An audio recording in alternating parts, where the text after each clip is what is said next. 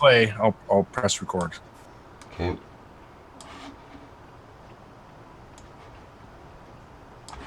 Okay, we'll begin with the video. Turn the sound down a bit, and away we go.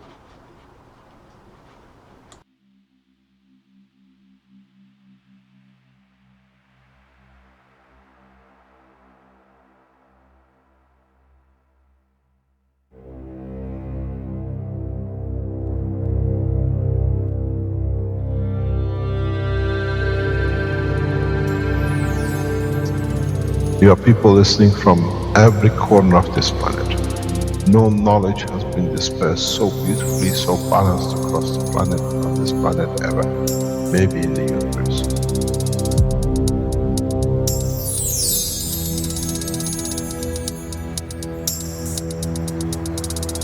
You have the full potential of achieving everything in the universe. There is no need and there is no reason for man not to achieve.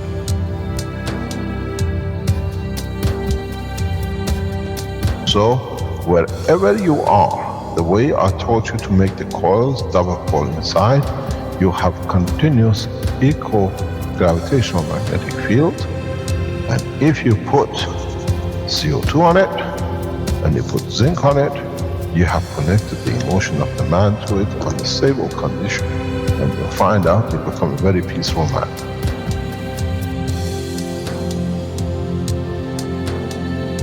Here, instead of having galaxies and universes and creating connection magnetically, we have used the matter state gravitational magnetic field strength to dominate and dictate the shape of the plasma.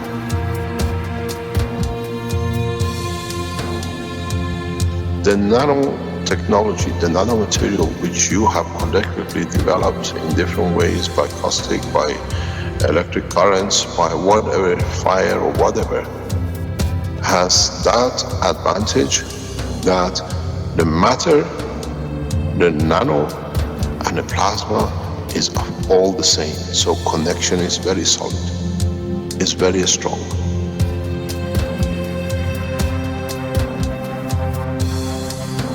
The power of the plasma technology, the way we have thought, is beyond imagination of the man.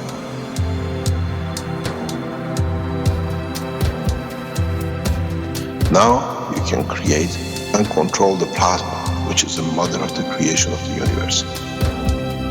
You are given the seed of the essence of the creation.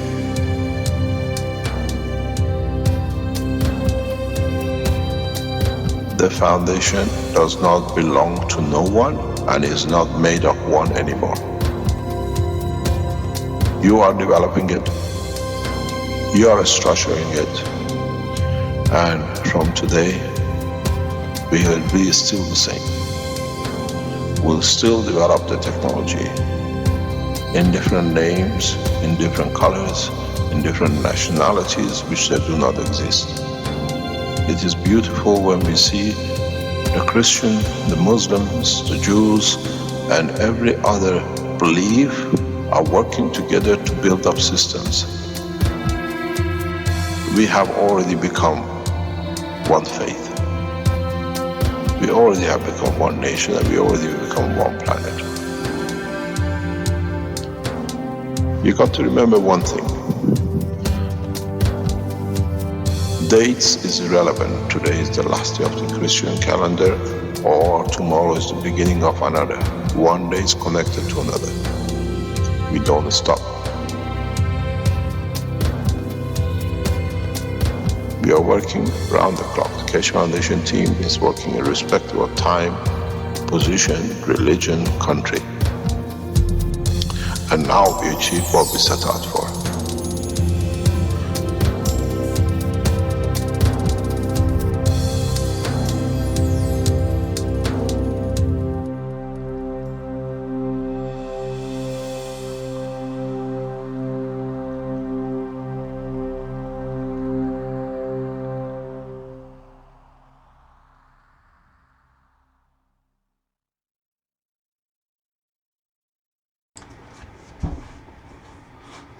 Welcome everyone to the 103rd Keshe Knowledge Seekers Workshop.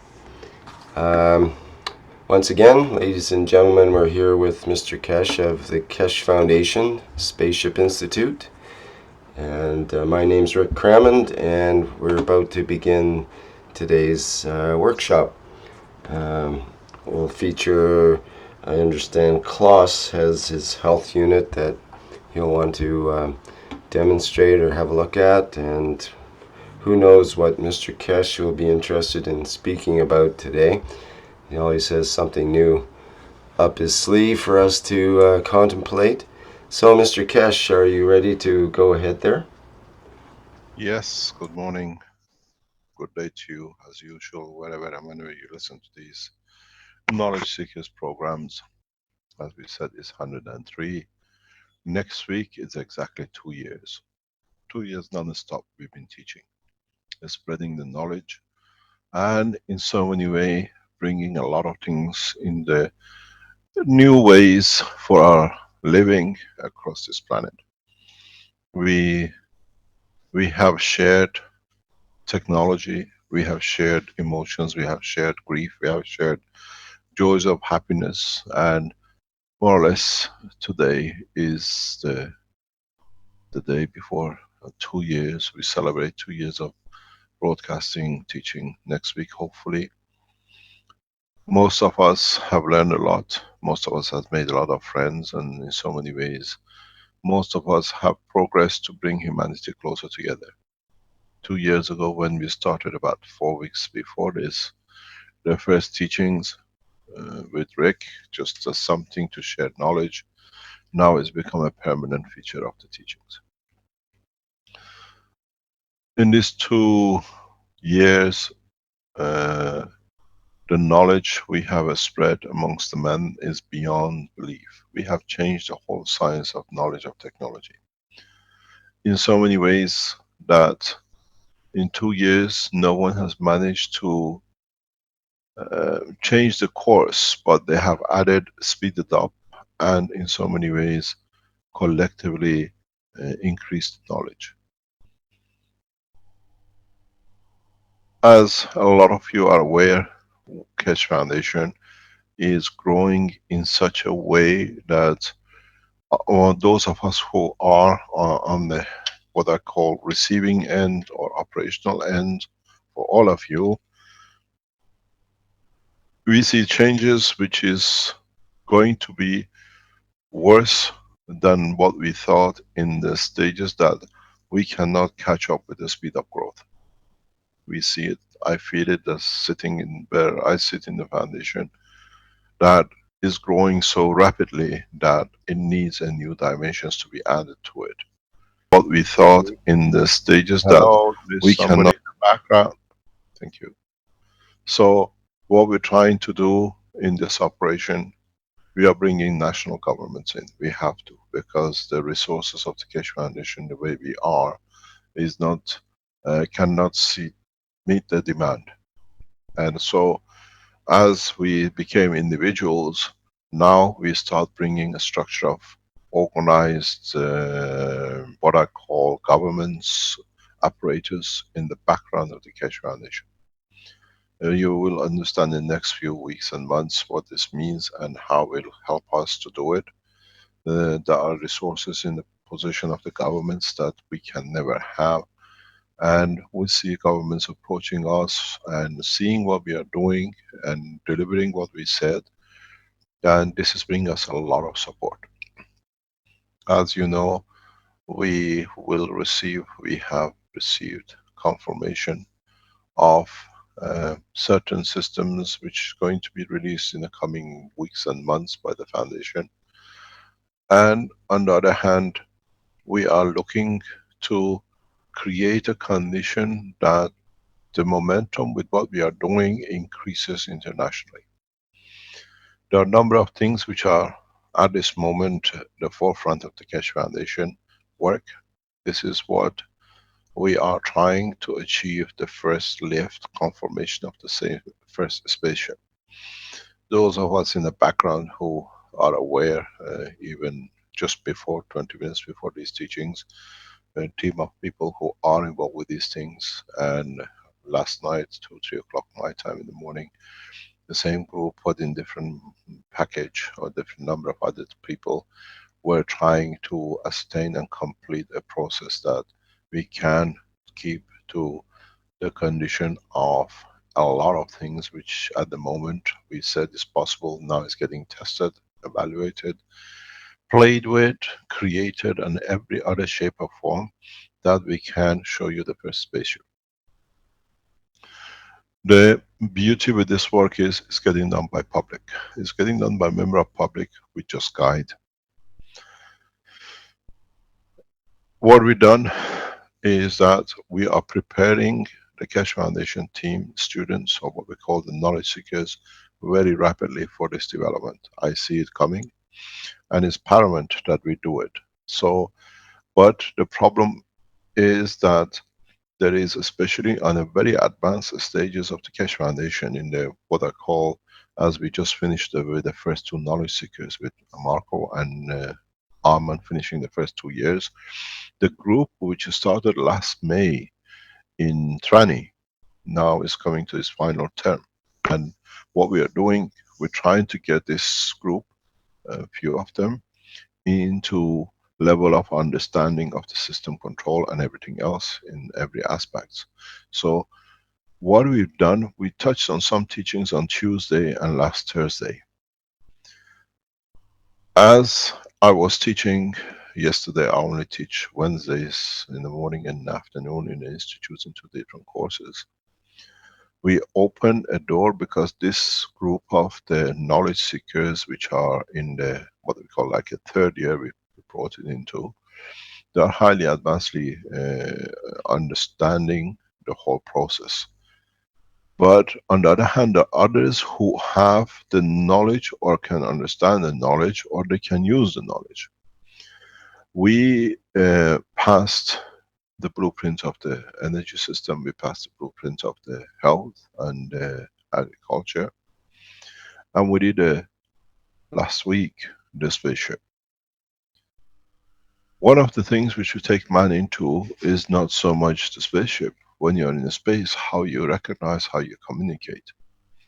And due to rapid development in release of knowledge for creation of the craft, which is now we start seeing it is getting formed, it's getting structured in so many ways. It is important to bring the communication line and understanding of the line of universal communication for most of us who are working, but you're not part of this the study group. For this reason, we decided yesterday that yesterday's teaching for the first, what do you call it, what I call for the first years, which are in the final year, and part of this, for what we call the 3-year course in the afternoon, to be released after the teaching of today. This is important, please. To a lot of you, this does not make sense. But to those who have followed and mature in the structure of understanding of the technology, this is the key to what we call the blueprint of the universal language. In the universe, we don't have what you call, just 1 second, I have to answer this call. It's important. Hello, I'm teaching at the moment. Can I speak to you later? Okay, thanks. Bye-bye. Bye.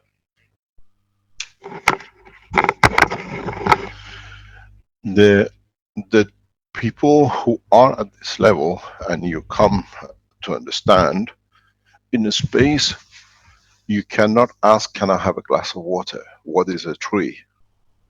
What is a book?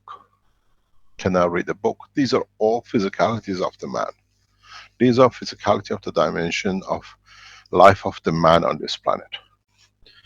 In a space, we don't have this. In a space, you recognize emotion. You recognize if the emotion is the same as you, or in respect to your emotion, what is the other side releasing. As I said, when we open this, this is important for those who will in the future in the very near future we open the space. At least you know what to look for, how to communicate, and we call this the blueprint of language communication, universal communication. I teach more in depth in the background, but I thought yesterday it's important that now that we're reaching the position of development, it is important that we share the knowledge very rapidly with the others who start developing it. Today we have done some tests in the morning or during the night, and again the second group of the Spaceship Institute, what you call a space team and the innovation team, were on the table again. We run, I don't know, 4 or 5 hour session today in this respect.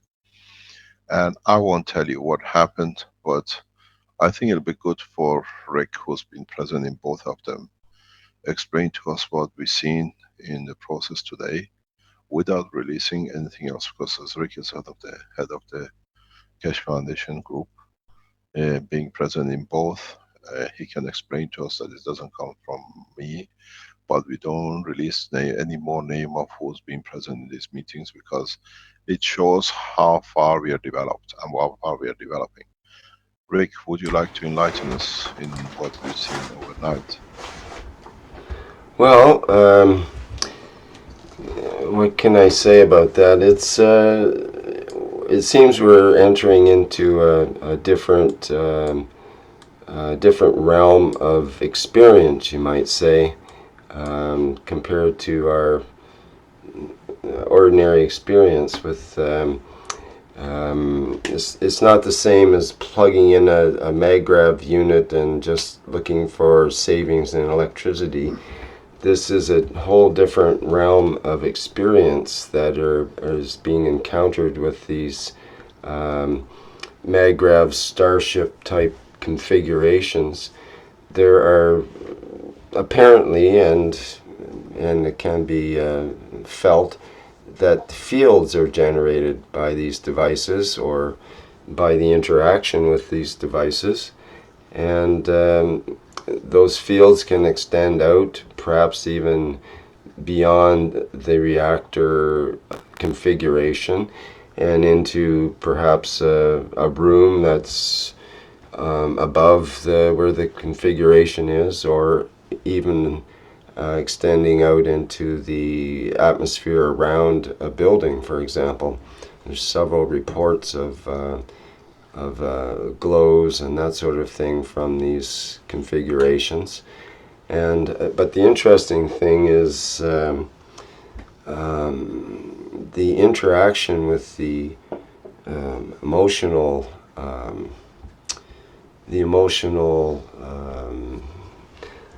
I call it like emotional body that we have, or emotional sensing, and ways that one can interact with this device, but also interact with your environment, because you become, I think, awakened in a way that enables one to extend some of the sensing and the feeling of the fields. This is, I think, the key phrase of the whole experience, is this feeling of the fields. Can one feel the fields? And what does that feel like? And how does one determine the extent of where the fields go, and the barriers, or perhaps the membrane where that field extends to? Can you sense being inside that membrane or that skin? And then you can sense being outside of that skin. So this is some of the experiments that are going on with different people to sense these fields. And it's a different world when we're sensing fields than when we're thinking about a problem or busy, involved or identified with different things, because you have to be present in the moment to feel these fields. It's always a constantly changing situation to feel the effects and feel the emotion that's concerned with this situation. So this is something we all need to learn more about that are involved with the starship configurations and this idea of lift, but also just in general in life. This is what more and more I think we need to learn about as humans, is about the emotional realm and how that affects the way we perceive, and ways that we can learn to perceive more objectively and clearly different situations. What else can I say about that? Where were you leading to with this, Mr. Keshe? I'm not sure where I'm going. I'm getting a little far astray, perhaps. No, but in a way, could you explain to us, because you were present in both experiments today, roughly what we ascertained or we see for the person who's involved with the system, what we've seen that we see he's achieved or he's doing? What we see that he achieves or do well. There seems to be an alteration of perceptions, for example. Is that what you're leading toward? Like hitting the feeling of being.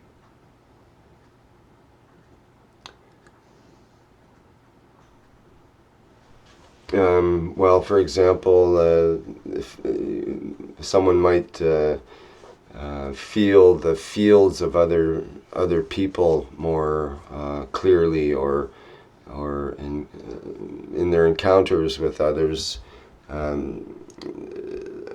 change the viewpoint more into feeling of fields rather than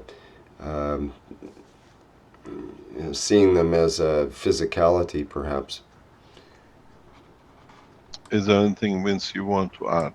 Because you were present in both sessions. Is Vince about?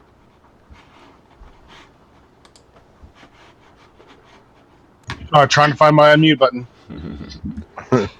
Help me out here, Vince. I think I'm missing a point here. If you can point us in another direction, perhaps. No, we're trying to see what we observed today with a set, which there is a person who's handling it. And without being personally identifying. Yeah, that's the reason we got to keep here. What I noticed was the connection with the system over the last month or so is what he described, but the increase in the awareness between the communication of the system and the people around the person. One thing that really stood out was the fact of walking around inside of the different areas and being able to know the person, as what he described. To be able to not have that person, or to be able to see their real emotions and not have to worry about what they're speaking. They actually knew what they were, what was going on that way.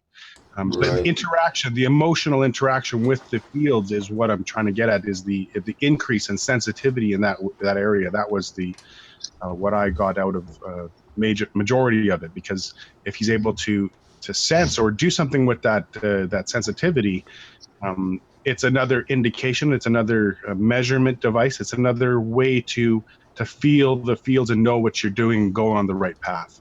And it led to an instance of instant communication and so on, or not just an instance, but multiple instances of instant communications where the person felt that they already had the answer to the question before the question was fully asked, and so on.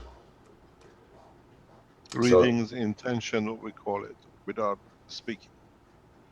Right, more aware of the emotional connection I see James put in here in the chat telepathic communication, but what is telepathy? Is it the emotional side of the communication? If that's the case, then yes. Would that not be?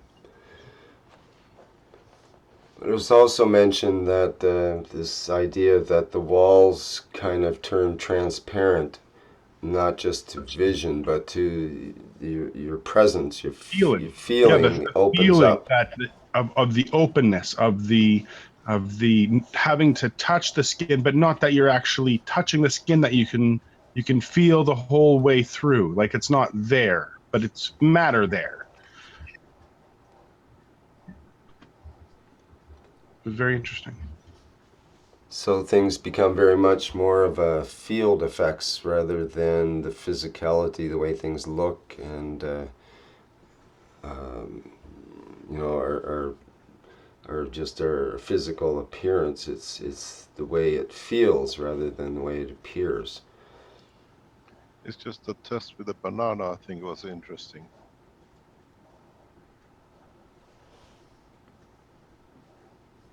Did I miss that part?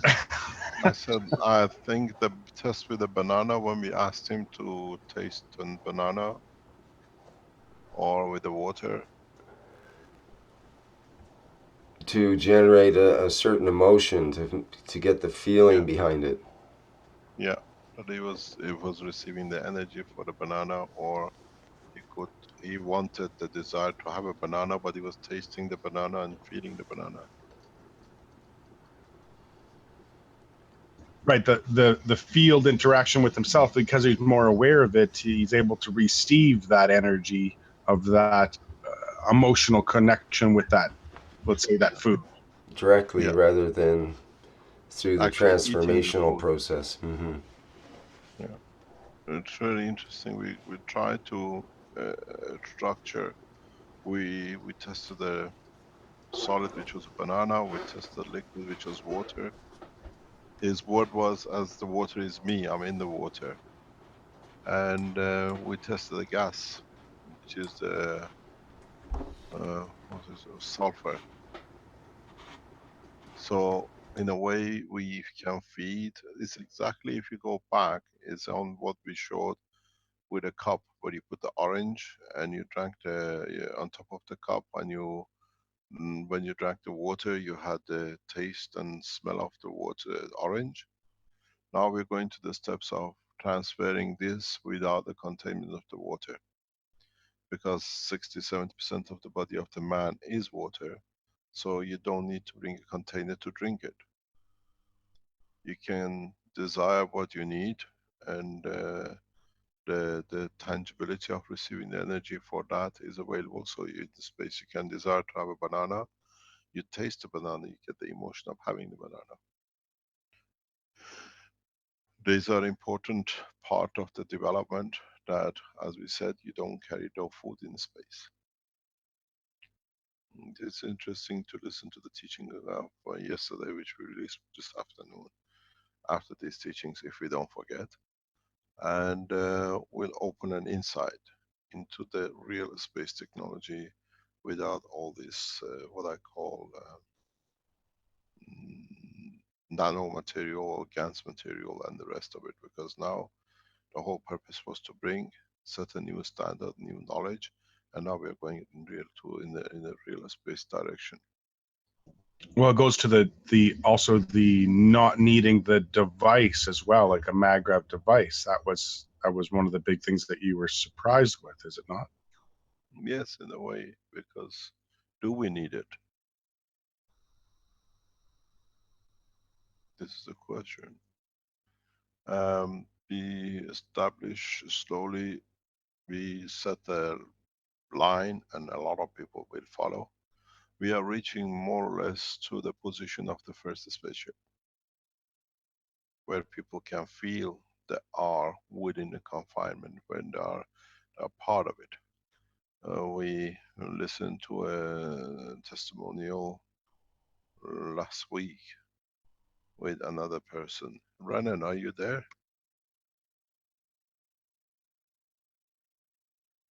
Is Renan Yes, part sir. of this? I'm here, sir. Okay, Renan, could you explain to us regarding what the gentleman felt about the lift and how it was Yes. created? Okay. One of our groups here who have felt experience of levitation or positioning when he was widely awake and was resting on the couch. So it was a couch, and star formation reactors is only 1.5 meters away from him.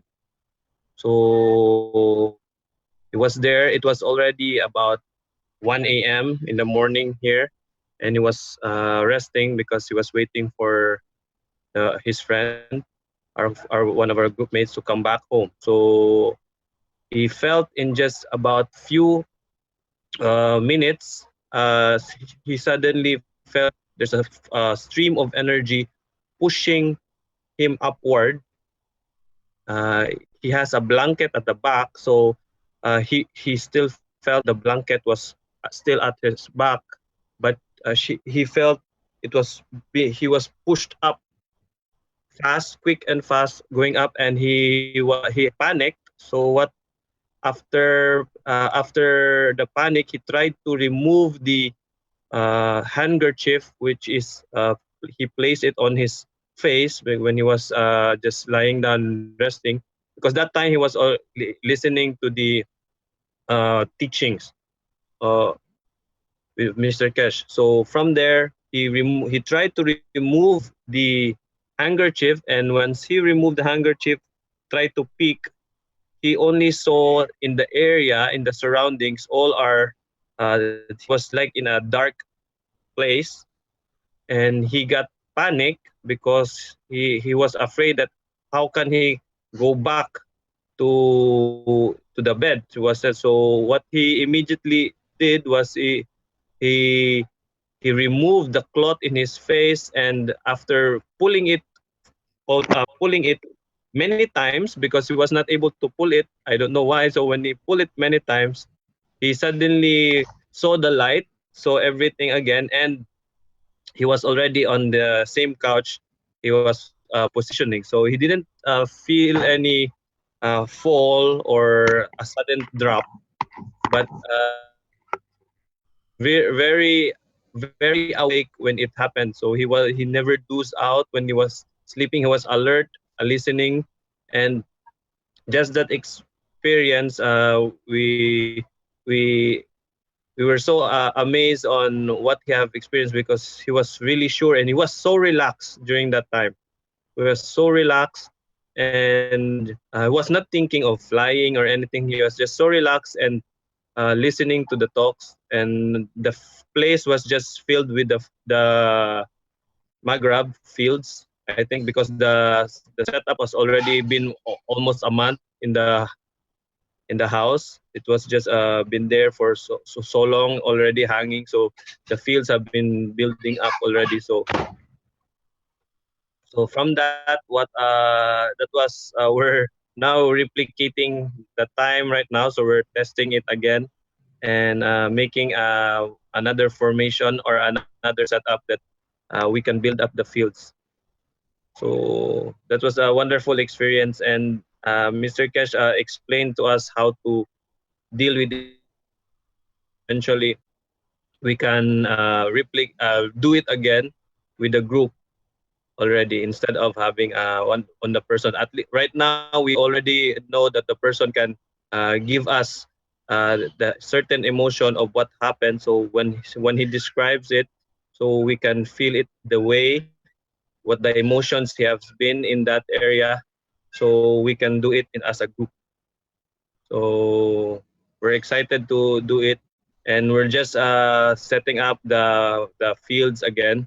And Bernie is already completing the setup, and also the other team is also building another the existing setup. He just transferred the location so that we can have a concentrated field in a particular room. So hopefully, as a group, we can uh, do it together. So update soon. Thank you very Thank you, much. sir. So what we see, don't forget, these are specific groups or people within a structure which are getting uh, taught, and they teach themselves for a specific target. We set up this group, especially now I think it's the second, third week, and they are getting trained towards development of the spaceship. It's not just somebody somewhere else. This is all part of one group of the elite of the Keshe Foundation, people who've been, who understand, and or are, have reached that point. So we we dedicated a team to develop the first spaceship with all the necessary thing which could be, but at the same time of developing, we get trained as well in what we see, what we can see, what it needs to be done.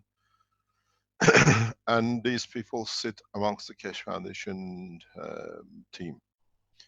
These are not somebody we went and picked up. These are the people who are very well understood, work and develop the technology. So in a way, we have appointed uh, a team of what we call the new plasma technology to create the first spaceship, to develop the first spaceship with all its uh, physicality, with its own emotion, with its own structure. And we have a target, if we can meet the target, but it seems to be we are on the target. The tangibility is to be tested, then the positioning will be coming to it. But now we are controlling or developing a control that we control it with emotion and not with what we call tools. The 2 or 3 systems around the world which are getting developed are very similar, very, very different, but work on understanding that the system can be done. And sooner or later, within a matter of coming weeks, you will see in one of the teachings we don't announce, as the way we opened the blueprint of the space technology last week, the first flying object of what we call the first spaceship. Is done across the world, that it cannot be stopped. No governmental pressure can stop the testing, and we do it openly. So we will meet on regular basis in the next few weeks till we be able to ascertain the first flying object as a spaceship. We've seen the feeding, as we explained today, how you can feed yourself. We have seen the emotion of how you can interact. We've seen the emotion of how you can create your motion in respect to the system. So in so many ways, it's an international collaboration on open lines. One of the reasons we keep it this way, we know, as I said, a number of governments are on these lines listening. So we most probably have thousands of other scientists listening, developing and finding what we find and what they can add to it. So becoming in that direction, in the coming weeks, we will release packages of a specific system. It's very much like when in the olden days you used to bring the rocket launching of the Apollo out, and then the whole unit on the top, and then you launch it. We are doing that in an open manner, no secret developments on the grounds to be accused of anything. So you got to understand the reason we do it this way is because we are developing this, but in the background securities of different governments are listening to us. But this technology belongs to all of us. So we debrief you what it is. In a way, what we just told you about the banana is about 20 minutes now. I'm sure national scientific organizations are running to test it to see what we've done is there, because I teach, I guide, and it's carried out by physical conditions like by the team of the Keshe Foundation Spaceship Institute. The collaboration, now we bring these collaborations into open with governments, as we announced. Again, we announced, we confirm we have received official invitation by the Chinese government and the Chinese leadership for us to visit China on the 25th of March. We're planning to be there till the 10th of April. We thank the Keshe Foundation team in China for organizing this. We thank uh, Professor Jay and Professor Zhou in being instrumental and being between the Chinese leadership and government and the Chinese Research Institute in organizing this. We will give a number of lectures. Armand will join me from United States. The two of us, we can fulfill to complete the teaching. As we said, we will transfer full technology knowledge in the space to the edge, and we bring the Keshe Foundation China, Keshe Foundation teams and research groups to work and merge into the governmental structure, but still be dependent. In this trip, we will transfer everything which even needs to be transferred. This is not a handshake, good morning, giving a couple of lectures. I'll get on the table with the Keshe Foundation people in different laboratories. There is a plan that we meet 2 or 3 different districts or different Keshe Foundation groups, and we'll develop the technology while we are there with Chinese army, with Chinese space people, with Chinese agriculture, literally in their labs. It'll be an open, very transparent teaching, and I'm sure I can thank all the Keshe Foundation supporters in China for this. It's taken a lot to build the trust with governments, and this is the first round of a number of official visits which we'll make across the planet. On our return, we'll try and we will have the function in Dubai, and then we go to another state by invitation of the king of the state.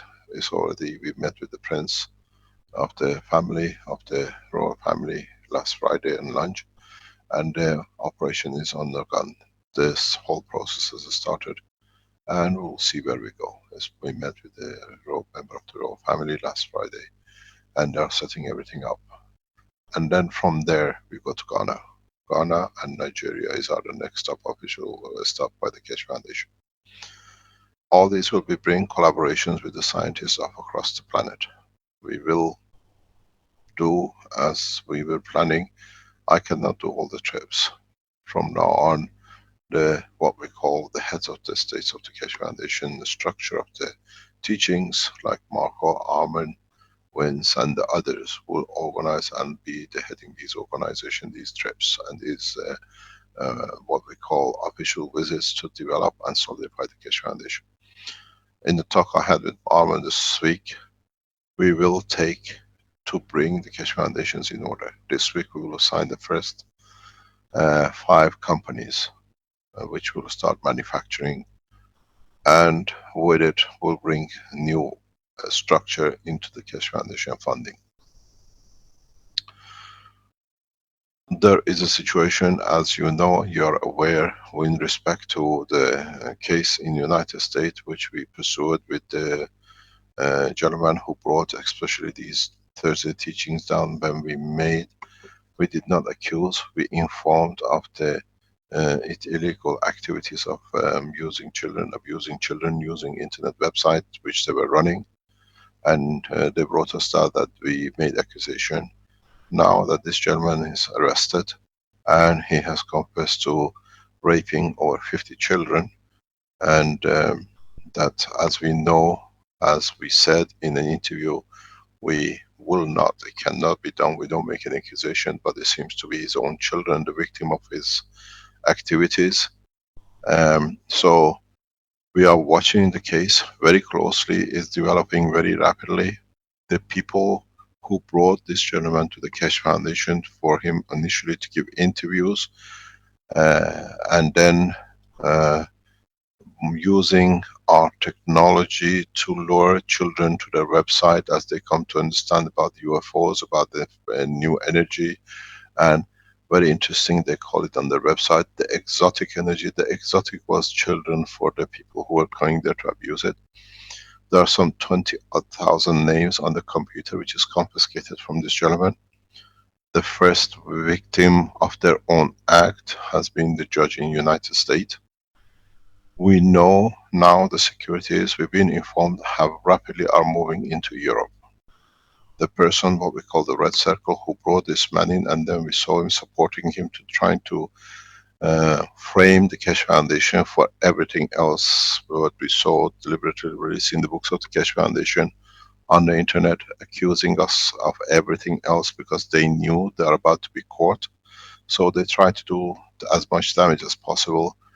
Now, there is a question. We spoke in the past 24 hours for an update about the situation.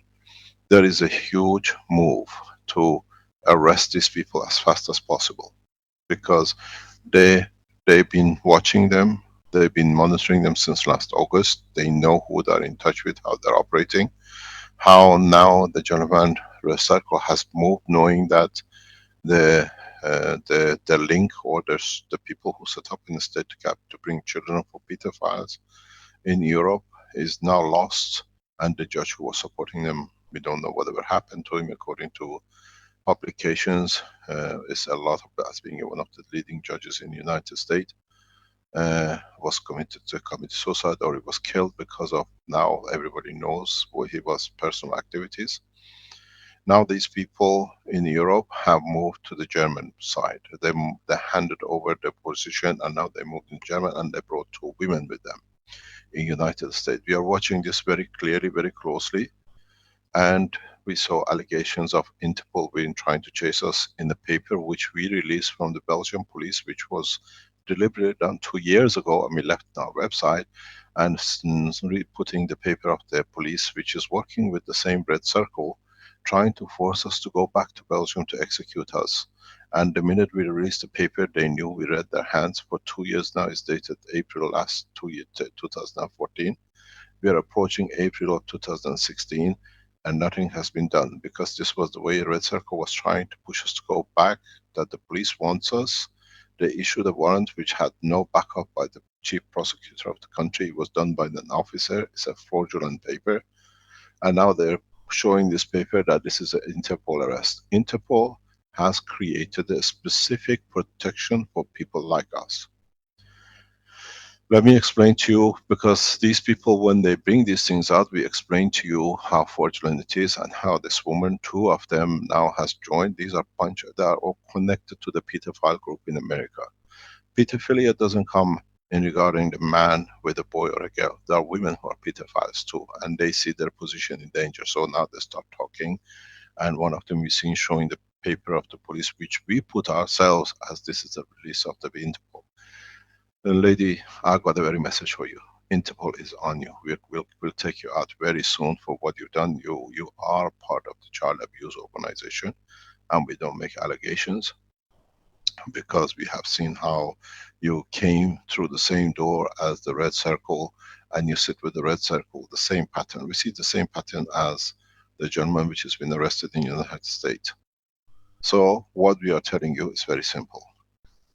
As part of the structure, a number of, especially one of the heads of the European Space Agency will be arrested very soon. It took 9 months to get this first guy taken out of the frame.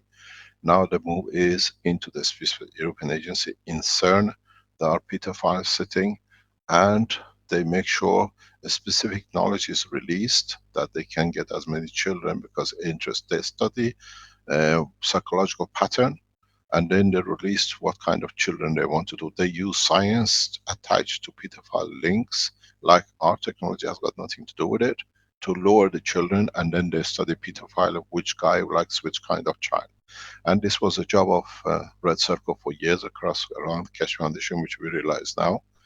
He was using the Keshe Foundation to identify children for the pedophiles in Belgium, because don't forget, he was brought in by the ex, or what we call ex-king, now he's not a king now, son, which everybody knows his name.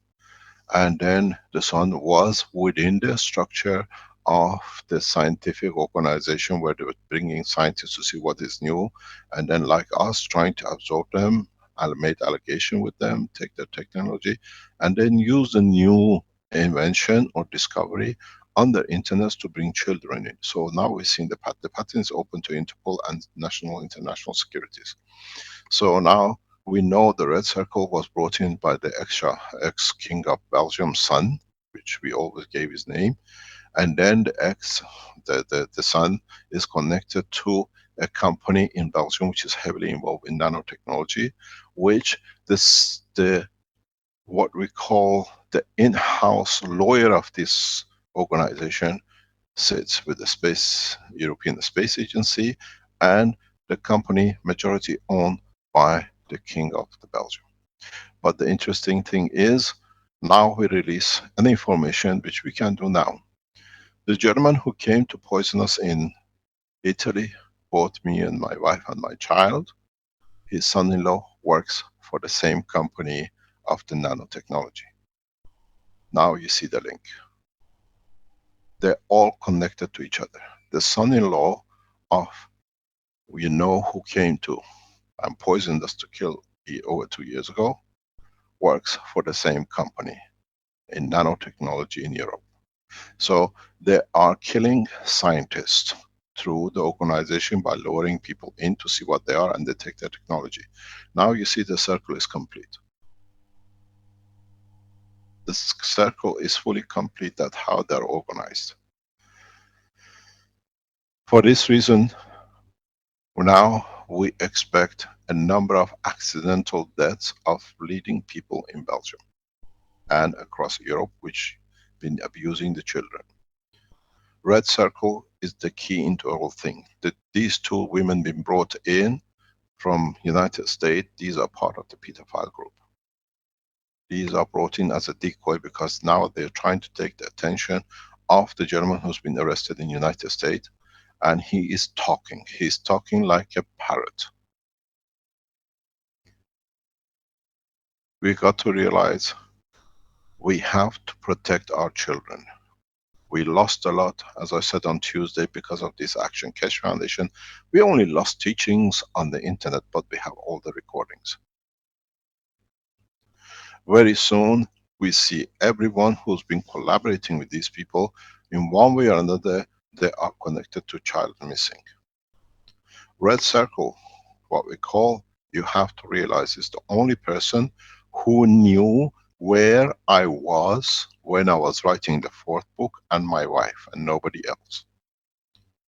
And that's when the ex-king of Belgium attended for a king to come and see a scientist accidentally in a village, in a restaurant, as we said, we released the picture, was organized by Red Circle. So he's a very highly profiled person within the structure of the pedophiles. You got to realize, if you go back to the teachings of the past, when I was in Iran, coming back, the government asked, or we were told, the office of the Prime Minister of Belgium called him for them to, they want me to meet at the office of the Prime Minister of Belgium. And when we went there, he could just walk through the offices and no problem, he was part of it. It clicked on me a few times, how come? So Red Circle is a key pedophile head in the structure of the Belgium organization. He has access to the king listens to him where the guy is. The king goes to where the guy is to meet him in a cafe. We usually, king never goes to a man outside, you go and see the king. So it shows they knew we are into them, and the man inside has informed them. He was the only one who knew where I was.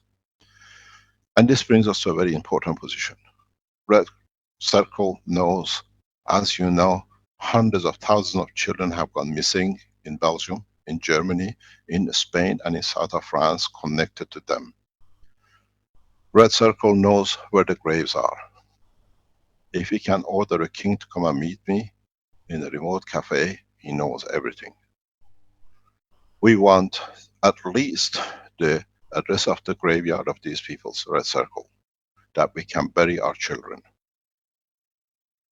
We are not making accusation. If you could make a call, and the Prime Minister calls you for me on my return from meeting my heads of nation for development of space technology, and you took me to see the Prime Minister of Belgium, you can ask the king to come where I am to beg for his life. It means you know too much.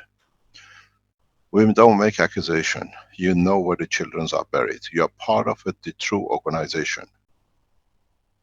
The children which went missing in Belgium, 2 of them from Morocco, which they call them the true, where we don't make accusation. You know where the rest of the children are buried. You are part of it. Everything is becoming very transparent. You know the information coming. Red circle in Belgium, we give you a clear warning. Be a man enough to tell us where the children are buried. There are 50 children from France we know. Cases are ready to come on. The French television is ready to go.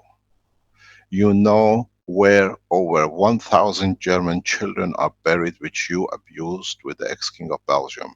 We want the graveyard to be buried with respect. You know the number of children in past 25 years gone missing in Belgium. We want the addresses.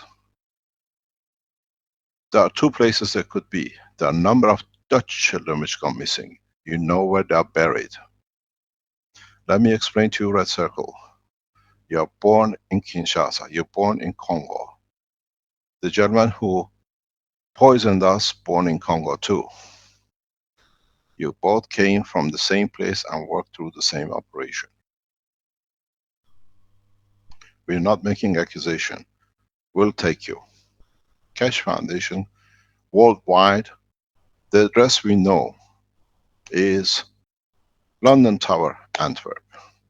Go outside. And strange enough, why this house has been used for him to live. Opposite to, there's a new school is opening up with youngsters that he can have full profile of every child which goes in there. Go and stand outside London Tower in Antwerp and look. The cross is a new school opening of youngsters.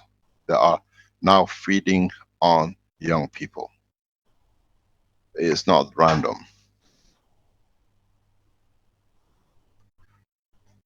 It's the responsibility of Keshe Foundation followers to follow the procedure we brought. Well, now we got them on the run. They are trying to destroy a lot of documents.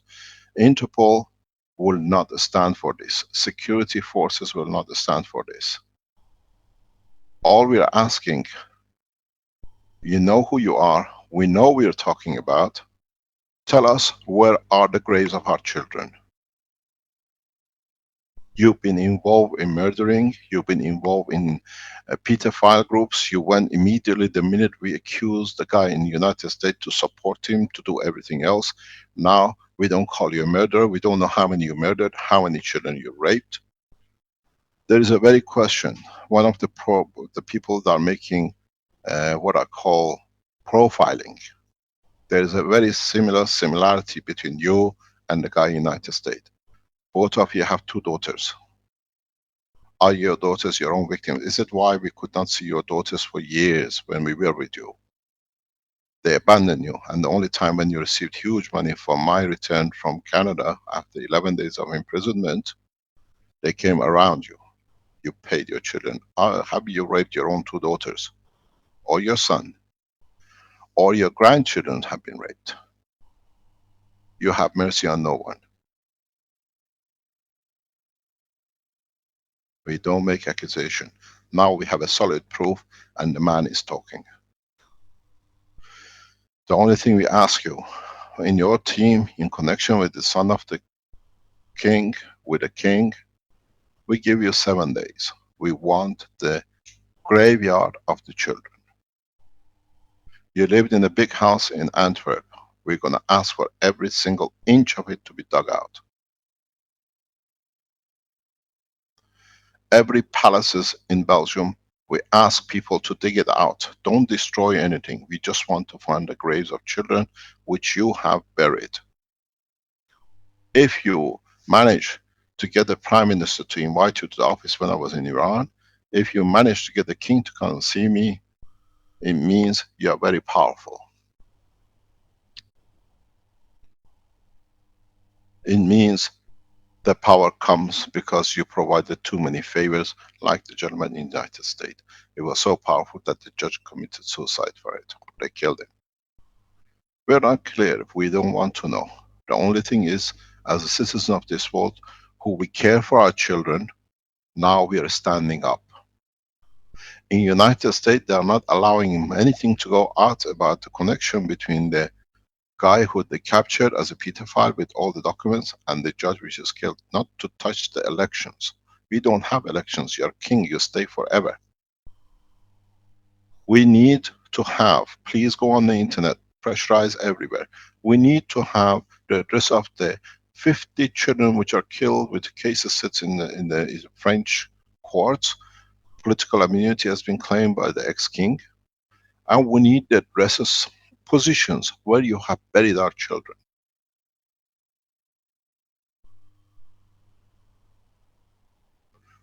The Ubo magazine in France has published the name of the children in past 10 years. You can go and find it.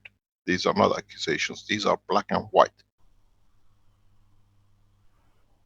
1,000 German children gone missing in 20 years are buried within the palaces of the Belgian monarchy.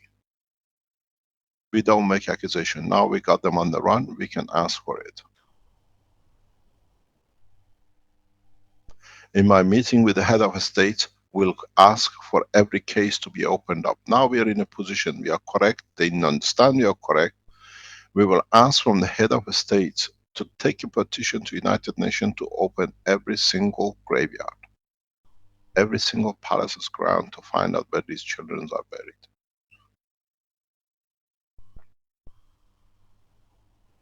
In our meeting with the governments, we give everything freely to bring peace, and the peace has to come with those parents who lost their children and emotionally still entangled for your sick pleasures. Red Circle. You wrote it. You were trying to make abuse of children so normal that you write a song about it because to you is normal. I piss here, not piss there. As it doesn't matter. I'm so powerful, I can do what I like. Your power is in our hand. The two ladies in America, we are watching you very closely what you are doing. We know why you came, one of you, to the Keshe Foundation Center and start running. Yeah, watching you very closely. Your child abuse in the United States will be handled by the securities there. In Europe, we're handling it different way. And strange enough, we've been told that in this level, the technologies which belong to NATO is getting sold outside to the enemies of people who want to create war. So Red Circle is making money in every direction and children in between. So I'm very clear. We are not making accusation. We are directly telling you. Data coming from the information we are gathering is because we were the cause of it. We can head it. We've been asked to head this. We announced for this reason how we made changes for security reasons to our presentation of the April in the coming days. You will understand why. Red Circle now is communicating with the Germans. We're going to release all the communication of the Red Circle with the Germans. We are watching. You thought you were escaping. How to write to the police in United Arab Emirates, how to write to the police in Italy, how to write to the army in Italy, how to organize, target the hotel where the organization is done. We are watching, we are very wise. Now, governments start believing us because the man is talking and they're checking. Only thing I'm asking you, sir, give us where have you buried the children. Or tell your king, now they know we have to hand over the children.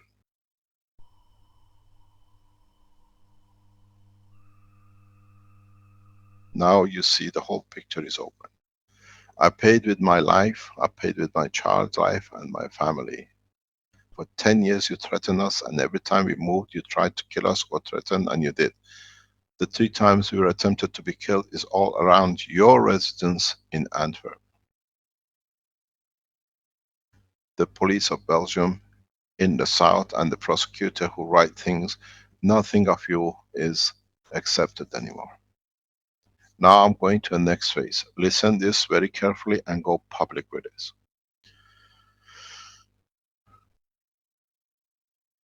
The national governments have been aware of this misconduct by the Belgians, that they produce false documentation, Interpol documentation to arrest people, scientists or their families, or pressurize them.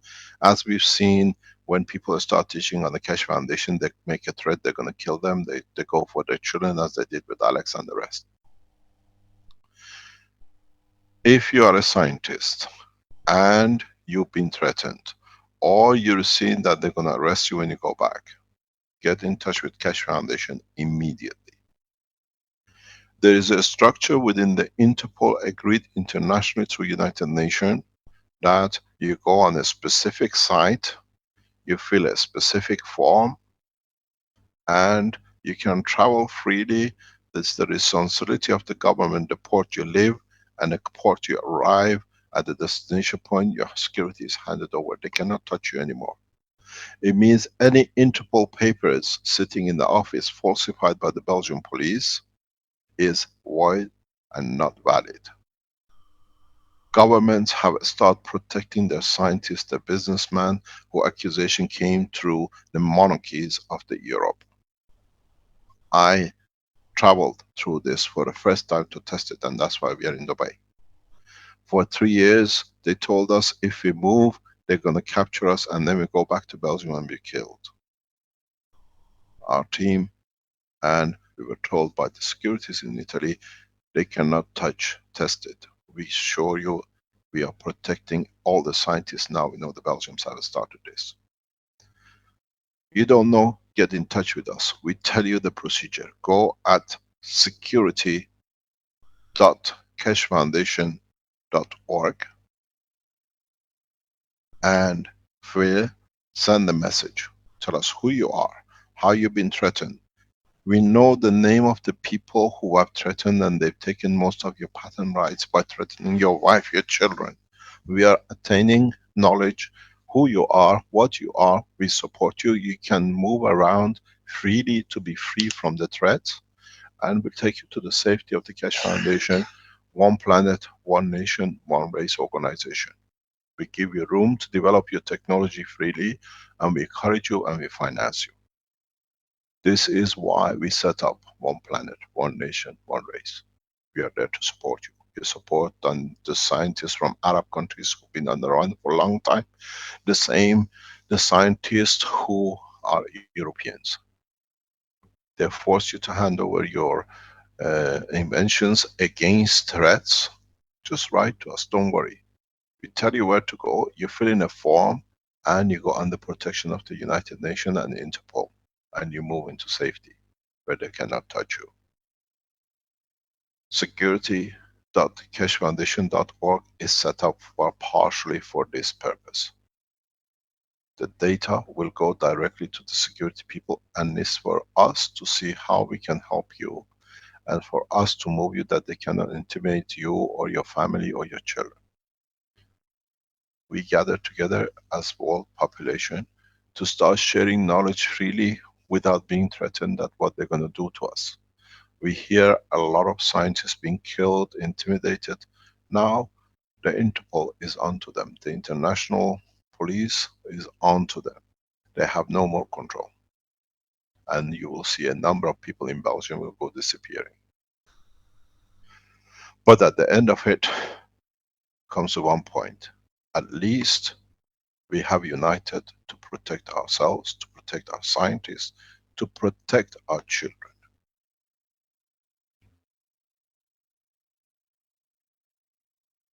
We give you 7 days, Red Circle, to come up with the children's graveyard name and address, where they are buried. Ask your bosses or the ones you arranged. The truth was a decoy, and everybody knew. We start meeting with the head of states, and part of us work is world peace. The other part is to protect our children. Without the children, there is no world to have a peace in, because there will be no nation. And our children are not your toys. God created women to enjoy by man, and God created man to be enjoyed by woman at the age where they can consent to be able to share their lives. Children have no consent. In the writing of the guy which we released in the United States, it says, they wanted me, I release it to you, it's his own writing. She wanted me to abuse her. She gave her consent. You become so kaput in your head that now you convince yourself the child allowed you to abuse it. It's in the writing of the man we release. We're going to release all the communications of him on the internet. The child of 10, 7, 6 allows the man to abuse him. There is 41 cases of sodomy with this gentleman in the United States. You are demented. Shame on you, Third Circle. How many children you buried with your own hand? You speak to the son of the king, who's a very good friend of you. He brought you to us because you saw us a new technology. We are good bait for the children. Tell him, can you please tell your dad they got us. None of you will be able to travel any borders. We have made sure of that. Try to get on a plane and see where we're going to catch you. Please, if you're a Belgian and you care about your nation and you're not a pedophile and you care about the children who went missing, the Moroccan community which lost 2 children and they had to fight for it to get the bodies back in 1990s, we know what we are talking about, we did the true case. Go to London Tower, stand there and ask for address of your children where they are buried. If you are anyone, you know that the children went missing, scientists got killed accidentally on the motorway, the way it was explained to me by the guy who tried to poison me. He told me a few days before, a few weeks ago, that the police rangers hit, and when you go on the site, then they shoot you. This is what they did was, he told me how they were planning to kill me, how they planned to kill me, and it didn't happen. And strange enough, he was the only one who saw a Belgian badge officer outside our house in Italy. So, the gentleman who poisoned us, he's another pedophile as part of the whole lot. We are adding this into the structure of the claim, which is sitting with European Court of Justice and with the chief judge in Italy. Chief prosecutor of Italy is fully into it. And now other states in Europe have started taking position. Red Circle, you're a murderer. You've killed many children, or you've been the tools of children the way you supported the guy in Antwerp, in United States. The minute we attacked him, you went for rescue of the friend because you knew if he goes, you go. He's gone, now it's your turn. You pissed in my garden in front of my child because you would have abused him, now satisfied. So you're after the boys, not the girls. But maybe both, we have to ask your children. You wrote, I pissed here and I pissed there. So for you, I wonder how many times you pissed in your garden in front of your children and your wife in your sitting room. Or was it that's the reason she did exactly what the wife of the other guy in America did, put you out of the house? You don't play with children. Children are sacrosanct. Children are assets. Children are our life and our future. And if you thought because of who you are sitting with is your right to do so, now we're taking you on. And all the group in Germany who are working with you, another bunch of pedophiles.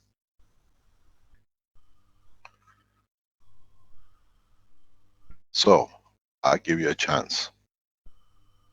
Maybe I had to save your hand, that with your hand you dig the ground and give the bones at least of our children back, that we can bury them and the parents can rest in peace with the soul of their children. 1,000 German children on the border between Germany and Belgium, where your king has palaces. I think you got the hint. Where Mr. Trudy disappeared into. Because you all work on the same Himmschitzer. I thank God I gave your hand back to you. that you dig the grounds out and give our bones back, that we can bury our children. Over 300 Belgian children are missing, all buried in the gardens of the God knows wherever in Belgium, and you know most of them where they are. You've been at it over 30 years, sir.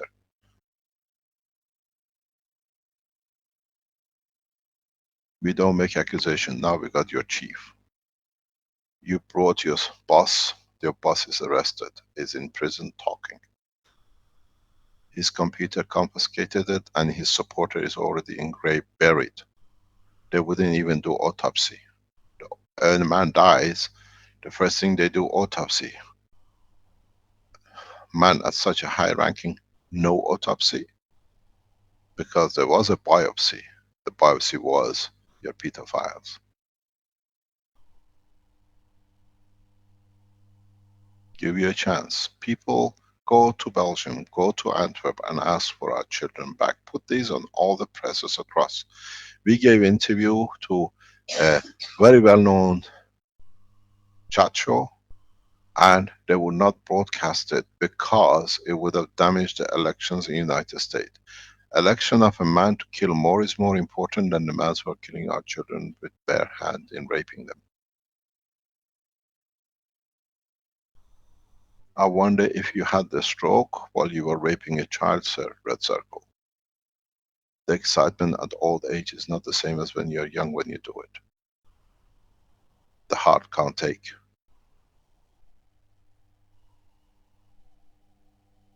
I'm very clear. We are onto you and I will not stop. I got the first one and the second one. I'm going to get the whole lot of you. I'm not sensitive to pedophiles. I'm sensitive loving children who pedophile accuse us being something wrong, protecting them. We open a channel for the parents who lost their children, and we file. We file in European Court of Justice till all of you give your blood test. All of you go on a full test to tell us where the children are. And the head of European Space Agency is not very far from it. There's no use teaching where you use our teaching to lure children in to kill or rape. Antwerp, London Tower. A nasty number. Number 13. The devil sits there.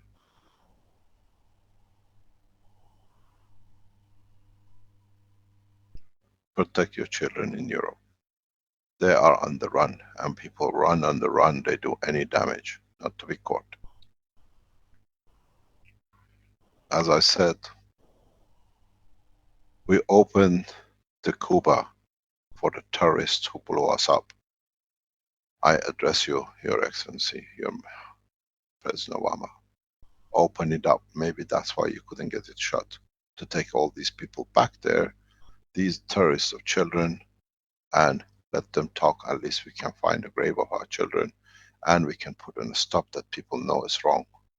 To them is normal. I piss here, I piss there, is something wrong with you. It's on the internet. Your Excellency, President Obama, open Guantanamo Bay and take these people back there. These are the real terrorists.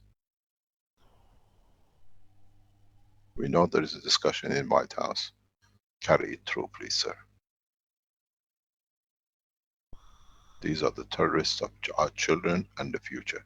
You have 2 daughters. We have 3.5 billion children we need to protect.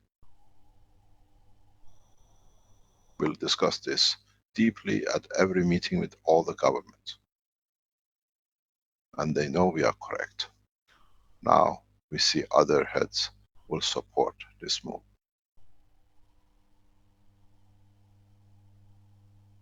Going back to the teaching.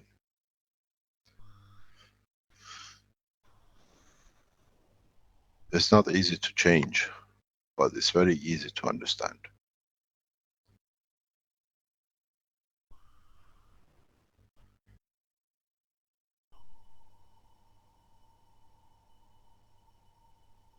Rick, can you bring somebody with the topic which you want them to discuss, because I'm ashamed to be a man that we have to go such a thing. Okay, Mr. Keshe, perhaps we could bring in Klaus with his health unit. Would that be okay? Please go ahead. Okay, Klaus, I think you have a demonstration for us there. Let me put on my headphones again so people can hear me properly. There we go. Yes, thanks. We're ready. Okay, great. Let me stop the screen sharing. You want to share your screen, Yeah. I guess, eh? Rick, before you start with class, did you receive a picture? I don't know if Caroline sent it to you. The number of the German groups in Germany with all the green dots on it. Have you seen that? I have seen that somewhere. Ja, ich nehme auf. Pardon? Say, what was that, Klaus? No, Oh, they're I think getting it was ready. just the microphone was open. Yeah. Yeah, I If you think. put that picture, if you find it, put it up. If you Okay. can find it quickly. All right. You see the Keshe Foundation in Germany is huge. They are marking themselves where they are. That the nearest person can get in touch with. If you want to join the Keshe Foundation in Germany, there is a map. They made a beautiful map and they asked us, can you ask the rest to do the same? They have mapped themselves. Oh, it disappeared. You got to come back in again. Yeah, you really do it again, please. This is the one. That's the exact one. I just saw it for a second. Yeah. You see, this is the Keshe Foundation groups in Germany, Austria, and Switzerland. It's a huge number of them. And these are the ones we know. So please find out. There is a list of Keshe Foundation groups, teams, supporters that they start teaching and developing the technology. The first Keshe Foundation factory organization is on its way. It'll be done next couple of weeks.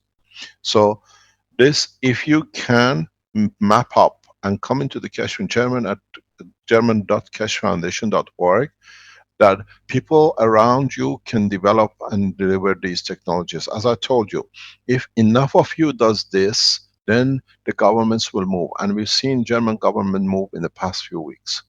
They understand there is a change. They understand it's to the benefit of the nation, fuel-wise, energy-wise, and the rest. So when you see this map, try to map the Keshe Foundation points and just add to it.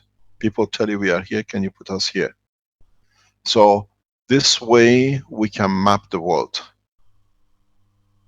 I tell you something very strange with this map, is that it shows how big the organization is around the Keshe Foundation in one country.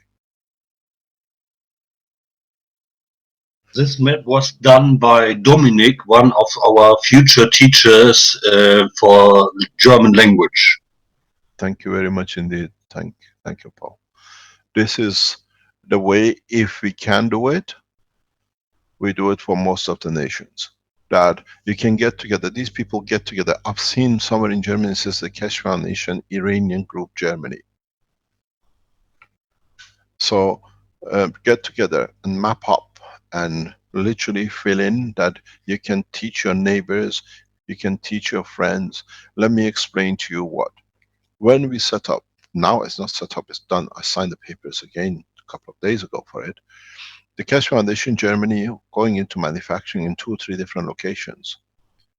Germany is not an oil producing country. Germany is not is more or less, more partially relies on nuclear fuel. With you producing these coils and the systems which we have produced now is proven, we just received a confirmation from the government. They have, through a month of running in a school condition, normal condition in a school for all the needs of the condition of the school, they have full accounts for years of the school. They have seen 20% reduction in consumption in 1 month. We are going for up to 33 and we're testing a new system in the next 48 hours to reduce it to 60%. If you put these systems, get the Keshe Foundation manufacturing in Germany supported to go into production as fast as possible, Germany can save tens of millions as one of the biggest industrial nations in the world for the fuel which you create by your own hand for your own nation. No nation is more proud of itself than Germany. Support your nation, support your people. Reduce the import on the fuel and number of the nuclear reactors in your country by you supporting producing your own systems of the new energy. Understand what you're doing. This is not a free energy. This is additional fuel, is a plasma. Explain to your officials the same. If you put this system on, we will know. Let me give you a tip. You will understand. Your chancellor supported the Keshe Foundation when we went for production of the first car maglev unit in General Motor in Antwerp. We received financial support from Germany, from her office.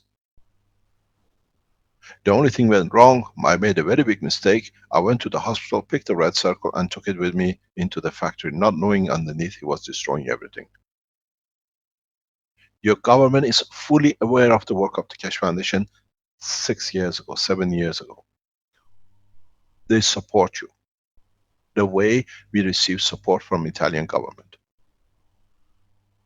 Because European nations, very few of them have access to oil or gas.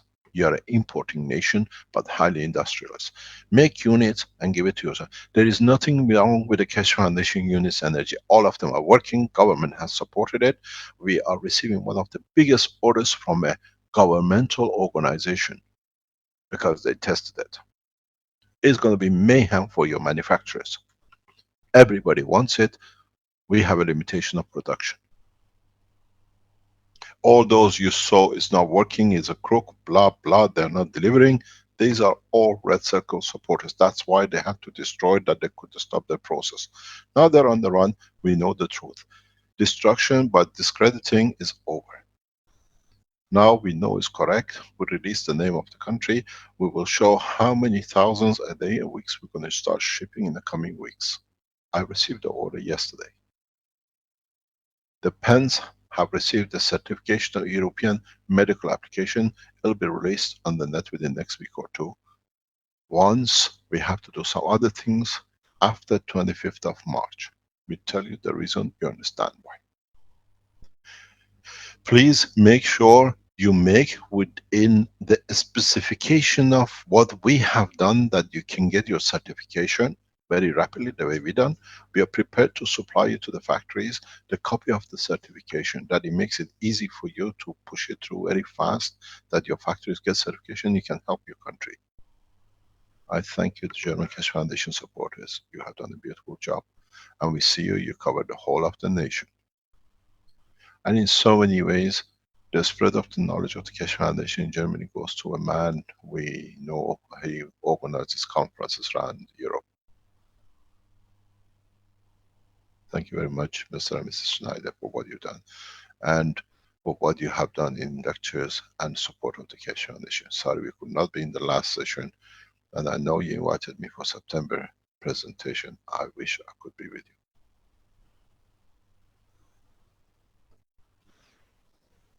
Okay, carry on. It's a beautiful picture.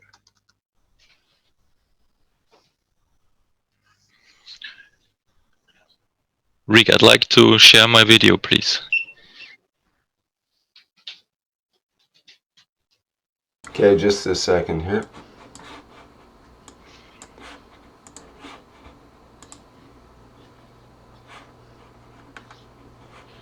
I got it, Rick. Okay, thank you, Vince. Yeah, hello and welcome again here from Austria. Me, Klaus, and especially our Plasma Energy Dream team, which is already present today. We warmly welcome you, and we are very proud and happy to present you, to introduce you a new member of our Plasma and Keshe family. It's our health unit, our health device and foods device. We call it Plasma Tree. And we prepared a brief presentation about there are pictures in it, how we made it, how we produced it. And in the first step, I'd like to share my screen and show you this presentation.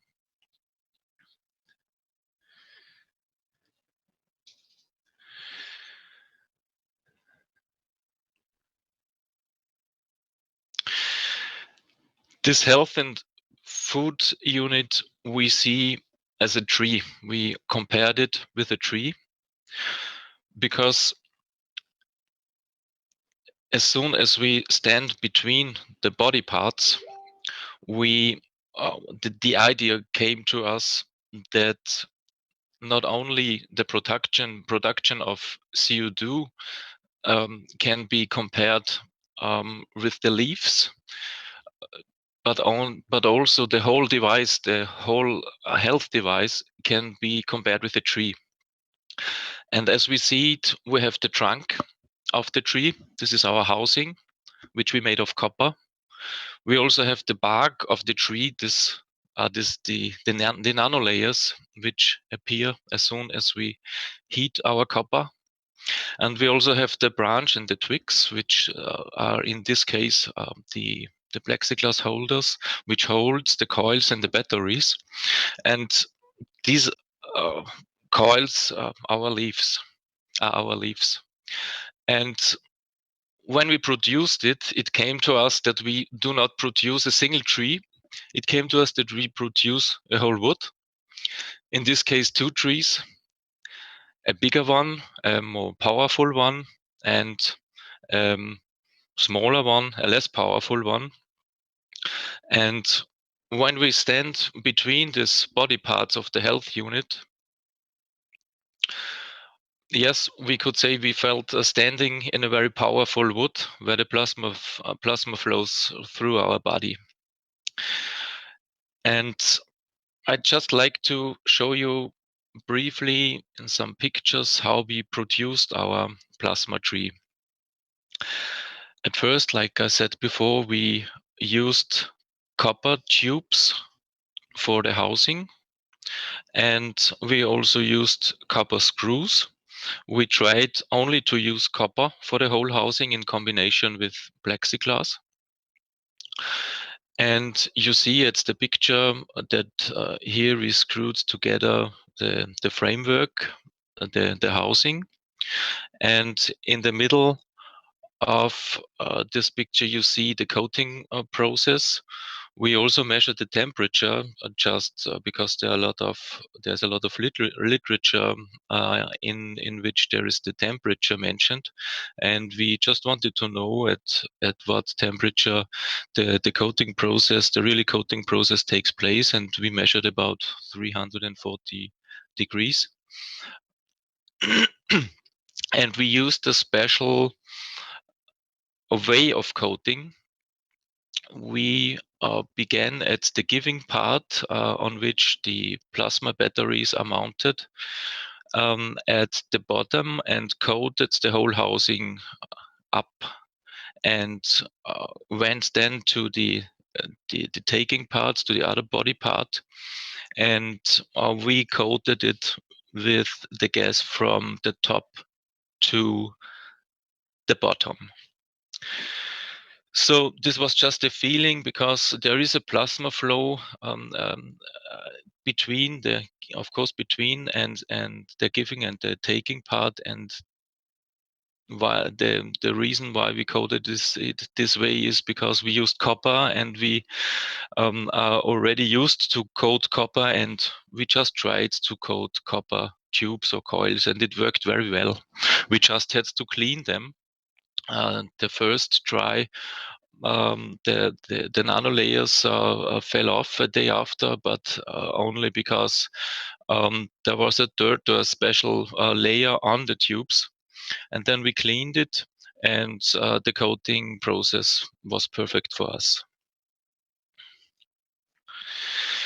We tried to invent or produce a modular system, which means that we tried to design our health unit in this way that we can switch or replace the coils or the batteries very easily, or that we can adjust the height of the hanged in plexiglass holders.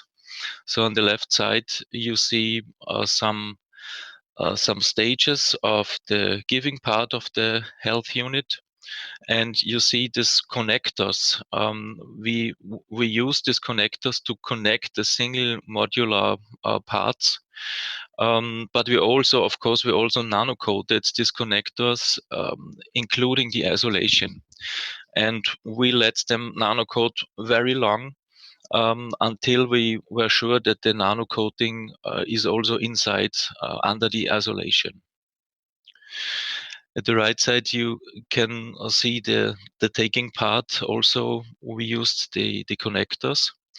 And you can also see the copper screws, which we also used to hang in the plexiglass holder in order to replace them or in order to adjust the height of the coils. At the right side, you see our salt container, in which there is hangs a coil, a coated coil with plastic around it. Everything we used at the whole device is nano-coated, even the hangers, the tubes, even if it's plastic, we nano-coated everything. So, and these were some pictures now, and now I would like to show you live with the help of Sonia how this device looks like. I just switch. So, Sonia, could you please come with the camera?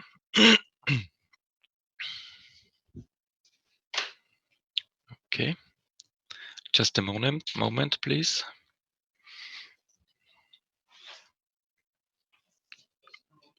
Okay. So Sonia just moves to the device now, which stands behind me.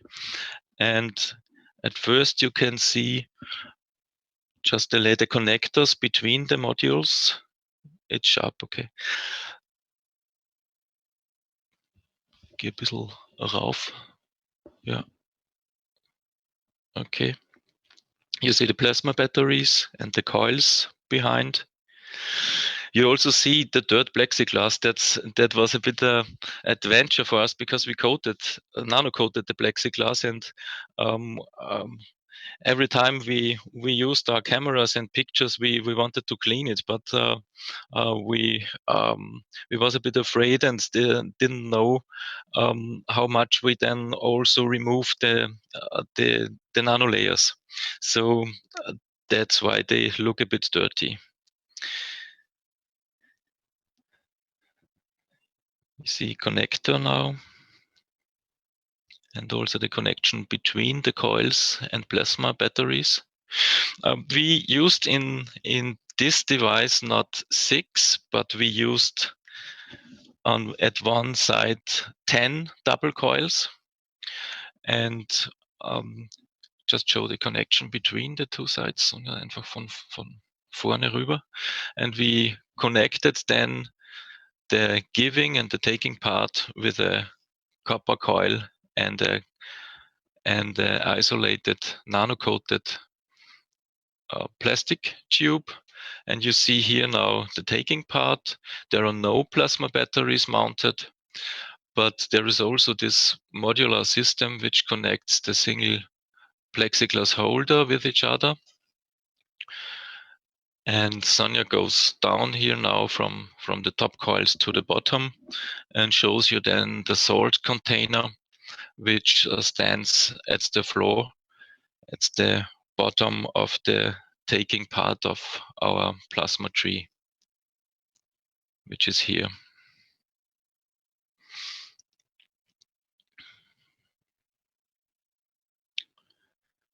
At the whole device, we only used CO2 zinc cans.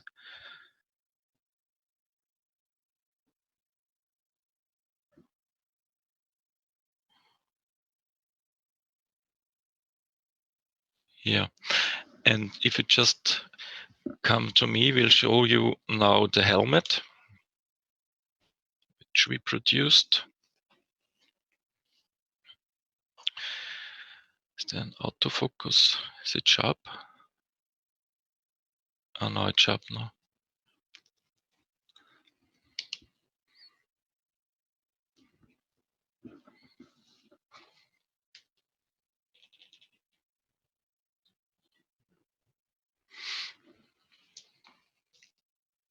Ich drehe sie.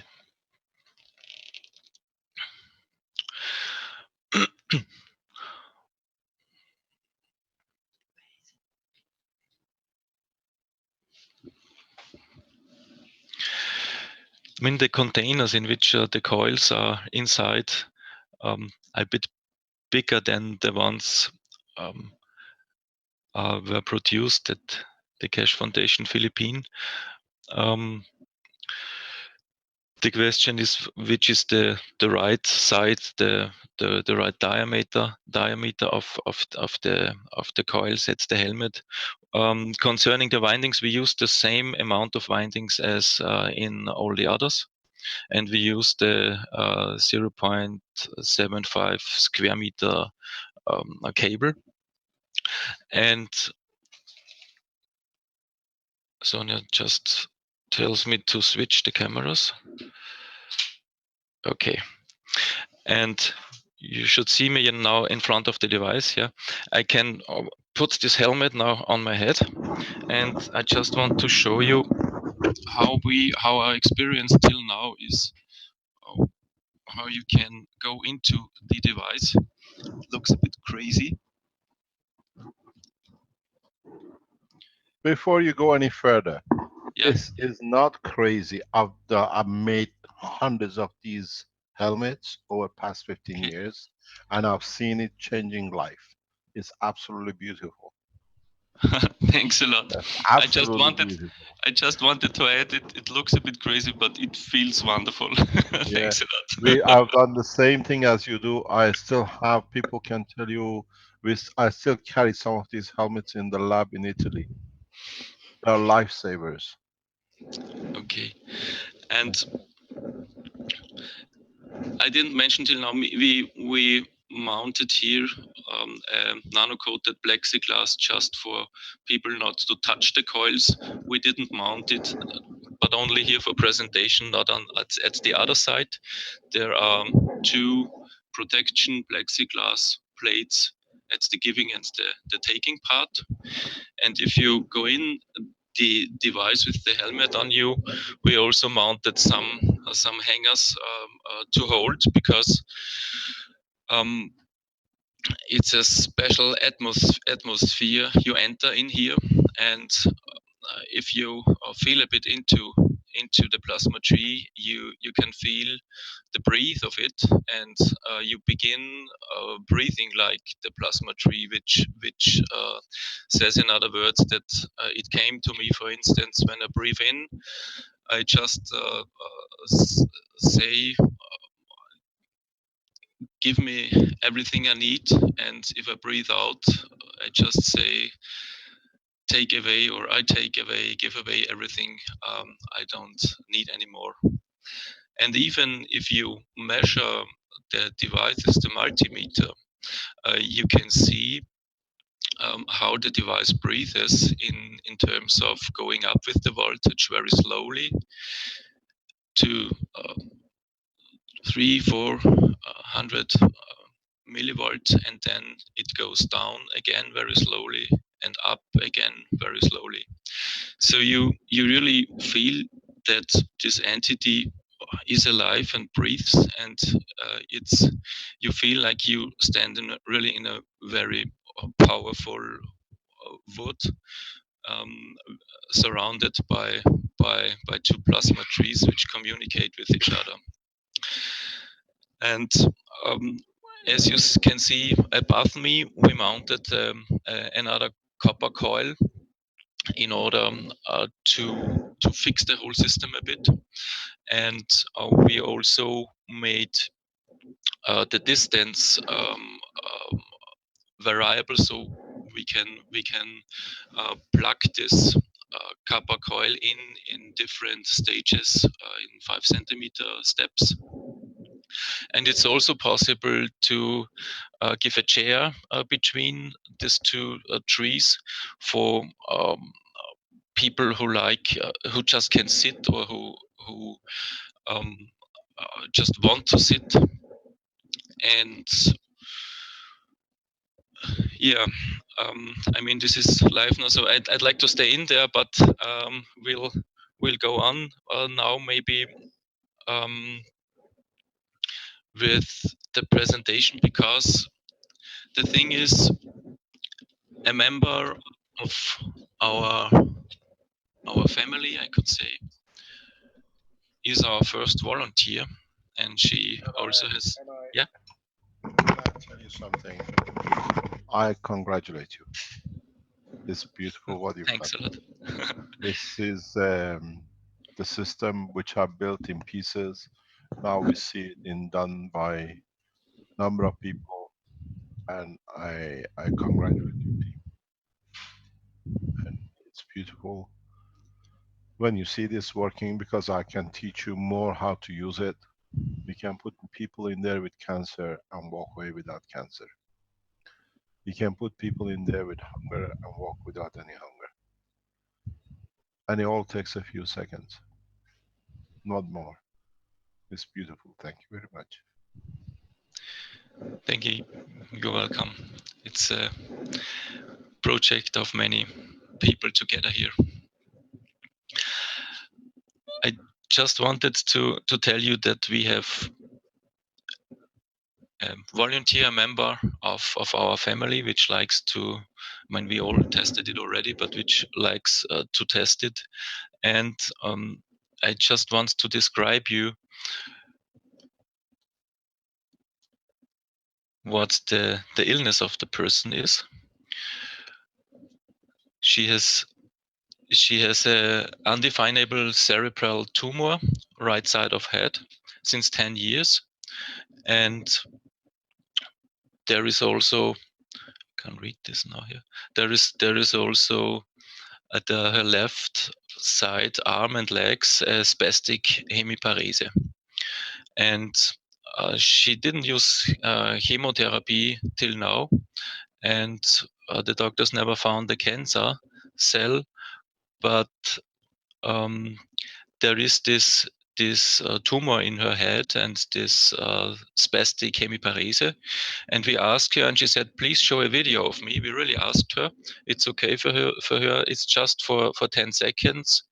I would like to show you a video of her. And we will document this case and just start it. Yeah.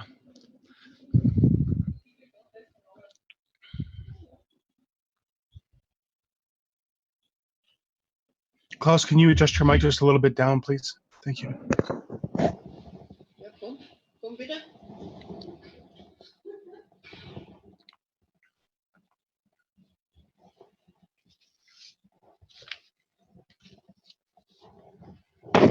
So this was a short video. She asked us to show this because she was with us from the first day, from the first second of building of the device, and she is looking forward going into our plasma wood.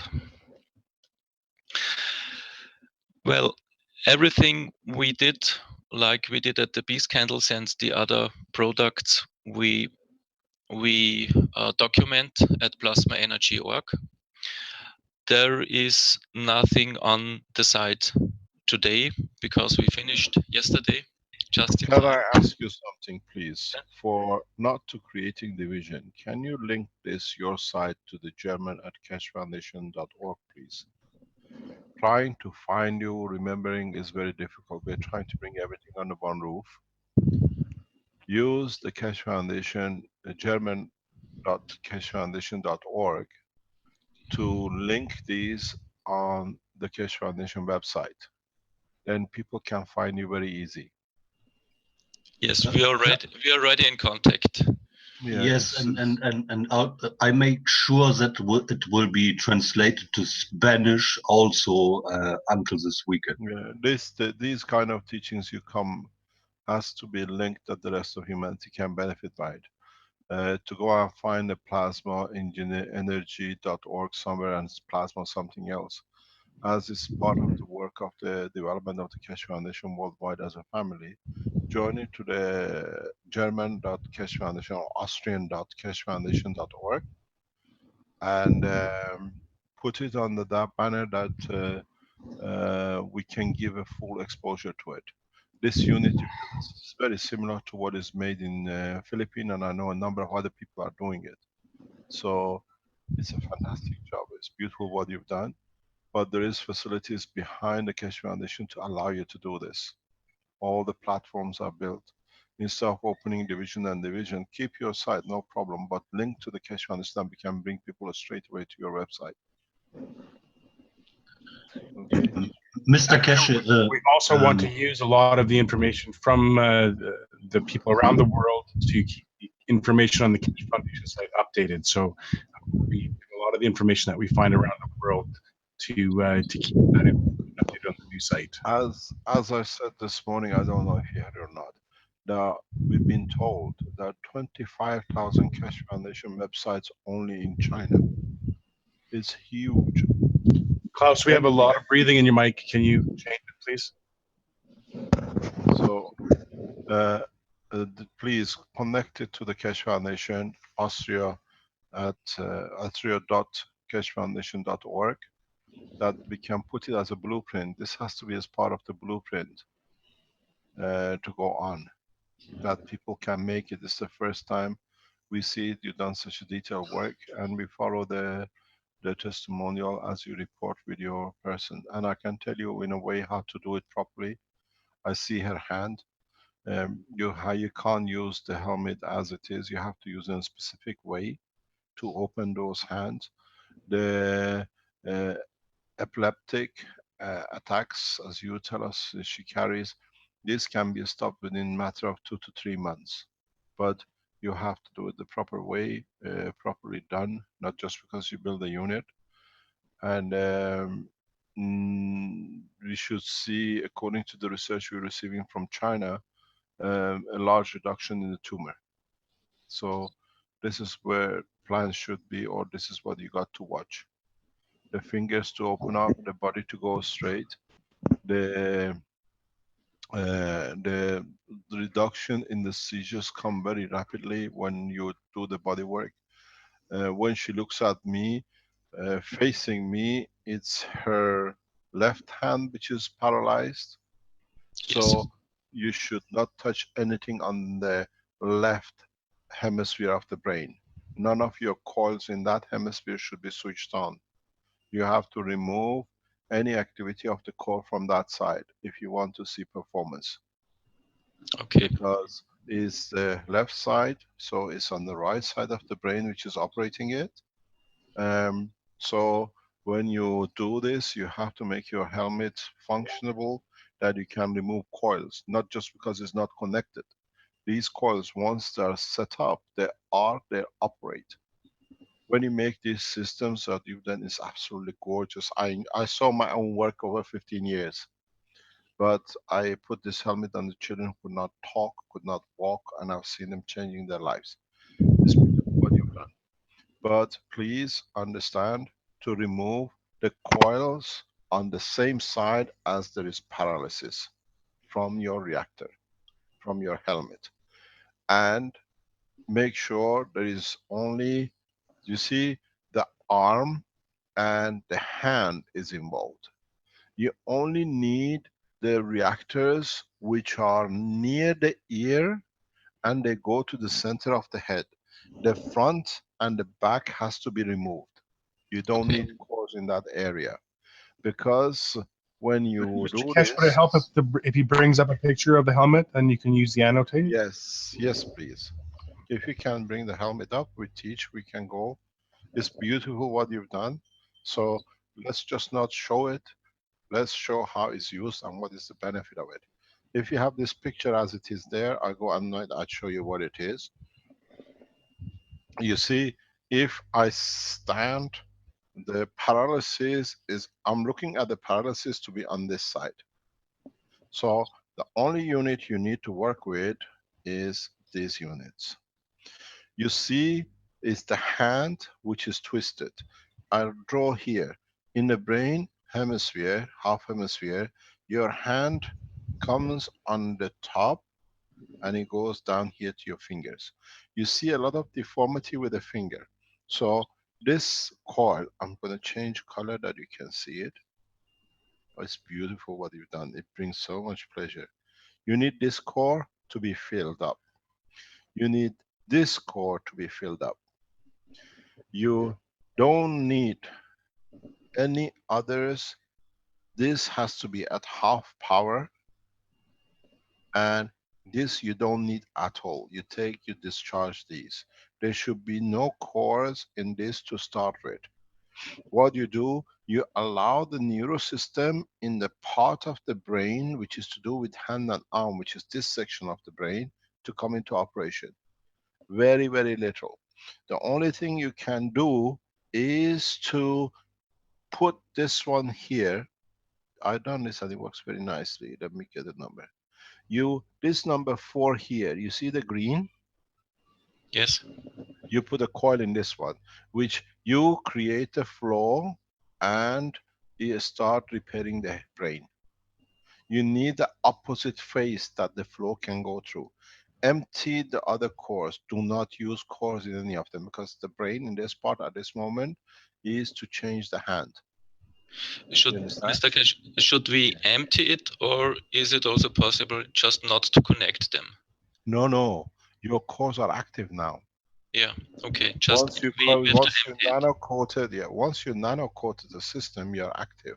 Yeah. You can't just leave it. You just make your system in a way that you can take a cup, put the cup back in, and I wish I was in this in Barletta. I would have opened some of my helmets. You would have seen it. It's very similar to this, but internally embedded. Then, only thing, look for the problem. The problem is the spine. If you put a full picture of her, is a spinal cord because of the pressure on the brain. So what you need to do, see if you can open these first. Okay. You got to see if the hand opens up. That's the target. There is a possibility the seizures are irrelevant. The seizures she has is epileptic seizures, is because so much information is created, but the tumor sits on it, and those information gets released in one batch. So the body stops sending information. Once you reduce the size of the tumor, the seizure stops. And you can see the size reduction. You can do two choices. You can run these two, 1 and 2, with 4 for about, let's say, a week, 2 weeks, to see if you get the hand moving. If the hand does not move, then you put all, where is the exact position of the tumor, you have to find out, and you create a flow which is draining it. So what does the draining means? Is you take from it.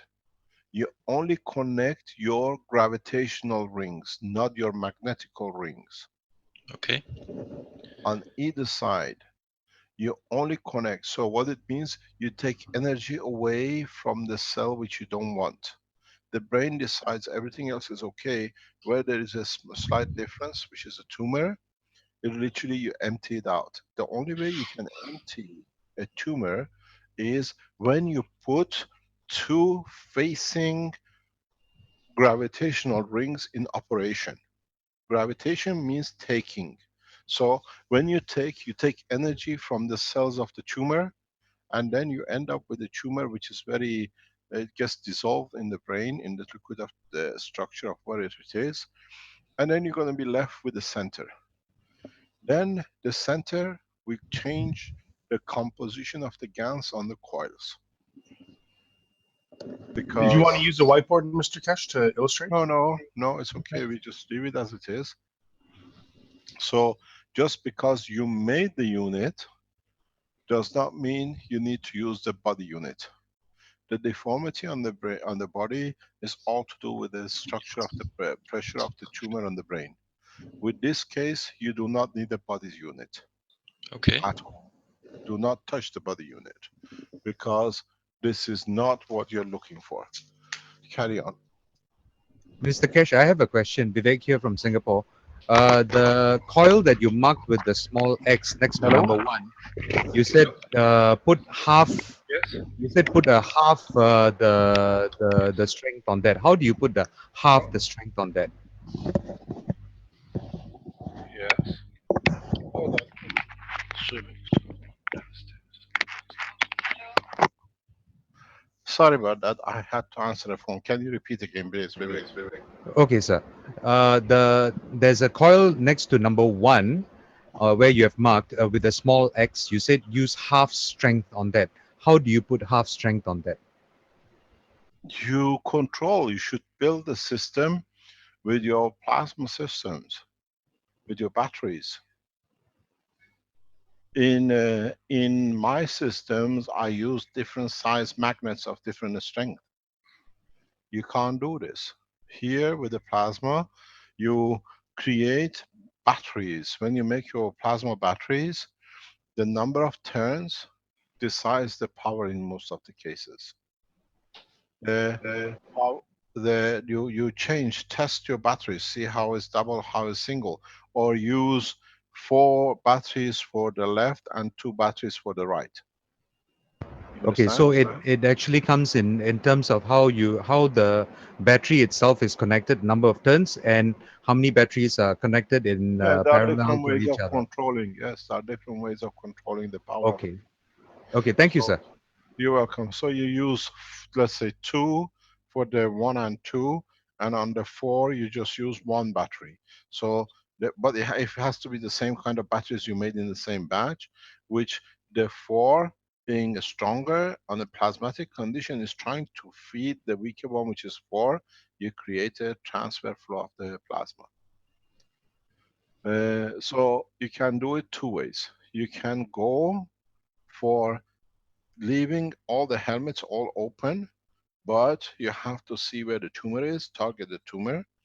For the hand, you need to use those 3, because even when the tumor goes, that part of the brain is damaged. You have to rebuild the cells.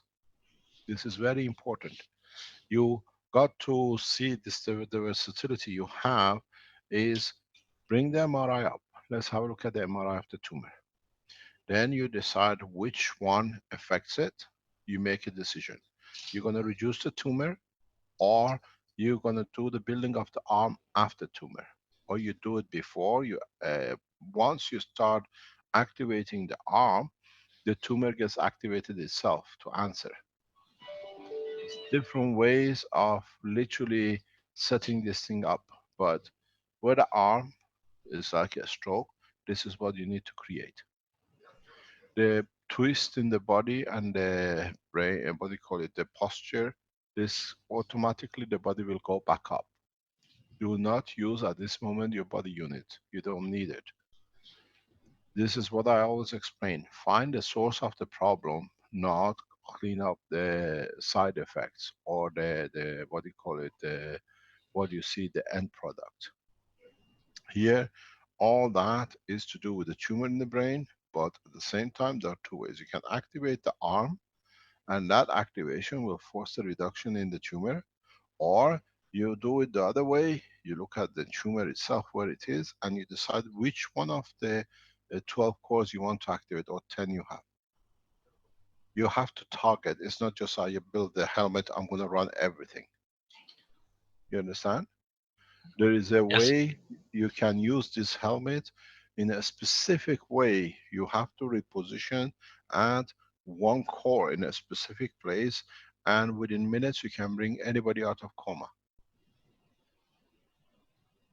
This helmet, the way you've done it, in a specific condition, used, you can wake anybody out of coma. People who've been 10 years in coma, give me this system, within 24 hours, I'll give you a live person. But you got to know what you're doing. So, just because you built it and they got holes in it, doesn't mean you got to use it.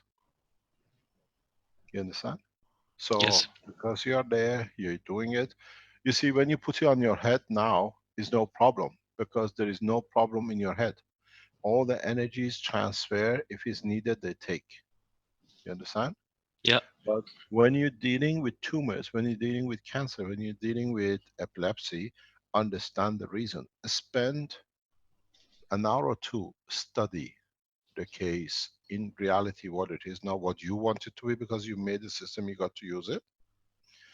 Decide which configuration you're using, understand the connection between the different part of the body, why it's there, which section is there. Very easy. Go on the internet, find out the shape. This is the tumor here.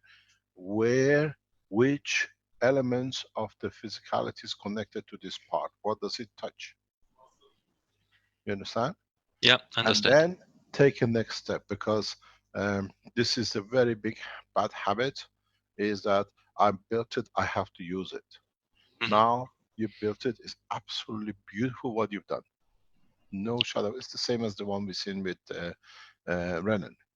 But now you have to become selective which cup you're going to leave inside, which cup you're going to take out.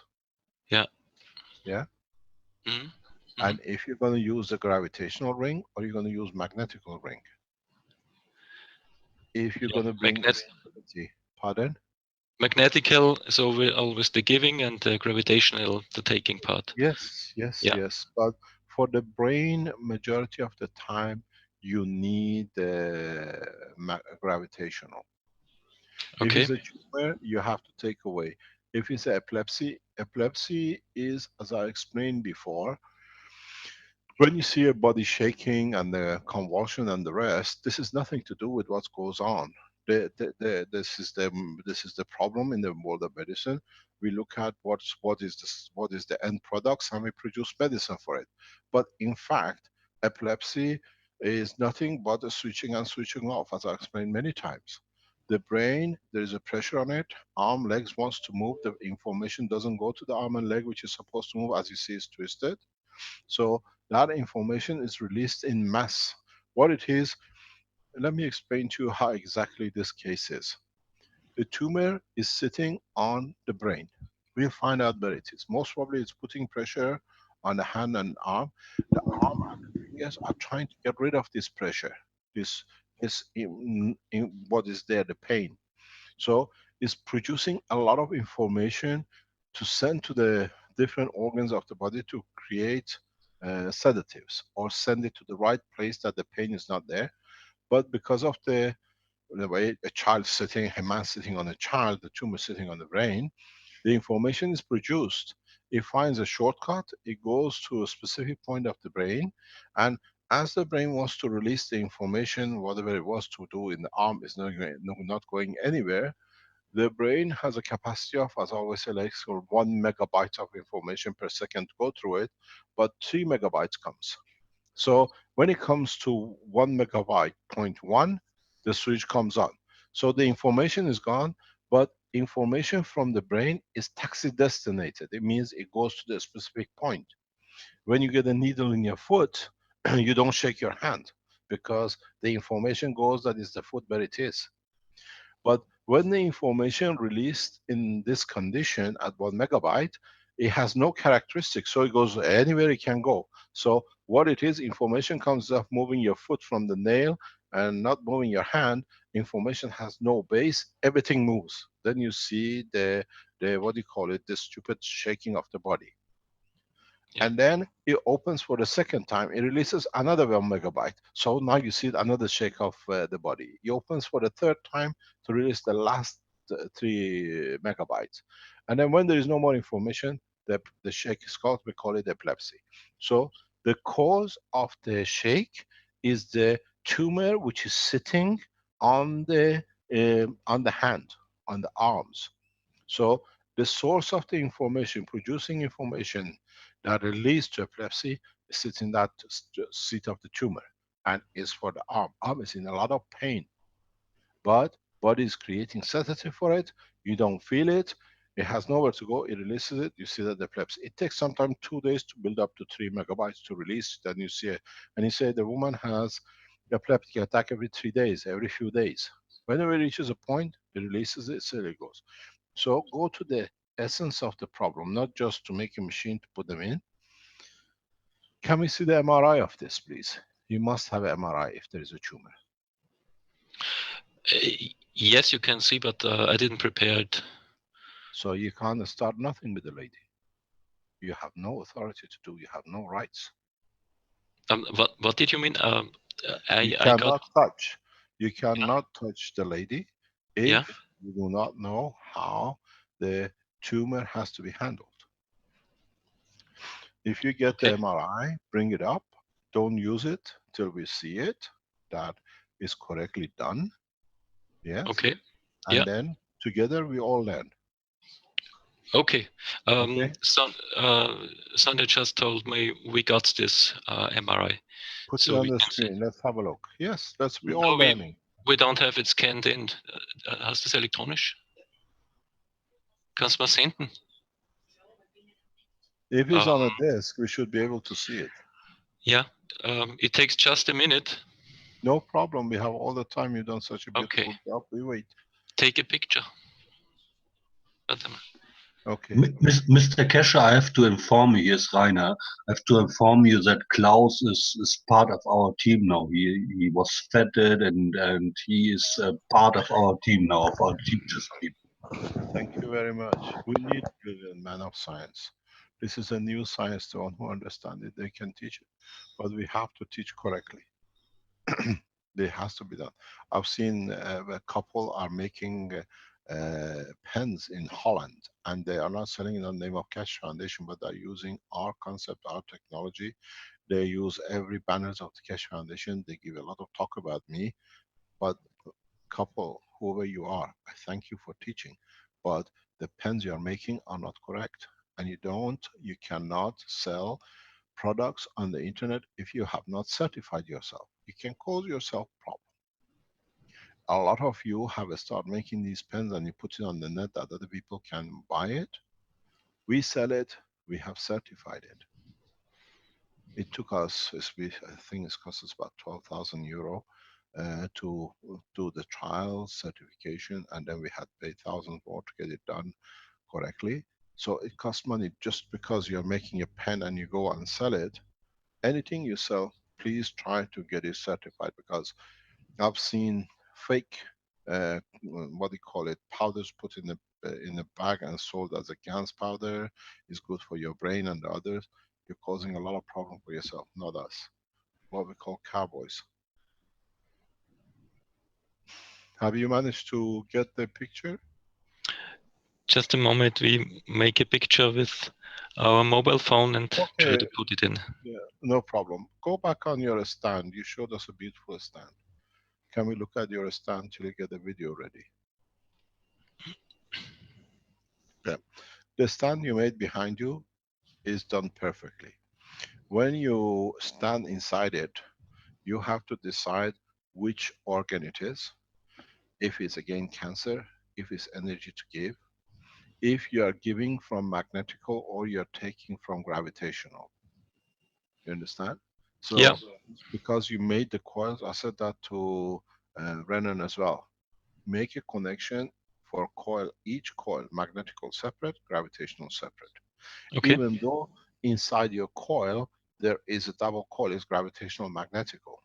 But when you put it as a transportation across, that plasma inside counts. So it's a bit dark. You have to move your camera to the right a little bit because it's very dark. We don't see anything. Geht's heller? Yeah, that's perfect. That's beautiful. Okay. So try to this. What are you going to do with this? Do you have somebody who knows how to use it? It's just us. I give you an offer. I don't think you can refuse. Make me another one, separate Okay. it. I'll pay you for it, or you can donate it to the foundation. And we give you the address of the hospital where we are opening the Keshe Foundation Institute Hospital. Okay. And we put it in a very good use. I don't have time to build these things anymore. It's just, I don't make systems anymore. But if you can make one which you can control every coil, connect, Okay. it's not a control, you connect, You can connect batteries together. It's just a panel. You just pin them in. Everything has to be nano coated. We can test this here in the hospital, which we're going to announce hopefully to be opened up in collaboration with government. That people just come in. It costs nothing, but they walk away with no cancer. They walk away with no what do you call it, fibromyalgia. They walk away with no Alzheimer's. You've done a beautiful job. This looks very, what do you call it, like 1960s and 50s with electronics which came out. What you see that they've done now is absolutely gorgeous. Thanks a lot, Mr. Keshe. It's absolutely gorgeous what you have achieved, and in such a short time. It's such a beautiful technology and knowledge. Mr. Keshe, we managed to get it on a mobile phone now. I will switch a camera. Okay, please. So, can you see this? Where is the tumor? So, wait a bit. So, Sonia, where's the tumor? The white one. Yeah, but which side is the left and which side is the right? Which side, Sonia? Which side is the left side? Oh, sorry.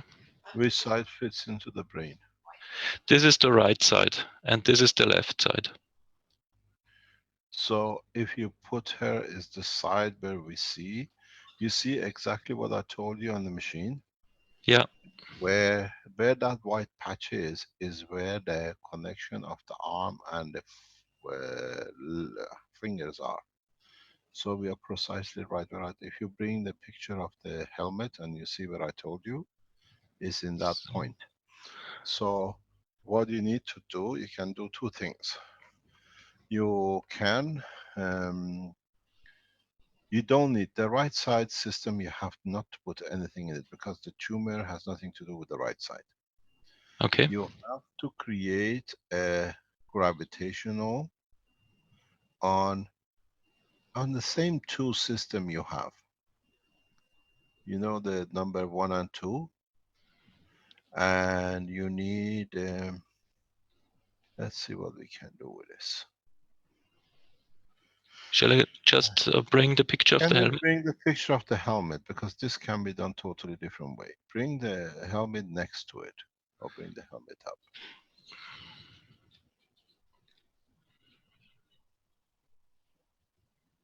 Okay, just let's see, can we take the helmet to the side? You see, now when you see the position of the helmet and the tumor, you don't want to transfer energy across to the other side. Okay. What you can do is you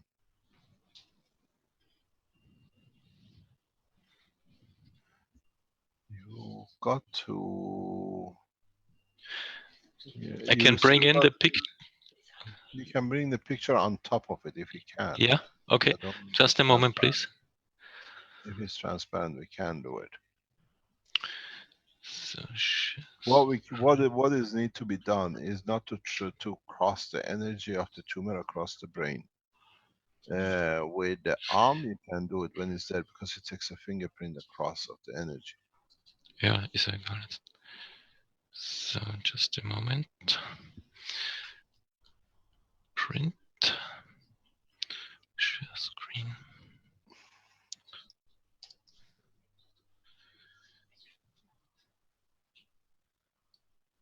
But it's got to be the other way around now. You got to rotate it. The tumor moved.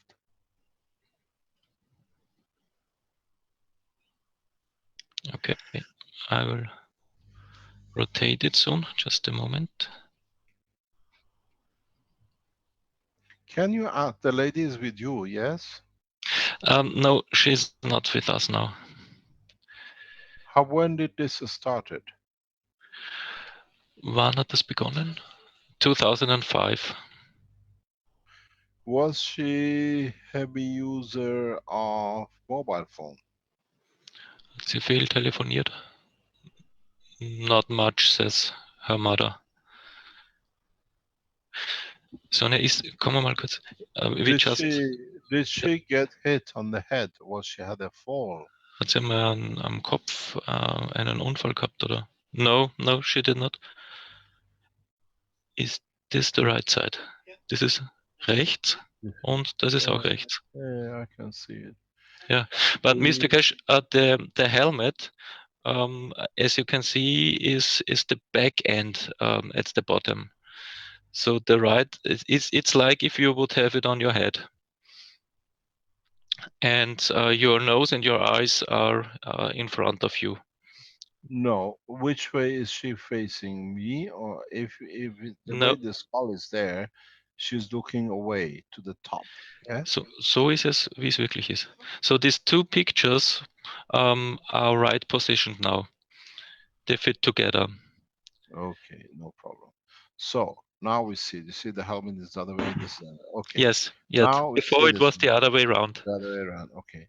Now what you need to do. That's why I said you want to do a thing. You got to do it. Okay. Now we have this brain tumor here, and this is the matching area you have to handle.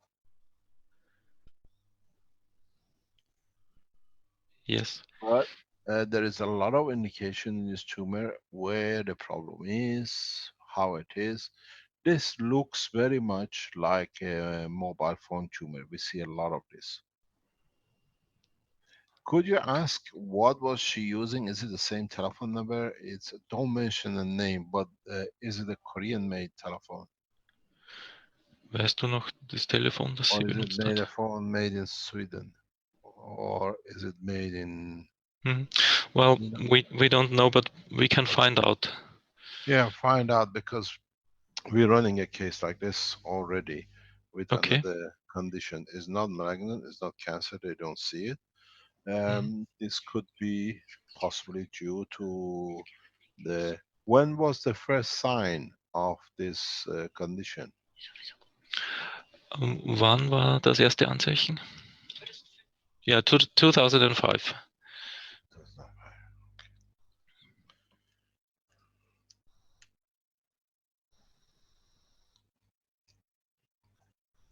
You don't want anything in these coils. That's for sure. At the Yes. moment. You see this here. If I change, this is where the hands and arm goes in the brain. So that's why we see the problems with the hands and fingers. This is somewhere around the ear, this area. Okay. It sits very on the top. It sits very on the top. Yes, this is right, yes. Yeah, this is very much on the top because you can see the cuts in the growth. In the motoric part. The motoric part. Yeah, that's not a problem. It's a physical part. When we get a stroke, the energy of the heart comes up here and it damages these. That's why we see paralysis. So we understand this. So what you got to do is I can't do this in your hand. So what we need to do is to reduce this. You have this one here, which is sitting on top of it. Yeah? Yes. You have this one in its depth sits on the side of it here.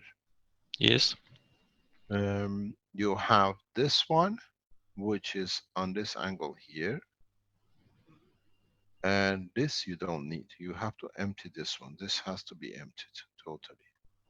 This has to be emptied. Wait, this one. Okay, yes. Yeah. Number 4 and 5, you have to take your thing out.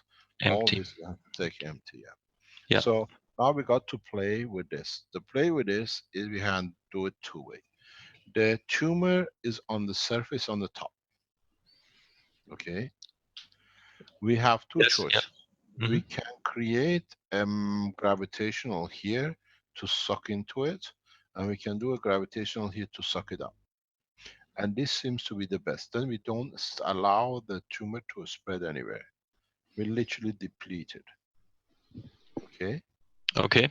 So you put a gravitational ring on this. You still hold your magnetical, but you connect your gravitational to the system. When we say you don't use gravitational, you only use the magnetical, in these units you keep the double core and the double core on top of each other. You don't take it out. You just connect into your gravity as it goes in, or you connect to gravity as it comes out. So you let it come out. Or you connect your magnetical out to a sink. Okay. Okay. So if you connect in this your magnetical into the sink, so you're sucking out. So it forces the fields to come in and come up. So you bury the energy in your sink. Yeah. Okay. So you got to connect, let's say 2 batteries here and 2 batteries here, and connect 1 battery here. I'm going to do it in fingers that you can see. Here you Yes, I connect can 2 see it. batteries, Mm-hmm. okay? Yeah. Here you connect 1 battery. Yeah. In this one, you connect to the magnetical, yeah? Okay. And To the here side. you connect to the gravitational. Okay.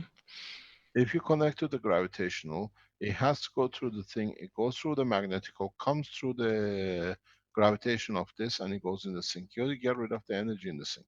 So what you're doing, you have a K2 here, which are connected to the magnetical, and you have one which is connected the magnetical to the sink. You connect your batteries to gravitationals, yeah? Yeah. Yeah. Understood. And then the field will flow this way. It goes through the tumor. Mm-hmm. It goes through the tumor, and because of the smallest sink here, it has only one way to go because it goes to the sink. Yeah. And then you take energy away from it. This is one of the ways to do it. The other way, if you didn't have the coils, you do the way I do. I literally take pieces and pieces of this. You have to confine and not move the tumor. Okay. One of the first things you see is the lack of epileptic attacks, because the pressure will go off the nerve of the what do you call the arm and fingers here. And as the pressure goes, normal information goes through the arm. The hand opens, the arm opens. This, what we see here in this part, it shows the deformity in the spinal cord. This side here goes with the arms, because down here is your upper arm going down inside, and this is your spinal cord, because your leg comes through the same, through your spinal cord, the other part of the body comes through the spinal cord. And this pressure on this side is causing the problem on the spinal cord. That's why you see the twist in the body.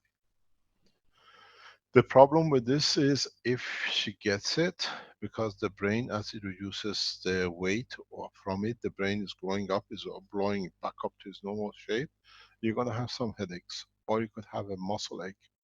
If you get a headache and muscle ache, this shows a good sign. But don't use anything else. You don't need a body unit, you don't need anything. Try this, this procedure I told you.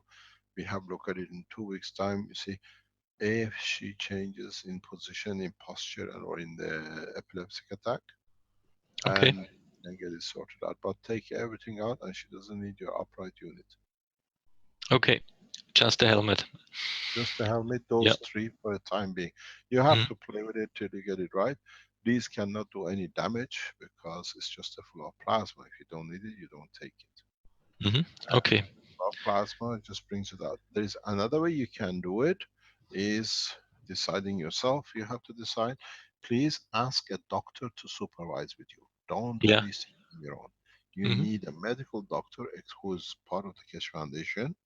I have a doctor who can supervise you directly from Middle East, one of the well-known doctors. I can bring him in to support you, to explain Oh, to you. thanks a lot. Okay, or we have doctors in Keshe Foundation Europe, in Germany. We have a couple of good doctors, and we have a very nice doctor in Belgium who's well trained to handle these machines. So you can ask them to supervise. Don't touch it till you have a full supervision, because they give you a lot of tips, but they understand the technology can do it. And then what you got to do, you design the procedure is that you connect this to the magnetical, and you connect this to magnetical too. Yeah, you put 3 magnetical in the sink. So what happened there, as you syncing it, or you connect the energy to go somewhere else, the energy has to come from the tumor, and they drain the tumor. This is one of the safest way of doing it as well. You don't create a flow to go anywhere, you just drain it. This process takes a little bit longer, but it's very effective. I've done it before. Mr. Keshe, there's several people have questions about this use of this saltwater pool, I guess it's called, as a sink. Can you explain a bit about that? Wernie, are you there? Wernie. He's usually around. Can you see him to promote him? Wernie. Are you there? Renan, are you there? I'm here, sir. I see Vernie's in the chat here. I see Vernie's in the chat, but I'm not sure if he's responding right now. Yes, sir. Hi, Renan. Is Mr. Wernie Captain, about? yes. Is Wernie about that? He can explain to us about the sink. He just went a while for he bought something for an errand, and he'll be coming back right away. Okay, when he comes, we'll explain it to you, because Wernie understands this very well, and he can explain to you. Okay, so thank you very much for this. Carry on showing, carry on explaining to us. You made a beautiful system, but if we go back, if we show your stand all together, don't Yes. do anything till you have a doctor on board with you. Okay. Okay. Thank you very much. Can we look at your stand, please? You see the stand is the same. If you are, let's say you are sorting out the kidney problem, you don't need the top 2 layers.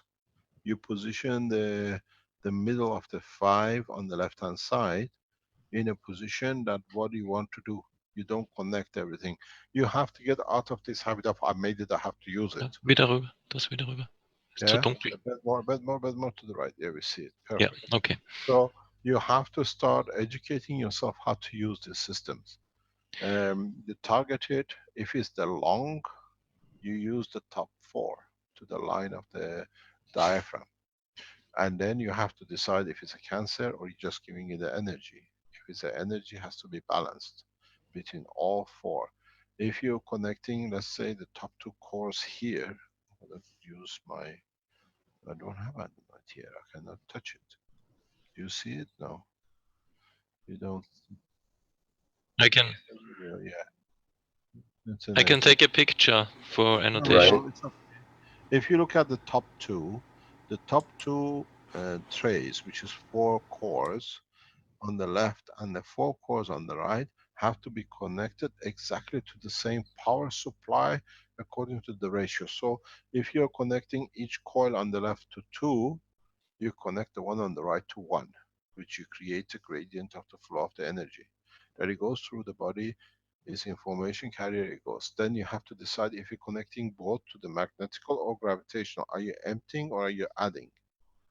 So just you made it, it's just the beginning of the use, how to use it. And as I said, just because you made it doesn't have to be used. You use it in parts according to what is needed.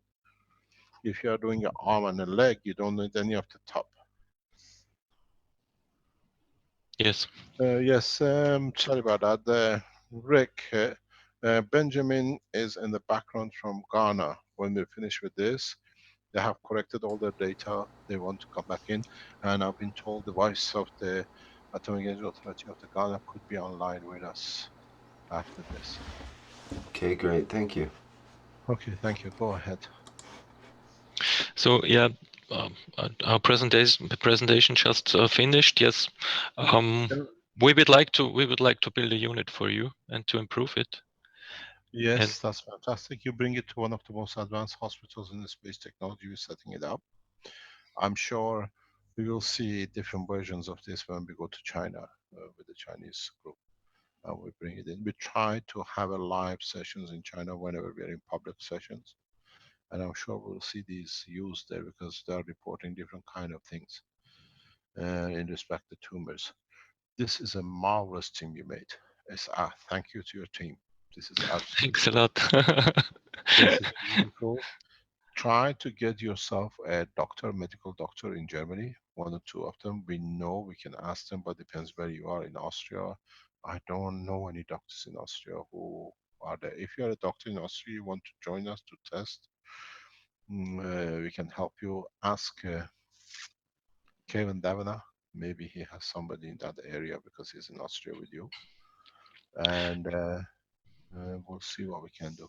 We already asked one, and he will visit us in the next days. So maybe we already got one, but he has to see it for himself and has to decide. Explain the science, yeah, explains knowledge to them and how it's done. Try to separate each coil, each ring Yeah, in different panel. Just put a panel, you can plug it in, yeah, yeah, exactly, and then you can choose how to connect. Where is not needed for kidney, you don't need to touch the lung and the heart. You just dismiss the two top trays. You just don't connect it, or you remove the panel altogether. That you concentrate only on the liver. Try to make your okay, panels detachable. You just take it out and put it back in, and you can connect it. okay. It's fantastic. This is one of the.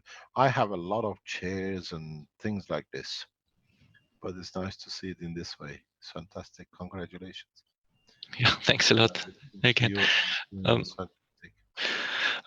Mr. Kesh, there is one last question of our group because we made the professional video out of it, also out of the production. And cameraman and cutter asked if it would be possible that you could say in 1 or 2 sentences how the body part of the device works, and if it's okay that we can use this in our video. Go on the Zoom. We do it properly. Yeah. Okay. Yeah, Okay. we do it. When you've done Thanks it, a you lot. organize the Zoom. You ask to Paul, he'll organize it. We do a what do you call it, Zoom conference, and we Okay. go through the step by step that we fit it in there. You don't need to adjust it. Okay. That's Thanks a perfect. lot. Thank you very much. Thank you indeed. Congratulations to you. Thanks. I give it Thank to my group. It's the Thanks a lot. humanity. Hopefully we have everyone from every culture will go through this very soon, or the one you make for the foundation. Yeah, yeah, yeah. Okay. Thank you very much. There we are. Some of us Where are the are here, rest? and also the dogs. The dogs are there too. We Thank thank you you very for your much. information, and we'll build You a have entered a world of science which needs people after the science of health that can help you. And this is okay. beautiful what you've done. Thanks a lot, Thank you indeed. and Thank you we for you doing it. Thank you. Bye bye bye.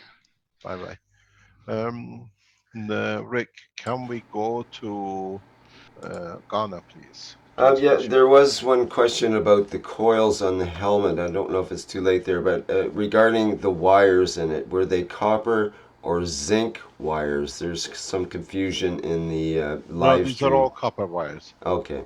Nano-coated Uh, copper wires, no, no, and it's a standard coil. it's It's a covered standard with level coil. CO2 GaNs and zinc GaNs, I take it.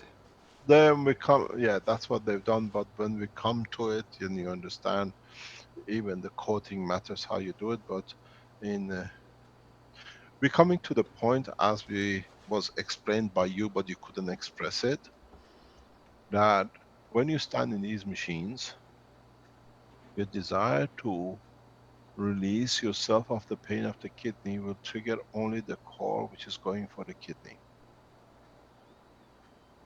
This I'll teach you in the coming time. We saw the gentleman today when he was desiring to have a, what do you call it, the banana, and how he was feeling the taste of it. In the coming time, you come to the same point. You desire for the kidney to receive the energy, only the kidney. You decide left or right. Is the emotion which will trigger the system.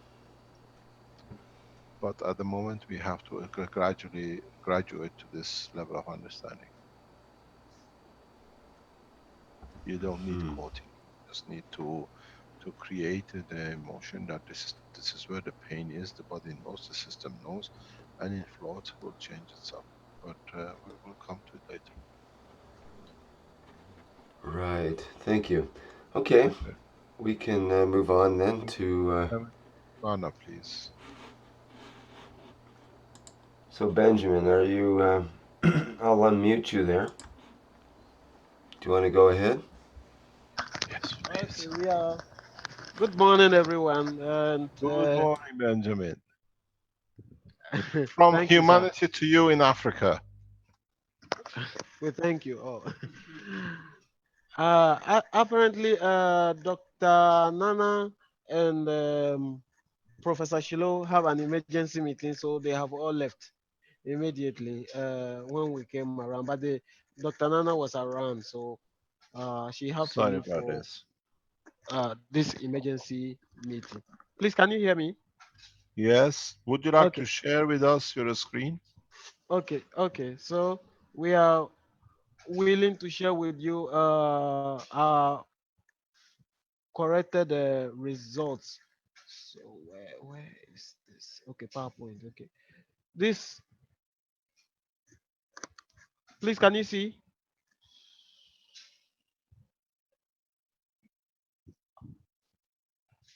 Okay, so that's uh I will try to share some things, some new things that I have found also, and then Nash is around. He will also come in with the corrected results. Apparently, like Mr. Kesh said, the one who entered the uh, results made a lot of mistakes, so a lot of things have been corrected. Okay, so today this is what I have to share with you, that water is life, and that the price man pay for the wrong use of atomic energy is very costly. However, using it properly, we can transform ugly situations into pleasant, ones. Okay, so we start by showing you how, water, actually we receive water from nature or the mother creator. So as you can see, from uh, rain comes down from the clouds, and then it returns back to us again in the form of a cyclic order. So evaporation from the vegetation and evaporation from the sea and end up in the clouds, forming in the sky, forming clouds, and then they return to us in the form of snow or in the form of rainfall. Okay, and water, as we know, is a universal solvent, and our body is made up of about 70 to 80% of water, and it's a very important chemical compound. Some of the characteristics that one can noticeably found with water is it is tasteless, colorless, odorless when it is, not contaminated. These are some of the things that you will, actually find, and it has a boiling point of 100 degrees Celsius or 120, 212 Fahrenheit. It freezes at 0 or 32 degrees Fahrenheit, and it has a molecular weight of 18. That means two part of what do you call it? The hydrogen is one, and then two part of oxygen, which is the atomic weight is 8, almost getting to a 7.99 something. So you are getting a, so the molecular weight comes to 18. Okay, and this are the essential ingredients in man. That is why we can confidently say that man has about 80 to 90% of water in his body because of these ingredients, which Mr. Kesh normally say Mr. Cohen. That's his amino acid, the structure of the amino acid. We have 65% of oxygen, and then 9%, 9.5% of hydrogen. So you can see that the combination here, you can get a lot of water from the human, body. Okay, let's descend further down. So uh, you can see what is actually happening in Ghana, and these are some of the news headlines I gathered. If you go online, you can find some of these things. Illegal mining destroy river Boinzon and Bia. Galamsey induced water Galamsey induced water shortage hit about 50 communities. Ampra contains cancer-causing chemicals. Okay, that is Ghana Water Company is attesting to that. And Galamsey plunges Ghana into water crisis. That you can see, that is recent, 19th of February. That's a recent news that was on the website.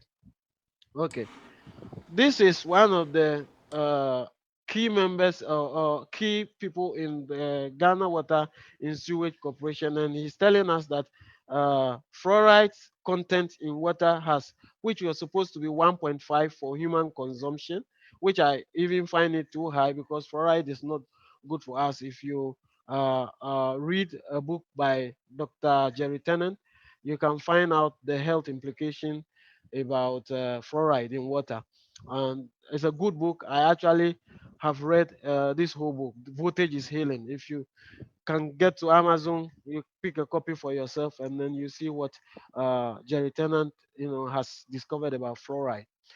This consumption in fluoride has written they have to raise the standard to 2.3, and this is unacceptable and is dangerous for human as far as dental health is even concerned. Okay, he said that the increment in fluoride content of water cannot be treated once found once it has found its way in water, making the situation more dangerous. According to Mr. Pentil, another mineral found in the water which was equally dangerous was mercury. Okay, so there's a high content of mercury, and as I share further, you can see that you cannot treat it the normal way that water is being treated currently. So our technology offers a possible solution to all this because of the gravitational and the magnetic field, which is incorporated in the GANs, which eventually can pull this thing down as sediment. He currently also said that the company spent more than estimated amount of money to treat water because at times the pollution becomes so high that it has to pump away all the 3,000 gallons of treated water from that is after testing. They do the quality control analysis, and it is normally found out that this water is not consumable, cannot be consumed. So they have to pump it away because they don't know how to deal with the situation. Okay, and that is another what do you call it? He said the situation. This is a pumping station in where the Brim River is. And they said the situation has caused Ghana company to shut down the water treatment plant that treat water at Brim River for the residents. So it's a huge problem here. Okay, and what is the cause of water? Then how do we, water is life. So how do we get clean water? Because it's cost so much to treat water than to get it in this pure, state. Currently, that is the mode of treating water in the cycle that water that is clean, comes out. It has to go through this three major process, which is further divided into five processes. That is the pre-treatment, filtration, and post-treatment processes. Okay. First of all, the water have to be disinfected, and secondly, coagulation and flocculation treatment process, and sedimentation process, filtration process, and then corrosion control process. So as you pump this water along the tubes, they are not, they don't end up corroding the pipelines. Okay, so this is a pictorial view of what it looked like in Ghana before I left, to Europe. Water is pumped from the river and then at the initial stage they boil it. They boil it to kill the or to treat the germs first, and then afterwards they add alum for coagulation, and then they go through the process of changing the taste or to control the odor through carbon, and then you get to disinfect it by adding chlorine to it. And chlorine, as I continue, you see that it has even a what do you call it, a very negative implication on our health, you know. And then the next stage is the water undergoes a filtration process, and then the sediments have to sink down, and then it is pumped. And then again we add another chlorine to it again. That means we have added chlorine in two stages, making the water somehow clean and pleasant to drink, but the health implication is very costly. Okay, then this is the post-treatment stage. The last stage is the post-treatment stage. You add another sodium chloride, to sort of avoid corrosion in the pipelines, and then you get your clean water out. I know this system, is common to most water treatment plants across the globe. Okay, so let's see what chlorine has chlorine, the negative impact of chlorine in water treatment. This is what I got from H2O water distributors side. Okay, so I haven't changed anything and I didn't write anything, but I know the implications.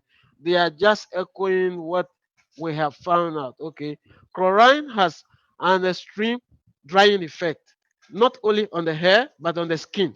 As the skin becomes drier, it also ages more quickly. So just as you can add chlorine to filter your water, you can also add a filtration system to your entire home system. That is, if you want to avoid the negative impact of the chlorinated water. What many people may not realize is that chlorine has a definite aging effect on the skin.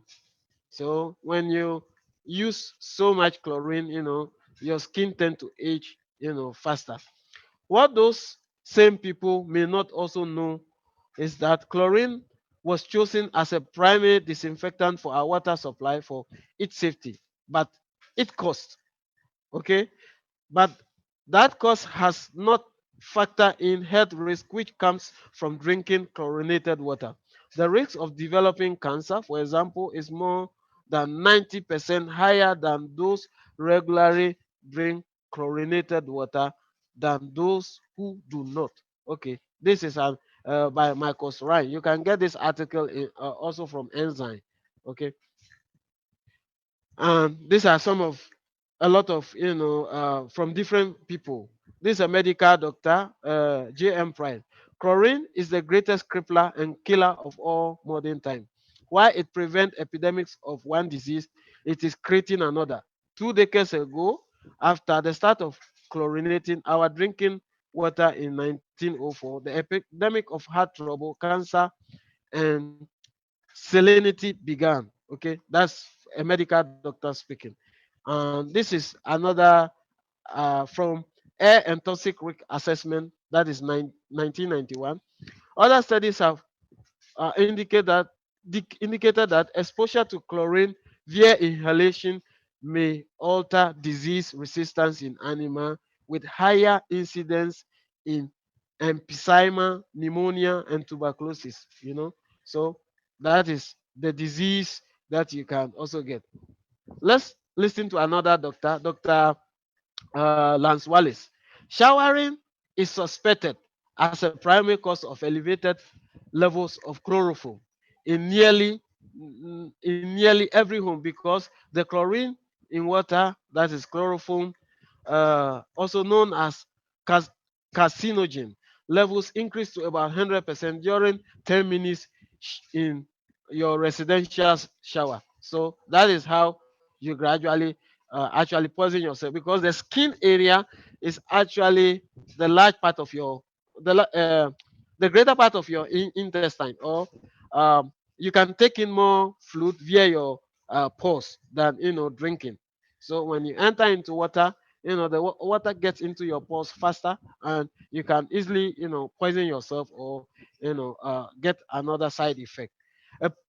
Uh, the next one is from a professor of water chemistry at the University of Pittsburgh, claims that the exposure to vaporized chemical in water supplies through showering, bathing, and inhalation is greater than through drinking. So you see why? Because the skin area has a lot of pores, and you can easily, you know, uh, uh, get this chemical into your bloodstream faster than you taking it. Now, let's look at our treatment method. When you look at the diagrams that I showed earlier, you see that it undergoes a lot of processes. But using the guns, you don't need all these systems. You don't need all the systems that are associated. You may only need about two or three, only two. Maybe let's say the water is pumped, you get your, guns in the water, and then the sediment sink. While the sediment is sinking, you are also dealing with the mercury levels, or all the heavy metals, that is embedded or laced within the structure of the water down. And then the upper part, which has shown itself to be clean, can be used as drinking water. So the cost that is involved in buying high cost of machinery and so on can be dealt with. Not alone man hours and then manpower, the manpower involved. So using this technology, we can cut away this cost that most African countries or most developing countries, face. So, like here, I'm showing samples that I've submitted to the NNR lab, the National Nuclear Research Facility lab here to deal with. This is the treated water from Brim, and I know some of you have already seen it. And we started the process at this particular date, 15th of February at 14:38 p.m. And then we came to it the next day. The control still remained the same, but when you look at the one that has the copper oxide in it, you can see that it is more, what do you call it, clearer. And uh, Nash is actually working on this results also simultaneously with the other ones that I have submitted. Actually, I've loaded him with so much work that there are a lot of samples that they are analyzing for us, and we will show that also with time. Uh, he was supposed to come with the sediment, but yesterday there was a power outage. I think 2 days or so. 2 days they're having a power outage at the atomic site, so it has stalled, the process. Okay, and these are also the effect from adding ordinary nano wires to the wire.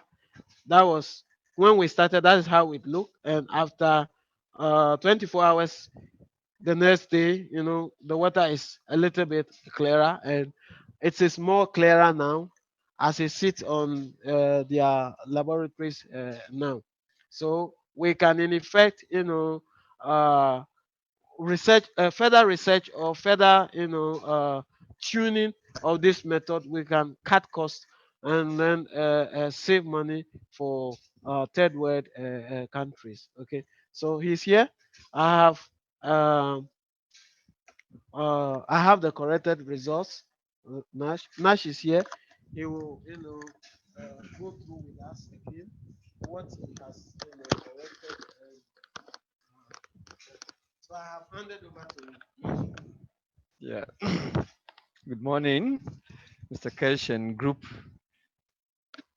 As we saw, Hello? Yeah, we hear you. Right.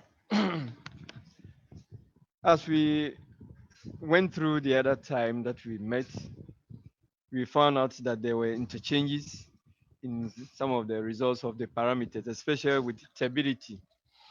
With turbidity, we had the offin control, which is now being corrected, is 200, but after the treatment, it dropped to 32.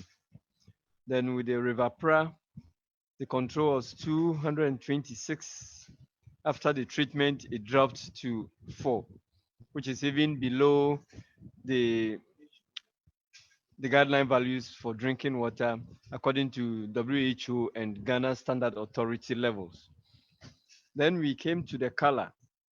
The color of fin control, we found it to be 220. After treatment, it dropped to 20. Then Revapra, the control is 50. After treatment, it dropped to 1, which is very significant. And even with WHO, the apparent color it should be 25, but after treatment, especially with Revapra, it has dropped to 1, which is very significant and very encouraging. The true color, as it follows with the apparent, the offin control 22, but the true after filtration for the true color came to 15. Then the treatment too after filtration it dropped to 3. The same with Revapra, the control after filtration was 50, but after the filtration it dropped to 5. Then the treated just 1 came to 0. And these are all, that is the treatment values are all below the drinking water level, which is very, very good. Then we also had a look at the nitrate values. The nitrate for offin control was 0.406. Then the treatment, after treatment, it dropped to 0.318. Then with Revapra, it was 53, which is extremely high, but it dropped to 0.002. That's after the treatment. The recommended levels, according to WHO, is 10 to 45. And then Ghana Standard Authority is 10. Then we also had a look at the phosphate levels. The phosphate offin control was 0.683.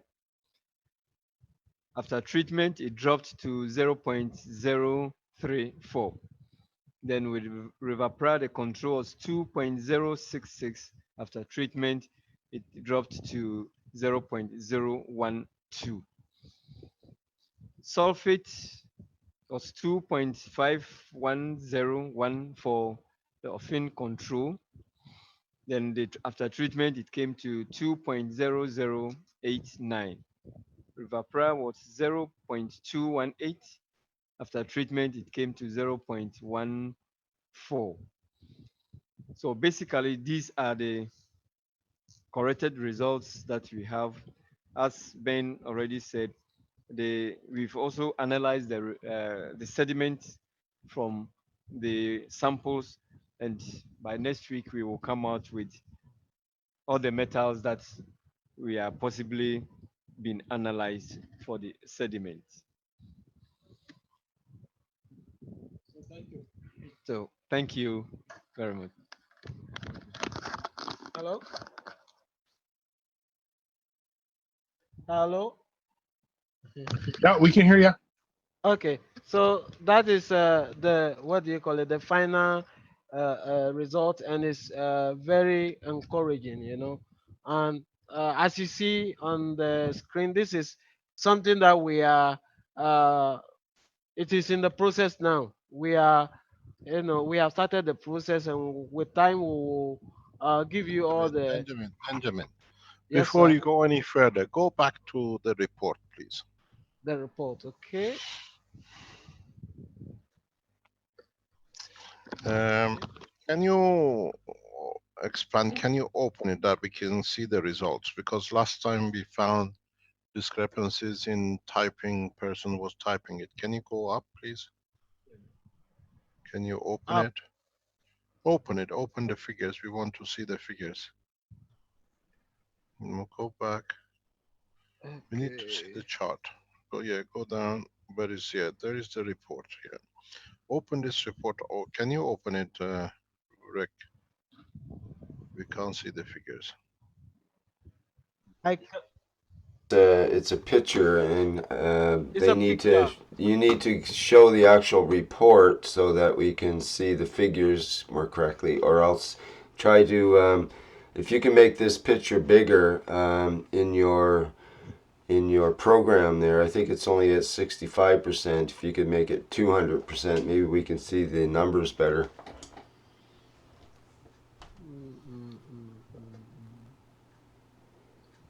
Okay, what I will do is I will, what do you call it? Send it to you now. Okay, let me close this and then I will do that. Don't open. Bamsa, We can see your program.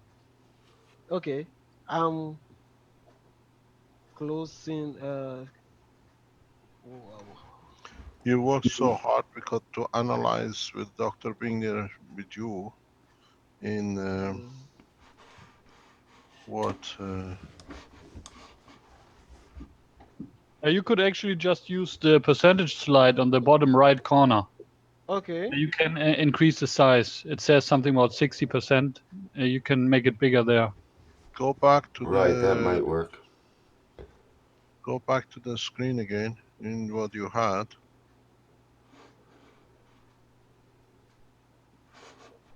Yeah, somehow you might have to reshare your screen. It's oh, there you go. Okay. Okay, Yeah, there's a slider there. Yeah, exactly. There we go. Okay, but it's still a bit blurred. So it's gone. Okay. Yeah, you have to keep it like this. If you make your screen bigger, okay. Well, yeah. Open up your screen, Ikondo. I don't think you can do that any bigger. Okay, what is, can we have with the Dr. Nash analysis on this data?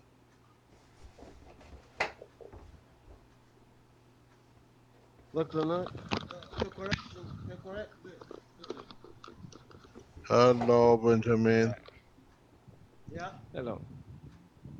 Yes, Yes. can you tell us with now that we have the figures, can we understand what is the property of the water now after the processing and or after residue? Yeah. After the processing, we take the pH compared to the guideline values for WHO and Ghana Standard Authority. The range, the guideline level is 6.5 to 8.5 for the WHO, and after treatment we are within 7.62 for River Ofin, and then 7.55 for River Pra. That's the treated. Then when we come to the conductivity, WHO level is 500 to 700, and we after treatment we are between, we have 268 for 0.5 for River Ofin, and then 178.2 for River Pra. What does this mean? What does it change this in the quality of water conductivity? Yeah, the conductivity, it's the amount of metals that are dissolved in the water, and some of these metals are health hazards. So does it show that the metal content has reduced? Yes, it has reduced considerably. But what's the percentage of loss? It's nearly half, isn't it? Nearly half, yes. Nearly half. Okay, what about the next one? The next one is the total dissolved solids, which is also, the guideline value is 1,000. But after treatment, we are below even the guideline value of 1,000. We are 134.65 for River Ofin and 88.9 for River Pra, which is very good. and very, very So encouraging. it dropped from 1000, is it 1079 or is it 179? It's 134.65 for the River Ofin, and then 88.9 for River Pra. What was before? Because we don't see it clearly. Is it 1100 Yeah, and? it was the guideline value is 1000, but the control, that is the untreated, for River Pra is 179, but after treatment it dropped to 134.65. Then for River Pra, the control was 1,164.45. Then after treatment, it dropped to 88.9. So from 1,000 down to 88. What That's does how this usually contain? the dissolved solids, that's what we are analyzing the sediments now to find out actually what kind of or what type of metals are embedded in. So we, after the complete analysis of the sediment, now we'll be able to tell the dominant metals in the sediment. We will be able to know the iron content, the copper content, the zinc, the manganese, cadmium, lead, if there are some of these hazardous elements in, which affects, which is a health hazard, I must say. With suspended solids, the control, which is on treatment for Ofin, is sorry, is 210. After treatment, it dropped to 35. Then the PRAC untreated is 230. After treatment, it dropped to 5, which is exactly the guideline value according to WHO and Ghana Standard Authority. For alkalinity, which states the either the basic or the alkaline nature of the soil, of the water sample, the Ofin control is 75. After treatment, it dropped to 45. Then the River Pra, the treatment should be, the control or the untreated should be 105. After treatment, it dropped to 65. The control, the guideline values are I think your officer has 200. mistyped it back to front. Yes, the alkalinity too also skipped. It's also interchanged, which we have noted. This the 75 should be in place of the 45, and then the And 45 105 the other way around. Okay. or the other way around. Okay, Yeah. the next one is? Next one is turbidity. Turbidity, the untreated is 200, that is Ofin control is 200. After treatment, it dropped to 32. The pra control is 226. After treatment, it dropped to 4. You The explained to us last time what stability was the clarity of the turbidity, water. the clarity of the water. The clarity of the When water. you pass a light through it, it must be able to be seen. Or when you put something behind the container which is holding the water, a transparent, Yeah.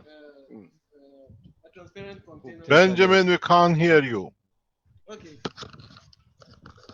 When you Okay. the turbidity is, for example, when you have put it in a transparent bottle, when you hold a paper behind it, you should be able to see through the content of what you are holding, or you should be able to have a clear image without blur.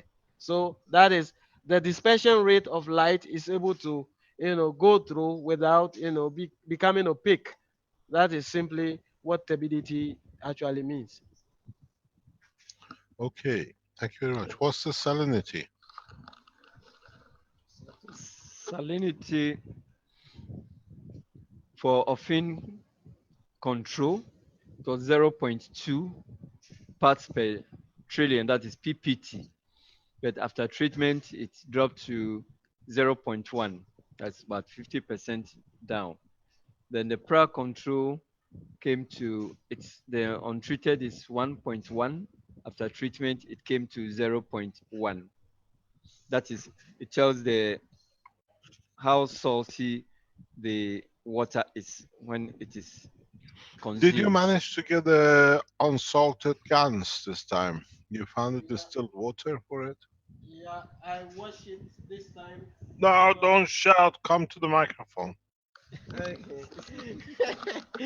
Okay. What I got the ionized water from the NNR lab by the courtesy of Professor Dr. Shilo, who is interested in our work. So he told me to bring a big gallon, and they were able to offer me a lot, for my experiments. Okay. Carry on, please.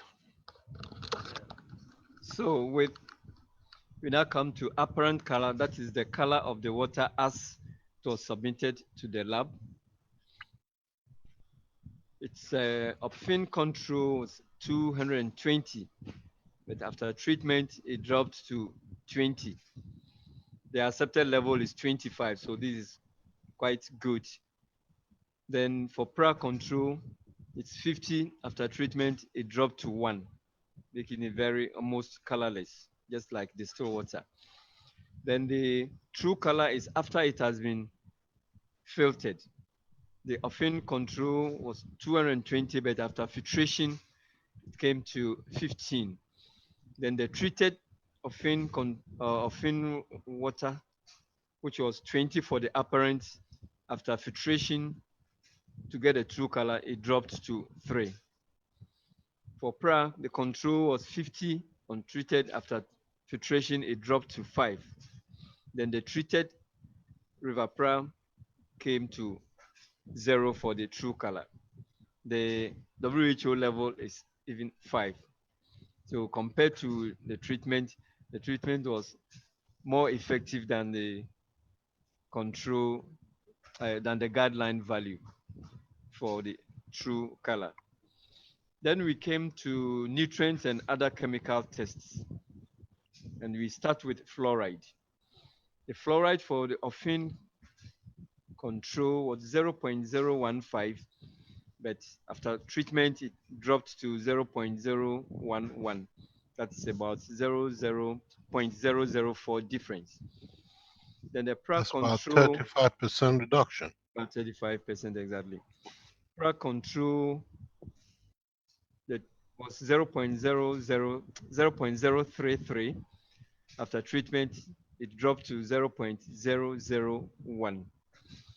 Even the guideline value for fluoride is 1.1, 1.5 for WHO, and then 1.0 to 1.5 for Ghana Standard Authority. So here too, the treatment has clearly shown to be one of the best. Then for chloride, the offin control was 48.98. After treatment, it dropped to 9.99, which is a reflection of the salinity level, because chloride also contributes to the salinity.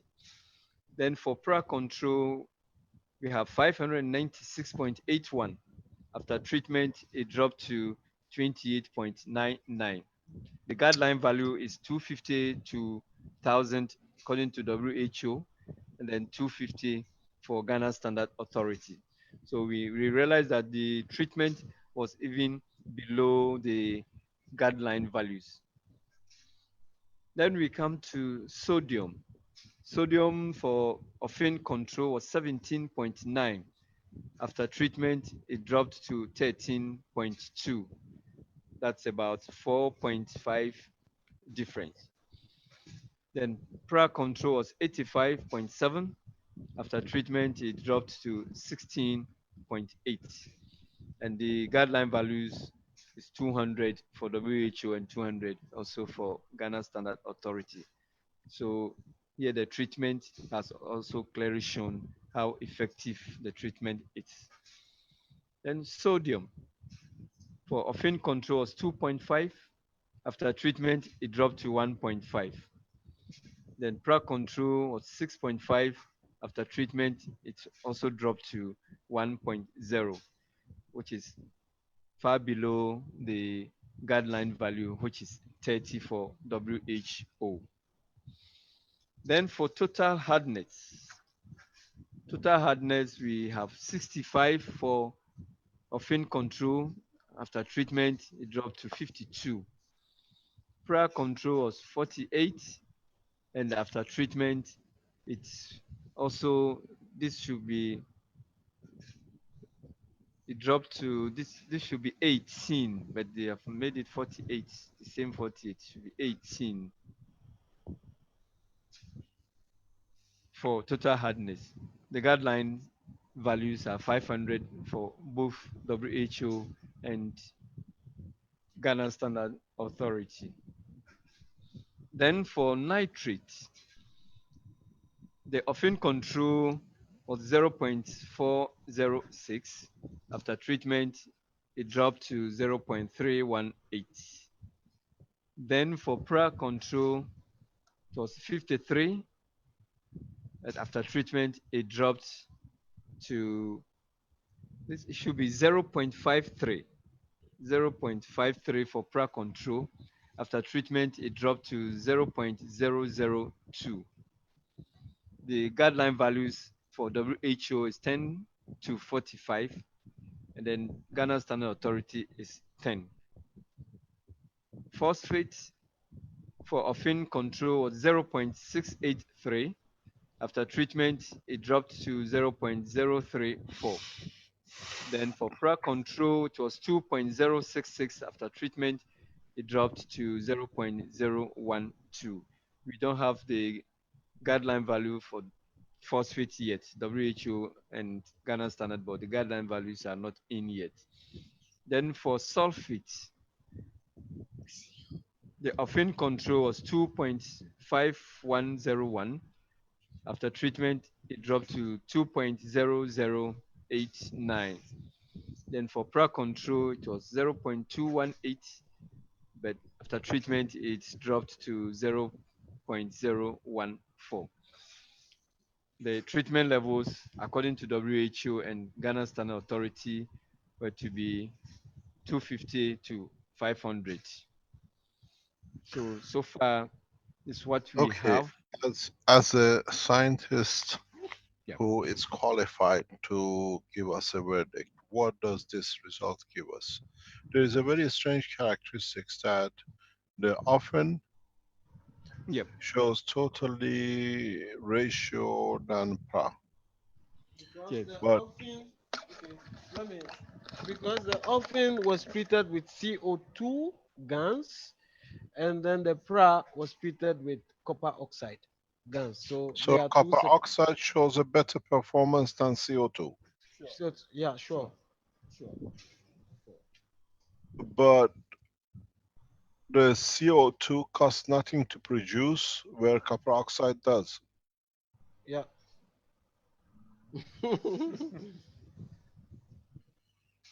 Can we speak with Dr. Nash, please, Benjamin?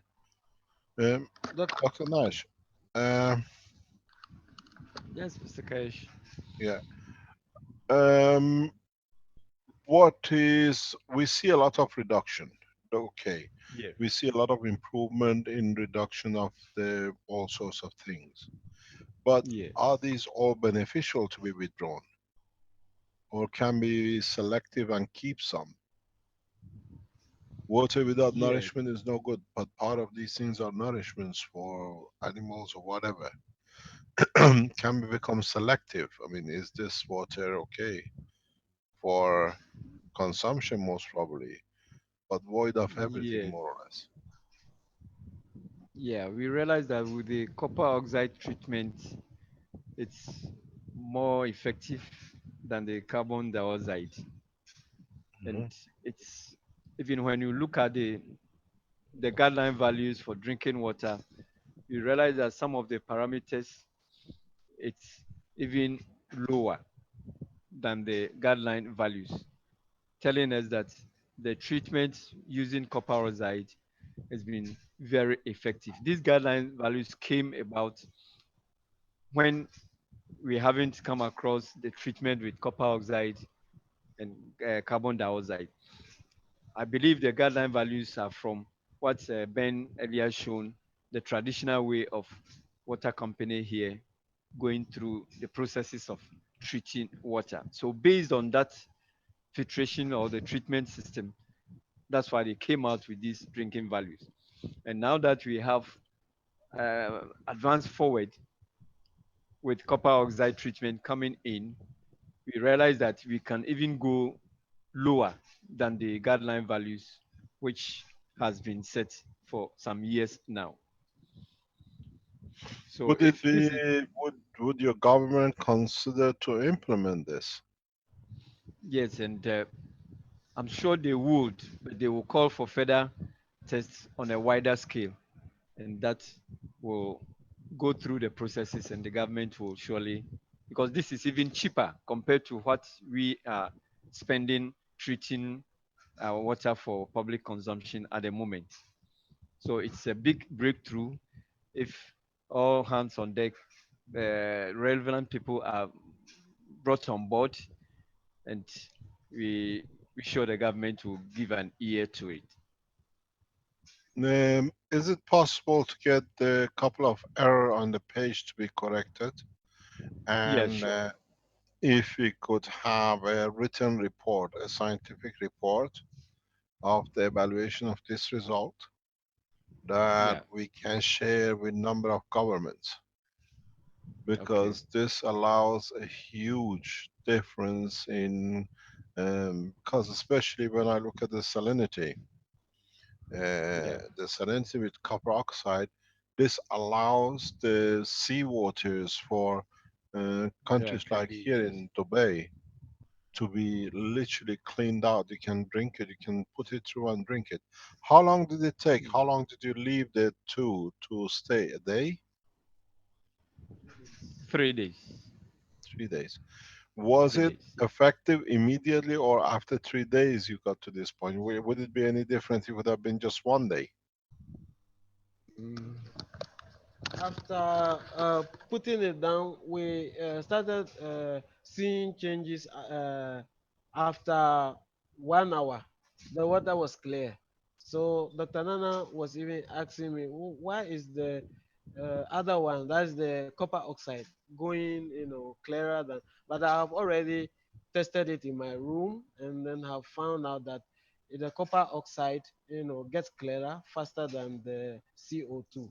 So I just Okay, told her, Benjamin, what is yeah. important, we need to see now, we have a base data Mm-hmm, on each river. mm-hmm, We have to see if the material which is collected must be in the what do you call it, in the residual which you are testing. We yeah, should the sediment. find a correlation between the two. It's called correlates, otherwise it won't be, we will see where it's gone to. Mm-hmm, What will be interesting is, can you, once they've done the test, can yeah. you try to see if you can wash the copper oxide or the CO2 out of the residual, that we can reuse it? Okay. You understand? Yes, sir. So does not matter what is as a residual. There are processes they can take the gold out, whatever. You haven't tested a lot of other things here. But would it be possible to wash the CO2, because we do the washing, Arman is good at it, that we can recycle the material. We don't need to use this to keep on producing it. You understand? Hello, Benjamin. Have we lost him? Yeah, we might have lost him. So see when he comes back, bring him back on, because he's got to explain to us the other part. What we see here is more or less in line we've seen with a couple of other reports. But now with this report, We try to pass this on immediately to certain governments. We know they are working to clean the system up, the process. It is important that we make a proper report of this, and in time uh, understand it more.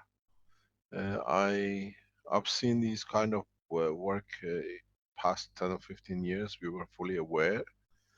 It's the first time we receive a governmental report, and we'll start seeing these kind of reports across the world. A lot of governments, companies, organizations are doing it. uh, I'm sure if we can get Benjamin in the background, we will take this with us to China. China has a lot of rivers which needs to be cleaned up, and this has a very little cost. So drinking water changes. At this moment of time, I was in a seminar last week, last Monday, not this Monday, the Monday before, official seminar by the United Arab Emirates regarding the water. The amount of water which is imported in United Arab Emirates is huge. Every drop of water is brought in because desalination units, especially like companies which are very big in it, like Samsung, it costs a fortune to do it. This is an easy way out. It allows us to drink water from everything we like. In the rivers, in time of disaster, people like a lot of you who carry copper oxide, now you can use it. But at the same time, if we add to the information that we learn for the future, if you test, we tested these with minerals, but if you do a germ test, microbe test, from the data we have, copper oxide comes totally clean. CO2 creates life. So in cleaning up, if you are taking the residual out, is good. But if you're going for a totally disinfected water that you can literally drink it, doesn't matter what kind of parasite was in it or microbes, you'll find out the copper oxide comes on the top. So we've seen the process, we understand the process, but copper oxide has shown in a number of trials to be a disinfectant. So in having this data, I think we will speak with Benjamin in the time. Is Benjamin back? Not yet. I will discuss this with them in the background. You will see that copper oxide has a huge disinfection. It disinfects the water, kills all the germs. It doesn't kill, it literally takes them out into the sediment. They still survive. In the sediment they do exist. In the above they don't. And I don't recommend the CO2 water drinking, but the copper oxide, when you let it settle, has the property to be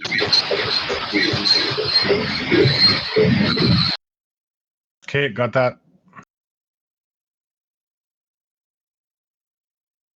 Hello. Go ahead, Mr. Keshe. Sorry, we had somebody drop out there, which caused our mics to open. So you go ahead now. Thank you. No problem. So we know this. We hopefully, when we are in China, because the water contamination is huge in China, we know this as the number of lakes in what used to be USSR, the Russian, like in Kazakhstan. I'm aware of the huge lakes which have huge contaminations. This technology, this copper oxide, can be used in the condition of radioactive contamination. If you come, we expect a huge disaster in US in the coming time. Not US, but the continent of America and the whole southeast Sorry, world. Mr. Kesh, we are back. Okay, thanks, you're back. Just wait 1 second, I'll explain something.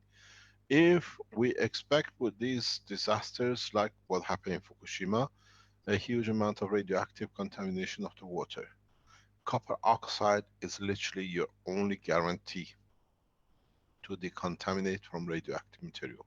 This is what we gave to TEPCO. TEPCO was shipped huge amount of It's copper oxide in different form as uh, what was it? Talcum powder lotion. We have the shipping documents for it. TEPCO didn't want it to be called CO2. It's called as talcum powder lotion.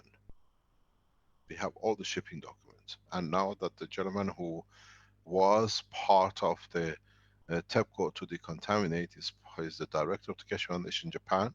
We met him last week. We're seeing the machine last Tuesday.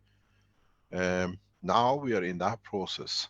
So if you come across radioactive condition where we expect the number of radioactive reactors to go off, what we call the power stations, in a case of a disaster, copper oxide is the only solution which gives you sediment free, germ free, and radioactive free. So bear this in mind. What we need to do is, we can do it. It's the beautiful position which Benjamin is in. Benjamin, you're back online. Is Dr. Nash with you? Hello, Benjamin. Yes, sir. Yes, you are with Dr. Nash. Listen, what we want you to do, you have proven that this water is cleaned out of the sediments, yeah? What I want you to ask your team in conjunction with the Atomic Energy Authority of Ghana, because you have the access facilities to it, to do 2 more further tests on the water from the rivers. One Yeah. is test the water for germs and bacteria. Okay? Biology. Okay. Hello, can you hear me? Yes, sir. Yes, sir. We are writing. Okay. We need to test, okay, now we know the sediment. Forget about CO2. Or you want you carry CO2, carry CO2 too. But we want a test on both river, on one river, take any of the two. Now we know the result, we go for the best, which is the copper oxide. Leave the CO2 out.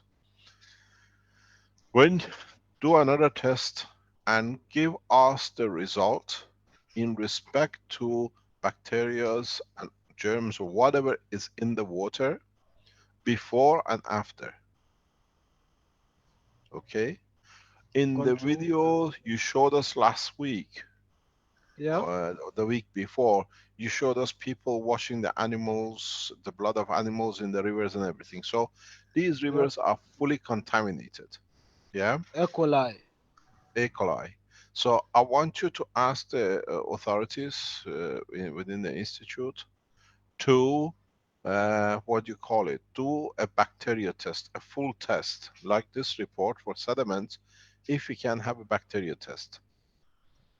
And anything Okay. else which is there. The second thing, because you are part of the Atomic Energy Authority of Ghana, you're within the institute, ask them to do the same, which is, with you have radioactive material with you, if you can contaminate the water as it is with radioactive material, and then add the CO2 into it and report to us back on the cleaning of the water from radioactive material. This is very important. Okay. These are we need. If it can be done very rapidly by next week, because I know you're very slow, it's what do you call it, very difficult to get you moving fast.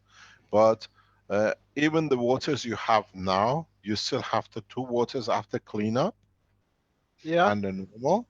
Test the same waters again for bacteria and germs, and do a simple test of adding radioactive material to the river and its copper oxide, and we would like to see the report in Okay. the residual or in the water. The result will come 100% in the direction of the cleanup of the radioactive material. Yeah? Yes, sir. And we know this because TEPCO has confirmed it. We know this because we shipped enough material into TEPCO. So this is important. Maybe for the first time Africa can help America in the case of disaster, that the people in America know how to help themselves if any nuclear material is released in the environment. due to whatever accident. Not a disaster. We most probably sooner or later or we already know there's a huge amount of radioactive material in the coast of Italy. The African nation, with the small budget you have, you can prove to the rest of the world how they can help themselves. As I told you, Africa will become the flag bearer of the new technology. Yeah. Yes, So sir. if you can do it through the Iranian government with support of the Ghana, because I know there's a close collaboration between Iran and Ghana, we will release the technical data into IAEA as part of the collaboration with the Keshe Foundation, Iranian Atomic Energy Authorities, and Ghanaian Atomic Energy. We collaborate as three nations, three organizations, to become a standard for the new standard for decontamination of radioactive situation. We know the answer because we know it from the Fukushima. Certain radioactive material, copper oxide, is effective. If you see any residual, you add CO2 to it for another level. And if you have beta from certain materials, you use the water which you showed it had a mercury in it. That mercury will convert to gold, becomes a national asset. I'll guide you all the way through it. This is what's happening in Fukushima in Japan. And what you set up, we will show. When I'm in China, we do these tests very rigorously with the Chinese military and Chinese government for cleanup.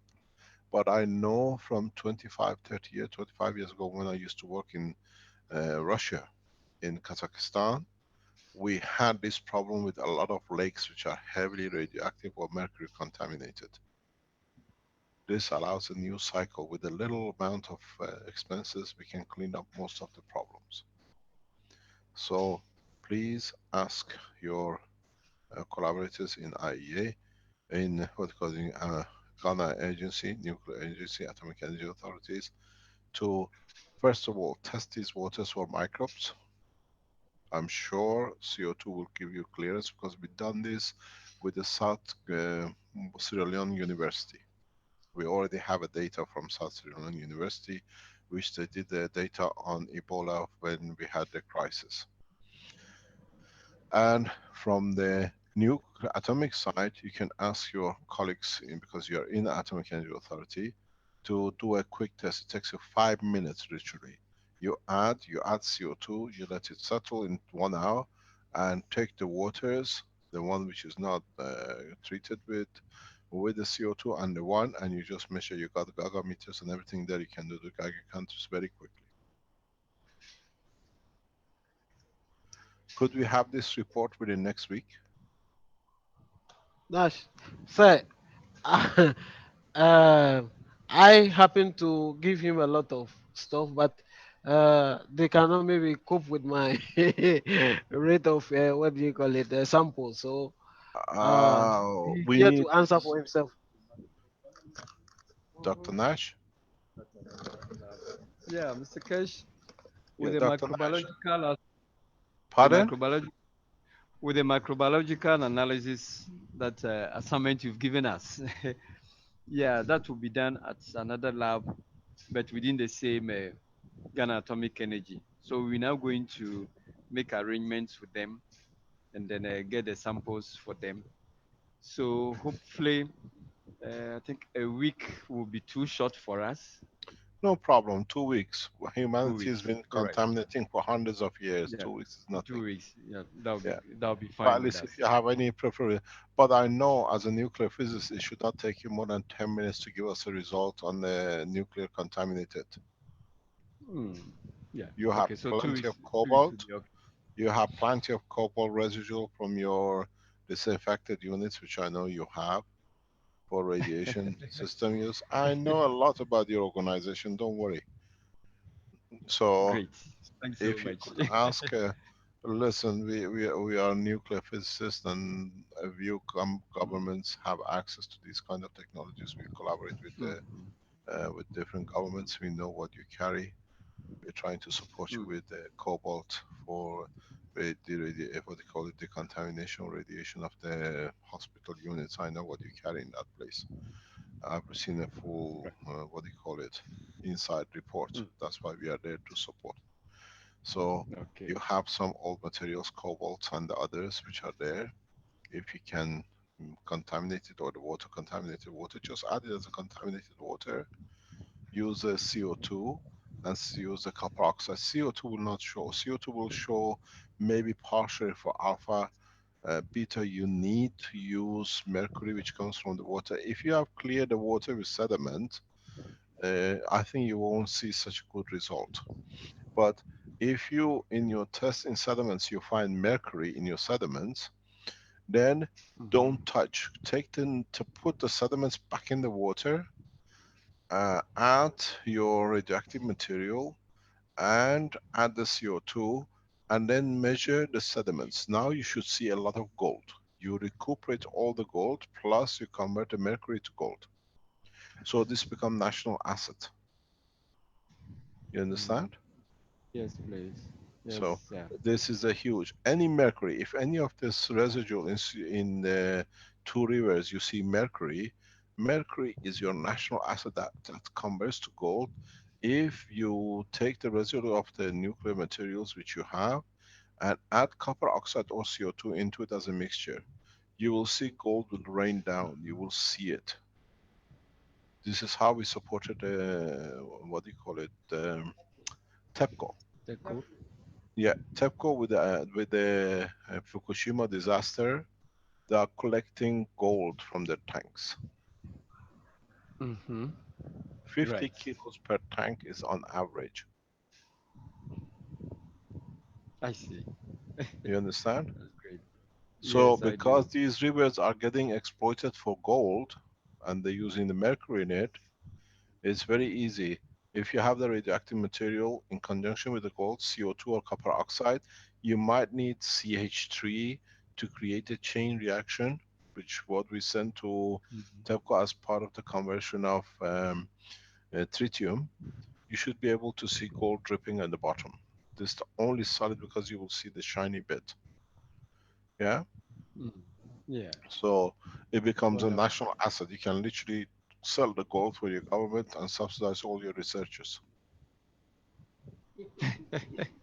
That's great. Yeah. That's great. We So two brought you weeks will be gold. fine. We brought you gold in the form of Benjamin. Now you can produce gold to sub. That's why I said to the CIA when they brought us into you. When I told the American government when we were introduced to you through the organization of CIA, when we were sent in to collaborate with you, we said when we come in, we make sure Ghana Space Institute and Ghana Nuclear will not look outside for any financing. Because I was aware, I studied the topology, I studied the structure of what is in Ghana and how people operate, and I was aware of this, but we have to wait till the data is there. Now the data is there, we can be open. And I thank the people within the structure of the CIA who brought us to you, because this allows us a lot of work to be done. And it's a great collaboration. And I thank the head of Ghanaian Atomic Energy and the new deputy which you received. We openly collaborate with you in every aspect. Thank you very much, Dr. Nash. Mr. Kesh, Dr. Nana just walked in, but she's speaking a call, and one of the uh, managers for the Biological Institute is also here, Doctor, in the person of Dr. Gordon Amenope, who Can we have him yesterday on the took line? me. Okay, Dr. Amenope. Yeah.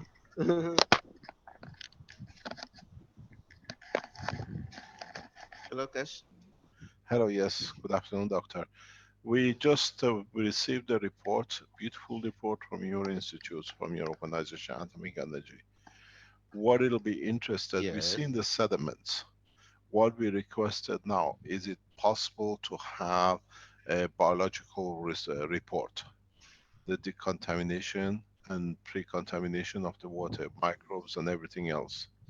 That not only we reduce the sediments and the clarity, but Is the process, the waters you have left, is decontaminated from any infection, Ebola, E. coli, whatever? Is it possible if you could have such a report from you, please? All right, and Dr. Kesh, my unit actually deals with plants, animals, and so forth. And we will not be responsible for But you have friends decontamination. within the organization, I presume, who Yes, but can do it. I wanted to talk about different issues. Okay, please go ahead. Good. We, my unit is Nuclear Agriculture Research Institute, Yes. and we normally change the genes, genetical makeup, the genes and chromosomes of crops using peaceful nuclear techniques. Right. And the current problems we are having now are related to climate. The rainfall figures are not encouraging. So we want to come out with plants that will have genes that can convert little water into food. In other words, drought resistant plants. Can I And ask you a question? Can I ask you a yes, question, doctor? yes, We please. know in Africa, I worked in Africa for a long time and I've been in the interior. We know that African ladies carry sometimes 40 different kind of seeds for different climates. They forecast Yeah. how the weather is going to be, and that year they use a given seed. Yes. Is there a seed in Ghana or in part of your structure without genetically getting modified, which had the property that it can live in a drier condition? There must have been. Yes. Must be local Yes. seed. Yes. We have some seeds which can actually do well. Example, lima beans can thrive very well under drought conditions. We have other crops species that actually thrive well under drought condition, like cassava, special breed cassava are also there. Although they are not seed, but they are vegetatively propagated. So it is in the genes structure of the seeds, or the, what you call, the fibers, to Yes. be able in their memory chain that somewhere down the line they could stand the droughts in Africa. That's why they survived. That's why we got them now, because genetically Exactly. it's recent. Okay, what you can do, I suggest you test. This goes back in the test we showed couple of 2 or 3 weeks ago, from the research from our group in US and in Philippines. If you put your seeds, you saw the copper oxide, which is brought the sediment down from the water. Put the same Yes. copper oxide in a container and add water to it. Yes. Take the water, or put the copper oxide in a container and put another container inside it with water, and put your seeds in it for about 10 minutes, no more than 10-15 minutes, and take the seed out and plant it. These seeds will take up to 80% less moisture to grow, which means any drought condition can be met. These All seeds will right. grow much faster for a shorter season. We know this. I did this test over 9 years ago, 8 years ago. So Mm. instead of going genetically modifying, trying to stand drought and pest,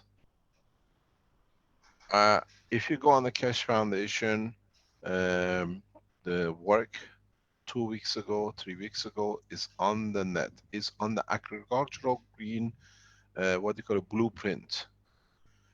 Just try. Benjamin is with you. Don't do anything else. Just put All your right. seeds in the same CO2, copper oxide, or in the same CO2 which you use to create the sediments to clean up the water. Put this Mm. CO2 or copper oxide in the bucket and put a bucket inside it and put your seeds and water in there. Leave that bucket for 10 minutes, 15 minutes, an hour, whatever you choose, because the more you leave it, the more you strip the outer energy of the gene, and you go back to original seeds thousands of years ago. We know this from experience in Belgium. So Okay. take your seed, put it in a bucket, put some water in it, and put that bucket in a bucket which contains CO2, and then leave it for 10 or 15 minutes. Just stir it and cultivate. All right. Is Dr. Guava at the, in US, who's going to Kenya, is he with us? Is he online? Yes, I'm handing over to Dr. Nana. Hello? Yes, I'm online. Thank you. Hello? Hello. Hello. Okay. Hello? Yes. Hello. Hello. Can you not hear him, Mr. Keshe? Dr. Mugaba, are you with us? Yes, please. No, you're cutting off. There is something wrong with your line. No, it's good here, Mr. Keshe. Caroline, can you cut? He's downloading. I'm here. Hello? I Hello. can't hear you. Oh, Dr. Keshe, I can hear you very well. Rick, can you hear me?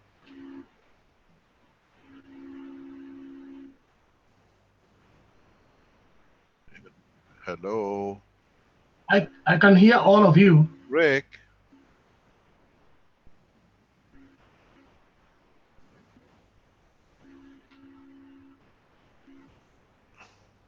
I can hear you fine. My audio is out.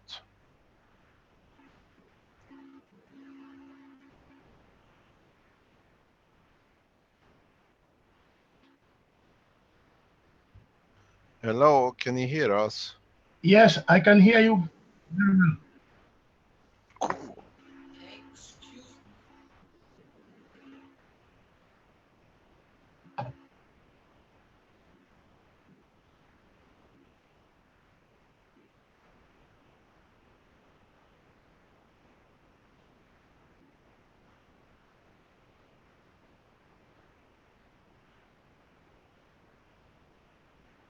Just a second while we try to get Hello, I back. cannot hear anybody. I can hear broken voices.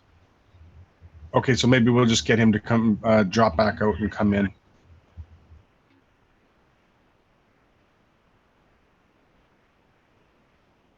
Do you want me to mute? Yeah, Rick, can you maybe No, put on thanks. the video and we'll deal with Mr. Keshe's Okay. just the initial one, the intro video, and then I'll see about getting Mr. Keshe's voice back or his audio.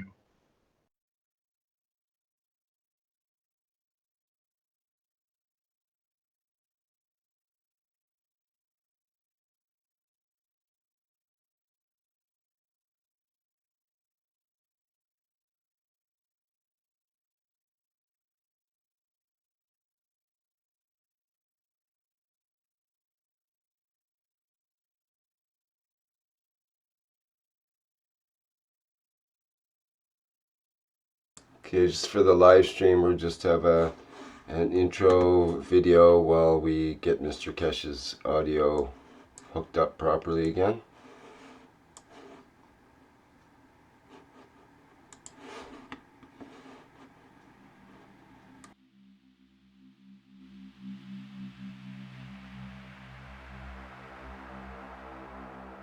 Hello? Can Can you hear hear me? the audio, Mr. Keshe? I can hear the recording. Okay, good, Rick. That was a good test. Okay, thank you. Can you stop that again? Or maybe pause it, because it's good to have something up.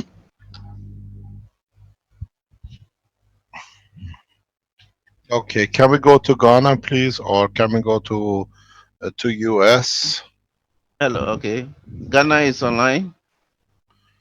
Yes. Hello. Hello. Yes, we can hear you. All right. Can you hear us? Should I make my submissions again? Yes. Do we have Ghana online? Do we have Yes. Benjamin with us? We have Yes, please. Okay, can we We go? are online. Ghana is online. Okay, can we go to United States to Dr. Ogaba in US? I'm Who? online. I'm online. Okay, can you enlighten us that because you're going to be part of the Keshe Foundation in Africa, and you've done these tests. Can you explain to our colleagues in Ghana what you did and what the result was, that they know they have a guideline? Yes, please. I Go planted ahead. Okay. potatoes treated with water as control and treated with CO2 gas water. And the ones that I treated with CO2 gas water matured 2 weeks earlier. And the weight per potato was not different from control. Maturity was faster for potatoes treated with GANS water, CO2 GANS water, and all I did was submerge the CO2, the potatoes in CO2 GANS water for 5 hours before planting. And my presentation, I can see it online. I guess Rick has it online.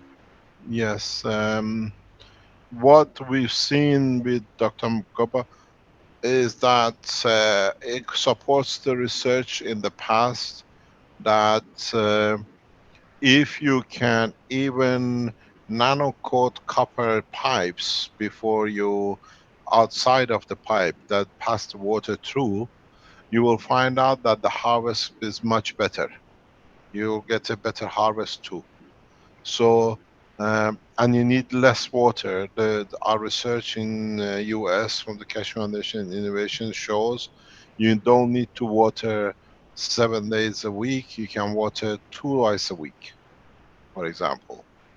So the by the use of CO2, water of the CO2, you never change the amount. You keep the bucket of the CO2.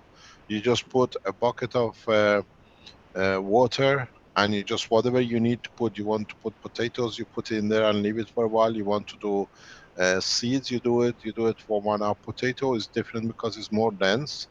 With seeds, we've seen 10 to 20 minutes is more than enough, and you plant the seeds.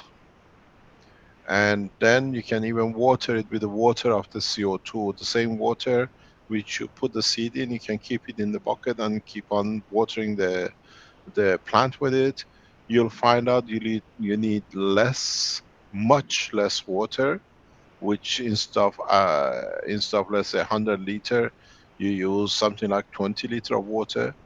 The harvest we have seen in research done, very controlled research in Belgium, your harvest goes up by 3 to 5 times in foliage, which is good for the animals. And you will see that the cultivation time reduces by up to 30%. So you can cultivate in the time of drought in a shorter time, get the harvest, and you can do a lot with it. Thank you very much. Thank you very much, Doctor. Dr. Kwagawa is going to run the Keshe Foundation in Kenya, and we bring all the Keshe Foundations in Africa together to collaborate. Is there anything else from Ghana you would like us to help you with, or because we can collaborate together? All right. Can we get the Kenyan contact so that we can communicate with him? If you want, I send him with pleasure to Ghana. He All can right. stay with you for a while. He's a doctor in agriculture, he's economy. He can help you and then transfer the knowledge. I know you have a close connection with the atomic energy in Kenya, that he can transfer the whole thing to Kenya. Some of your colleagues in Kenya already use the energy units which was built by Benjamin, which they took to Kenya.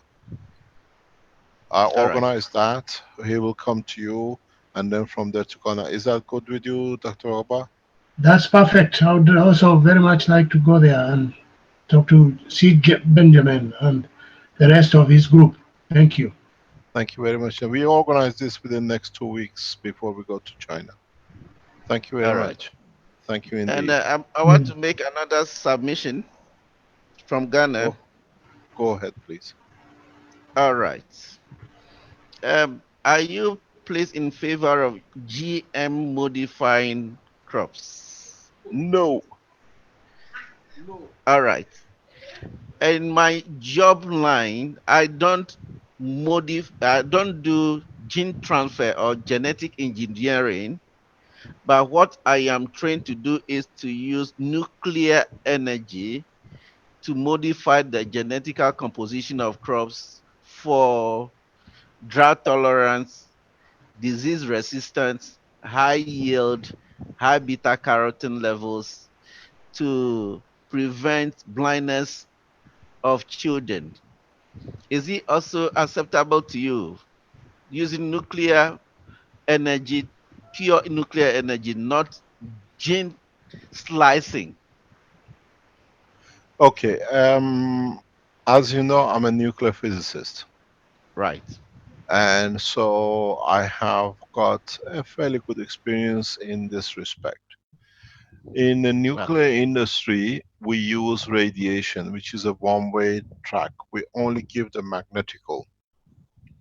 When you use the CO2 the way we just discussed, you will find out you get what you're looking for because you use a plasma condition, which means you give and take, and it brings a new dimension into the world of seed genes or genetic.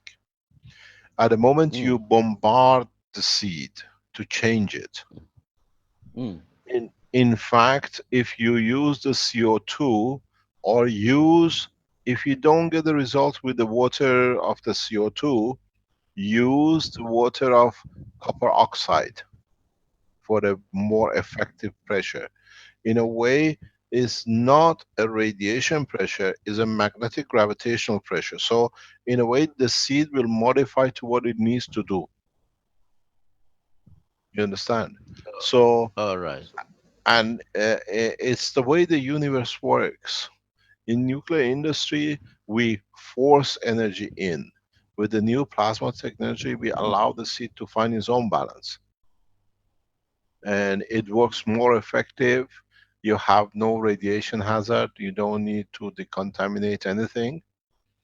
But the only thing is, if you don't get the result you want with the CO2, go one level higher, go to copper oxide. And usually with the seeds, the copper oxide is the maximum you need to do. So if you ask Benjamin, if you have the seeds, do the radiation process and do the same in parallel with CO2 and copper oxide. Or if you want to increase the energy, add a CH3 to it. Or you can mix these. And you find out with less than no cost, you can do exactly what you need for. But in a way, if you look at it in nuclear industry, radiation is adding energy into. Okay. Correct? Yes. This way, you add a plasmatic energy which is balanced and acceptable to the seed. So you get the same result, a balanced seed, and exactly how you wanted it to work with zero cost. All right. So I can understand you that your method, CO2 plus CH3 method, is to reverse the plant to original state that God actually made it in the days of old. Yes. Is that correct? Yes, we've seen these results up to now. All right. What of if I want to increase beta carotene level 100-fold? If I want Play to with a increase. mixture. Play with a mixture of 3 or 4 ganses. All right. All right. All right. Till you get the mixture you like, whether let's say 10% of this, 20% of the other. You see where you are giving energy or where you want to take energy. And the copper oxide has the property of giving, taking energy in certain levels. But if you add it with zinc oxide GANs, which Benjamin can make very easily, you find out it allows the balance within the seed structure. We know this from research in a couple of cases. So Benjamin has to give you a separate, let's say 4 or 5 different ganses, which cost nothing. You've seen it in your center. And then you play with different mixture till you get it right, and the seed will respond, because it's not the radiation. The problem with the genetic modification now is we radiate to dislocate and put it where we want it. This way is a gravitational magnetical, it goes to where you want it, but it's in balance with it. So it's not genetically modified. It accepts the condition, it processes itself to what you want it to do, without any radiation at no cost. Thank you so much, Keshe. Thank you very much. I've done certain amount of work as a nuclear physicist in this part, in this section of the seeds. I started it in 2008, 7, 8. And I have seen the crops which usually die, they last 4 months more than their usual. And you can regenerate, you can keep on cutting the harvest and it comes back. All right. Thank you very much. Yes, Thanks for your Dr. Keshe, I would like to hand over the mic to Nana. Thank you very much Dr. indeed. Nana is here with me. Thank you very much indeed, doctor. Thank you so much. I will explain everything to Benjamin in how to make the materials ready for you that you just test. Thank you. Good day, Mr. Keshe. This is Nana. Hi, good day, Dr. Nagana. How are you, Dr. Nana? I'm fine, thank you. Are you happy with the results? Sure. We're making a lot of progress and I'm happy with it. So we've been discussing it at the authority level from time to time, and on the MOU, I think it's close to final. But the lawyer wanted to be clear on some things. Especially, she wants to know how Keshe Foundation will be infused into the Ghana Atomic Energy Commission system. So should it be a department under the Ghana Space Science and Technology Institute, or it should be a joint company? So We prefer to keep our independence to be a joint company, but embedded in Ghana Space Institute or Energy, which is the Atomic Energy Authority. okay. So Because I know if the rule changes in the country and the leadership or the parliament passes a new law, we lose the control. But this way we stay independent, that we can operate and serve the nation. Okay, so we can make it clear in the MOU then. So I'll Yes, put please. some things together and share it with you again. Thank you very much indeed for your time. Dr. Sure. Nana, Thank you. Yes. how can we proceed with these results from what we've seen from the Atomic Energy Authorities now? Yeah. We need to. Can we We need to. commercialize it rapidly, or can it be used to be commercialized? Yeah, we need to go over all the tests again, all the experiments again, through the scientific processes, do the tests again, and invite other institutions which are doing similar work to be witnesses to those tests. And then we can go public. Once we go We public, are already public. You're listened to by 100 million people. If this is not public, no, I I don't know mean, what is public. okay, I mean, to get it accepted in the Ghanaian community, Yeah. we need to we have Water Research Institute or Commission Institute, yeah, who is the authority for water issues or water resources in Ghana. So we need to have all our documents right and then talk to them. They can give us the authority to probably go ahead with water treatment and other issues about water in Ghana. I think your biggest problem is your secretary to get the figures in the right column. Otherwise, everything else is easy. Yeah. The Okay. So Thank you very much indeed. Thanks for your long-standing collaboration and cooperation with us. thank you, Mr. Gibbs. Thank you indeed for your time. Thank you indeed. Thank you. Benjamin, Yes, sir. yeah, please produce as much as you can the gases of CO2, copper oxide, CH3, and what do you call it? CH, Zinc oxide, yeah. and provide these in a given quantity to the doctor that they can use it for their seed. Make sure there is no salt content, because if you have a salt content, the salt will transfer is plasmatic condition to the seed, Seed. and then that can cause you sometimes is to benefit. It allows the salt in the seed to extract moisture from the environment, so it becomes a sink for watering the plant itself. And in some plants this works the other way around. So try to give them the ganses with salt water, don't wash it, and try to give them gans with the washed gans. You understand? Yes, sir. Yeah. So what this will do, the plant is looking for a moisture, and the moisture comes through the salt content within the DNA of the gene of the seed.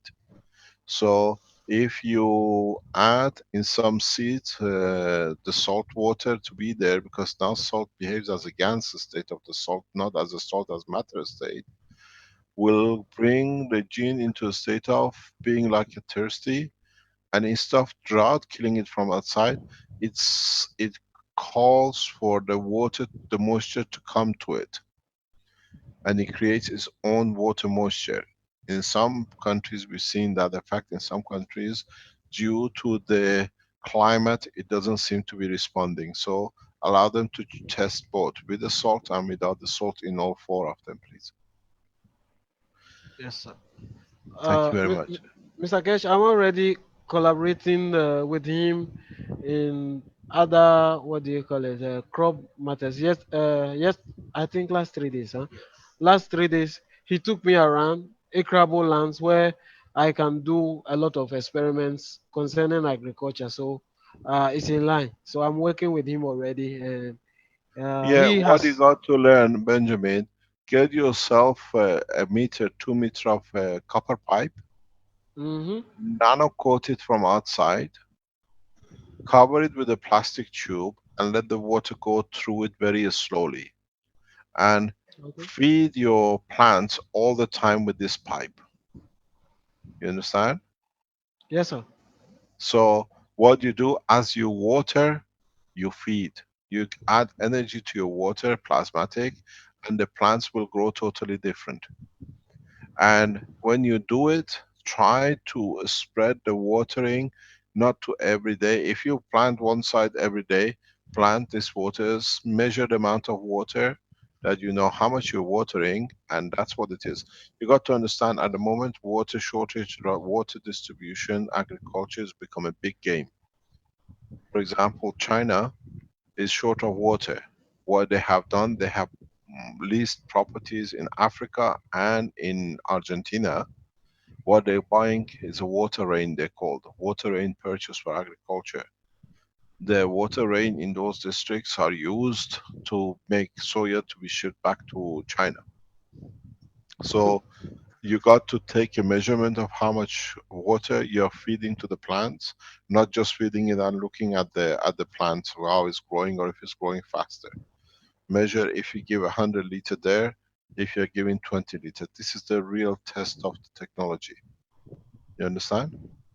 Yes, sir. And connect you, if you're watering with a hose pipe, measure the water. If you're measuring with the hose, with the tanks, add a copper pipe, nano coated from outside, not inside, Outside. with the put a Okay. plastic on it that it doesn't get destroyed, and water it and measure it. You will see the difference very quickly. You see 70-80% reduction in the water consumption, and you will see up to 30%, up to 4 times, 5 times more what they call foliage.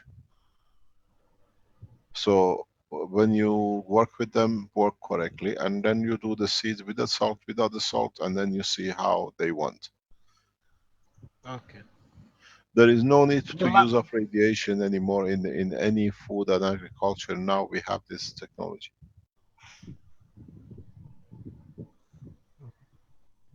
okay.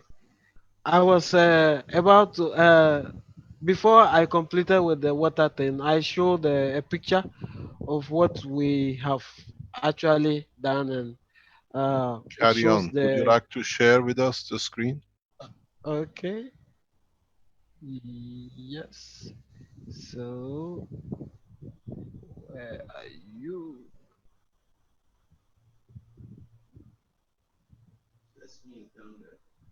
Yeah. I've Rick, you probably have to stop sharing. okay. Rick has to stop, then you can come in. Yeah, come in now. Okay. Okay. Thanks, Rick. So thanks, Rick. Where is it? Give me a minute to start my PowerPoint again.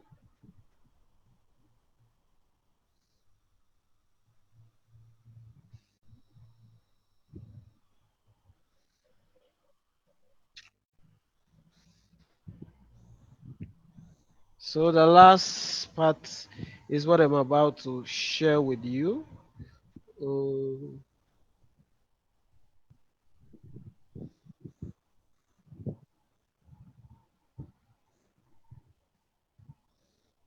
so, sure. Is there a problem? Yeah, there's a problem, but we are on It's the. coming up. You're coming up. There we are. Okay. You have the last picture we see now. Yeah, That's please. the last picture we see. This is what we are about to do. So you see the ends, there's a connection point at where the tube bends. That is where we are going to put the nano coated tube outside so that it will water the plant. And these beds have seeds which have been nano treated in different configurations. So I have all the permutations also drawn, and once it's ready, my IT guy is a bit indisposed, so he's not here, but I have seen that he has done a lot of work so far. There are some few corrections I want him to do on them, and then we can share it so that those who have what do you call it, expert knowledge in this field can also add their knowledge to it. So that is what. Benjamin, when Yes, do sir. you start this process? Uh, we It's all we. I just went to see Dr. Amenope to see the land, but already I started. I have started the process already somewhere, but I'm not getting the full cooperation from that end. So I have even abandoned that project. But this one, I will have people who will be able to man it for me because here, if you give something to You know somebody, what we can do, Benjamin? yes, sir, Benjamin, the yes, sir, biggest agricultural university in Africa, the most famous one, has hmm, always has been South Sierra Leone University. okay, It was a jewel in the crown of the agricultural universities in Africa till the problem started a few years ago. We always promised, what do you call it, the chancellor of the university, he wants to bring back the university back to what it was. Uh, we have still the situation with Ebola there, but maybe between you and Dr. Haba, which is coming to you from Godwin. United States, we can join you up Okay, with Dr. Mutwe. professors in South Sri Lanka University because they need this for food. Would Okay, it be possible that we can put you together in that way? Because one of the seeds I think you got to try extra cassava is rice. rice. Okay, Rice. we are in position. We are in position. Try to see how you can do. Because what Americans have done over past 20 decades, they imported American rice so cheap that it was not worth for the farmers locally to produce it. So now they are forced to buy, and the new seeds are agriculturally modified that it doesn't give them what they need for the next harvest. If you can show how you can reverse what I call the genetic modification of the seeds, which you can do, and share it with the scientists in Kenya and in Sierra Leone, I think we achieve a major production in rice, and we can even go back to the original rice, which a lot of we can grow in the dry season. Okay. This is Dr. Manope fantastic. What is you nodding his have put in head, so. front of me in that picture, what I've been trying to do for nearly 2 years. You tangled the bait, so now I bet. Now you better do. And I'll bring as part of the collaboration the director of the Central Bank of ex-director of Central Bank of Sierra Leone to be collaborating with you with this. And he's he's ex-director of the World Bank, and he's very good in these things. He is from Africa, and he understands the problems. And we can raise a lot of funds in Africa for this project to stop the processed genes. Okay. So, That's in line with this, I have told Anash that I'm bringing some samples to his lab. So we'll do after and before soil sample analysis, and the water that will be used to water this crop will be tested periodically to find what is in the intake point and the, what do you call it, the outtake point and the intake point. So we'll do that and see what is inside before it gets past the nano exit, so that we'll also know. Uh, uh, can I ask our colleague in US, how fast can you get to Ghana? Is your suitcase ready? Oh, I'm ready, but I thought I would go to Kenya first and then go to Ghana. That may be easier. Either way, let me know when you travel, and we finance the rest of it the minute you tell me you're moving. Okay, thank you. Please, because I think with your experience you've done, you can bring correct test trials in Ghana and transfer the knowledge back to Kenya. Definitely, I look forward to doing that. Thank you. Anytime you fly, we'll support you. It's all in your hand from now on. Thank you. Thank you very much indeed. Thank you, Mr. Kesh. Thank you very much for a beautiful job, Benjamin. Try to support the measurement of the what do you call it, microbes and bacteria in the water, if you can do that. I could carry it with me Okay, we will before I do go that. to China. And the contamination of radioactive material is a gift from Africa to Americans if this disaster happens and we get radiation spillage, because the number of nuclear reactors sits on the right boundaries of the plates. It'll be fantastic. You're sitting right inside the Atomic Energy Authority, and we can ask our colleagues in Iran for a direct collaboration and transfer of technology in different ways. Thank you. Thank you very much indeed. Thanks, Dr. Nana, Dr. and all your support in the Institute. All the best. We'll see you next Thursday. So they are interested in the space aspect also.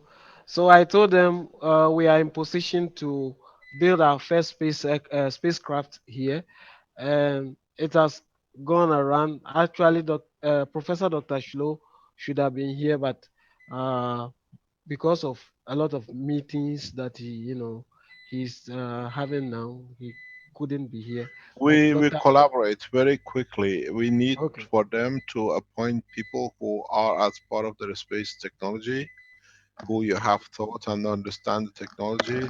We bring them in the space in the spaceship team. we bring they let them appoint Ghanaian scientists who understand our technology in the space, and then we bring them straight away into the Spaceship Institute, what they call it, UPS teaching may group. go off any moment from now, so Pardon? our UPS may go off any moment. Hello, you can't hear you. You're down somewhere. Get the microphone. Okay, we are saying that our UPS will go off any moment from now. Thank you very much indeed. Thanks for being with us. And quickly, Dr. Cash, this is Godwin again. Yes, Dr. Godwin. A lot of seeds are being sent to the moon for cosmic radiation mutation breeding. So I'm interested in space technology. If you can pack some seeds and send it there and then bring it up and see how they can actually grow in comparison with the one we modified in Ghana. With the greatest of pleasure. I'll organize it with Benjamin. All right. And we'll speak together in time to sort it out. All right. Thank you very much, Dr. Godwin. Thank you. Thank you so much. You, bye. Thank you so much. Thank you. Bye-bye.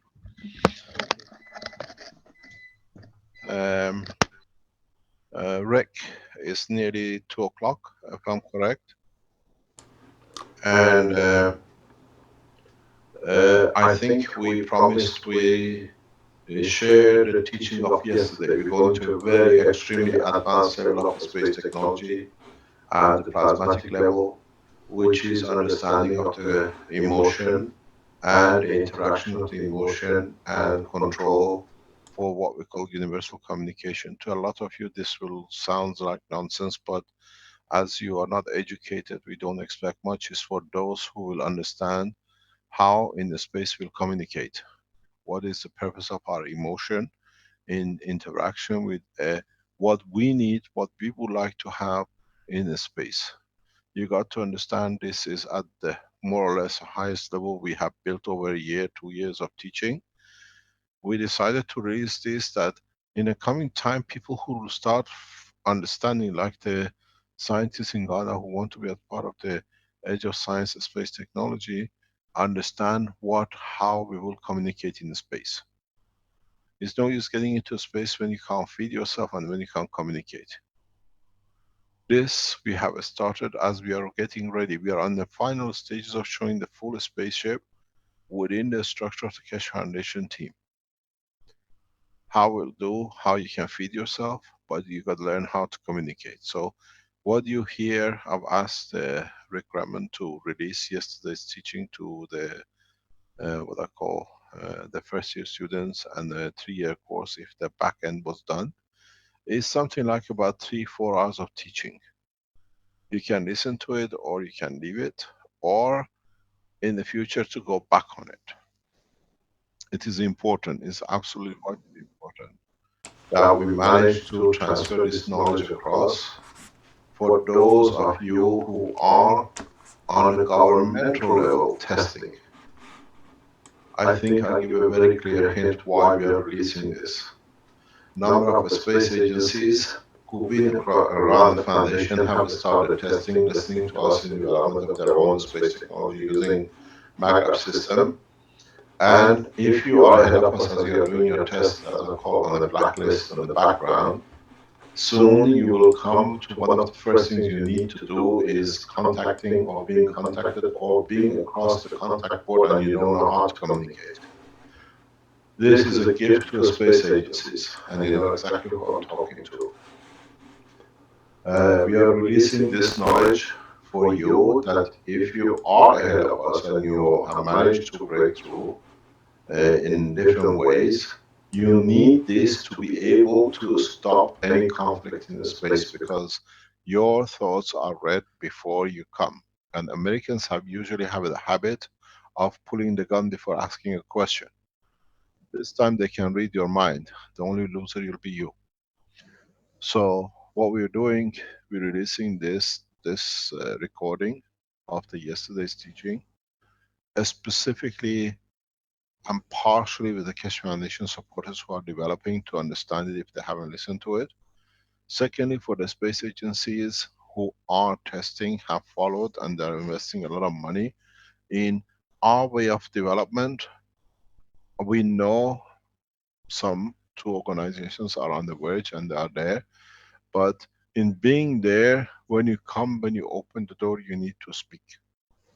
We are teaching the basis of the teaching of the speak, but we do it public. In a way we say, we know what you're up to. Wish you all the best. I'm going to come off the line if you want to start the recording and let it be listened. Those of you who might come back in the future and laugh at it, it shows your lack of understanding of what it is about. But when those students who just joined or they'll join, in the third term you understand exactly what this is about and what it is. This is the blueprint of the space language. Last week we released a blueprint for the spaceship and the structure. Now we start releasing a number of these things for what we call a spaceship program, where we are entering a point that we are about to produce crafts without dimensions, without physicality of the schools and platform what we are used to. The way the skin of the man is created from the fields, the way upper atmospheres of a lot of planets are created without any material but from interaction of fields. Now we are learning the same process. The way we see the surface on the sun is created through the same process. Containment for holding to the plasma. Up to now we produce plasma to release its effect. If you contain the plasma itself will create its own surface. This is what this technology is about. And then you will understand visibility, tangibility. So from now on, when you do such a thing, you should understand how to control it. And now that we release the plasma for it by interaction of itself with the other plasmas to create tangibility, we have entered the true space. Age of true deep space travel without the need for food or water from the planet, because we can produce it through the fields of the source of the plasma of the reactor. In this process, you have to learn. When you come in, you join the family, you open the door, they greet you, you know how to greet. You don't look at it and say, oh, it's delicious, I want to eat it, because before even you think of eating, he's already eaten you or disarmed you. So what we start teaching is the universal language in these teachings of today, and understanding of the characteristic of the emotion in different part of the brain of the man. In the teachings up to now, we always handle the physicality, how we change cancer, how we do this. But if you listen to the teaching of before, now we know the cause sits in the emotional part.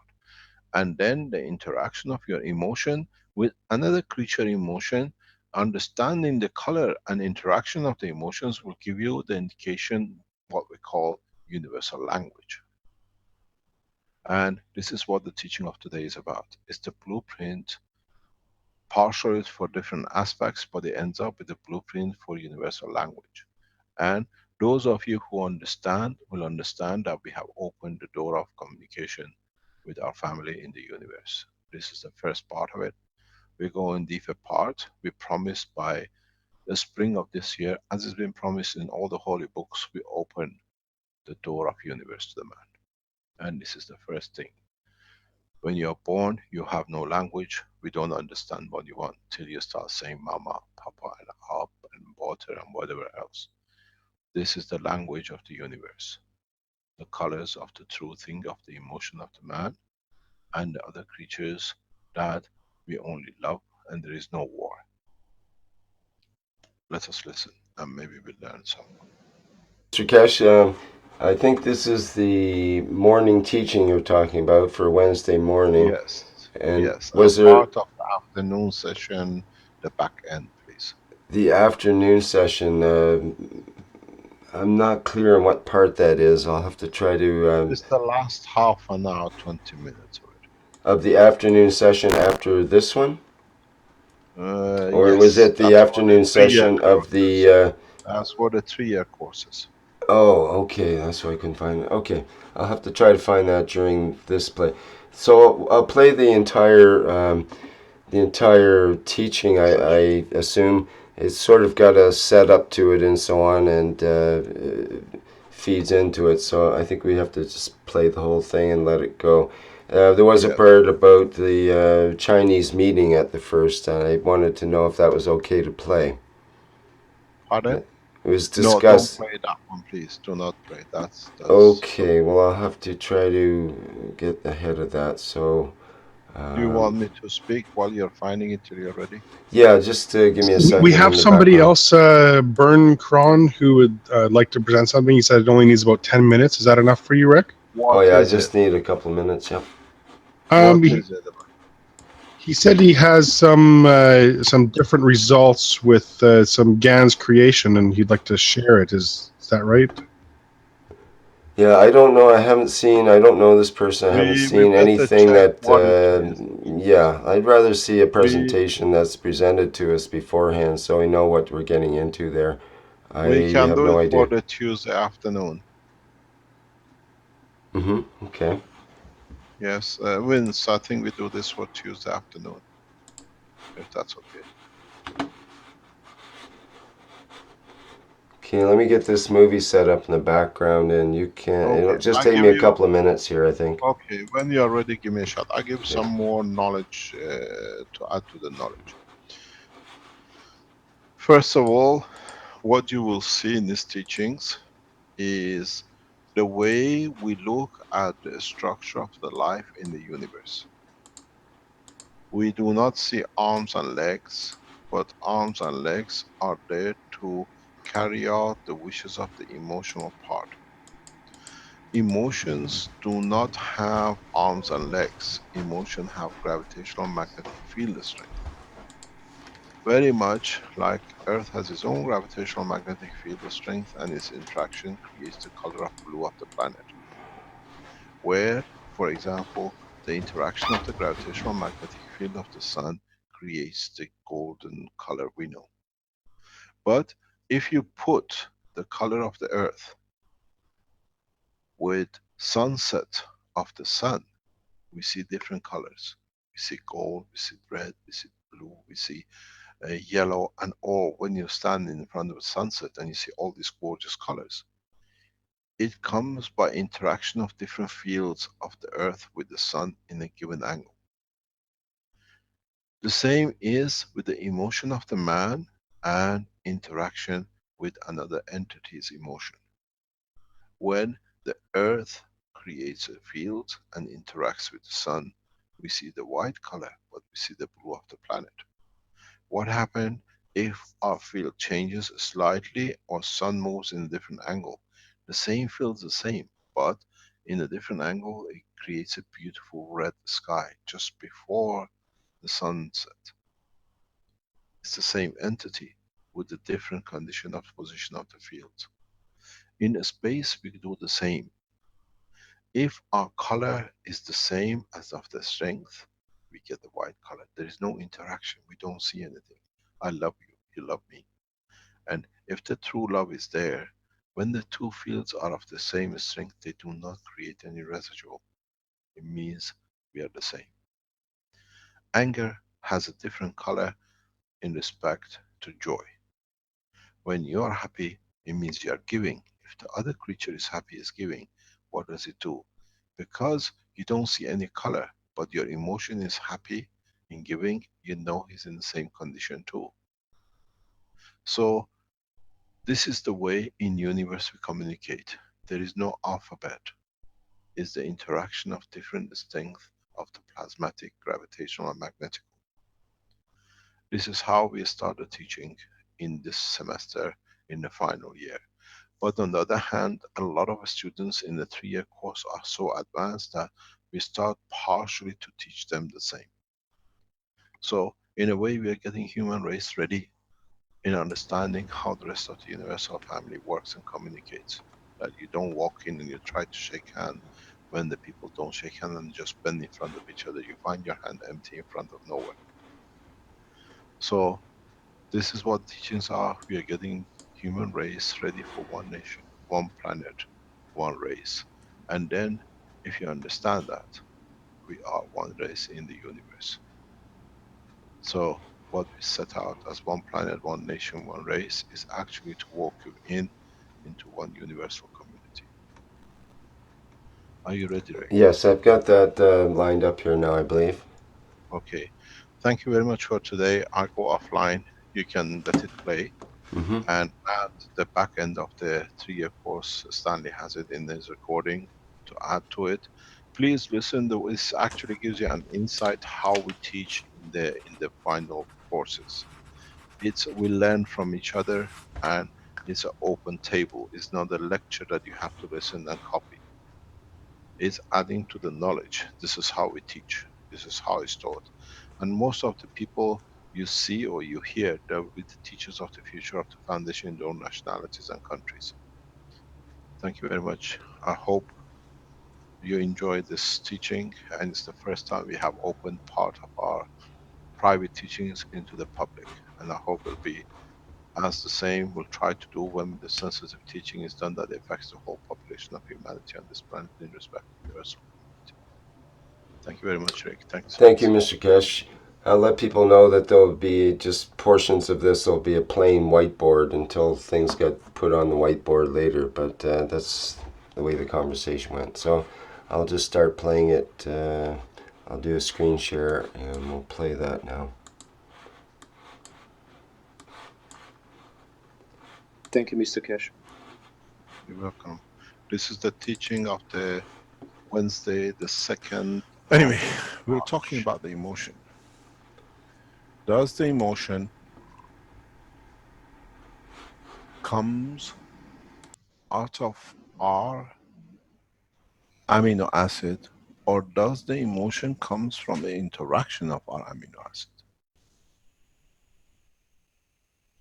Do we need to standardize emotions? Or what I feel pain, you feel as joy, another creature in the universe sees it as a threat, and another creature you see as a funny thing happening.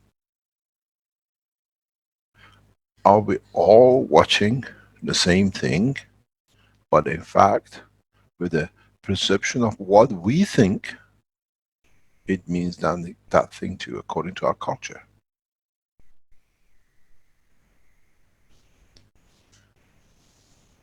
It's very interesting. Now, I'll give you an example. Then you have to understand it.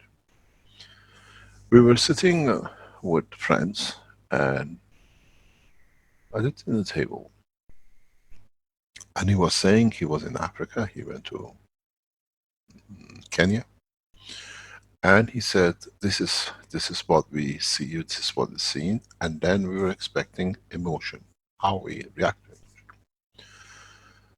In the certain tribe of African tribe, when they want to greet you, and when the important man sits in front of them, as important as a chief, or chief respects him to be their guest, they give the chief something like milk, and he plays with the milk in his mouth and he spits it back on the face of the guest, and everybody cheers that the chief has respected the guest so highly. And so now it's the same thing as emotions. The man who watches as a man, as a somebody, as a spectator watching the scene, if you're African from the tribe, you rejoice. If you are European and you are, let's say, Asian and the Chinese, you get horribly sick with it, because now you see something which is not in fact acceptable to our condition, and then you have to put your position in a position of the chief who spat on the guy, and then you have to put yourself to be the guy who received the spitting, and show the emotion. Even if it's anger inside you, she will say thank you very much for spitting at me.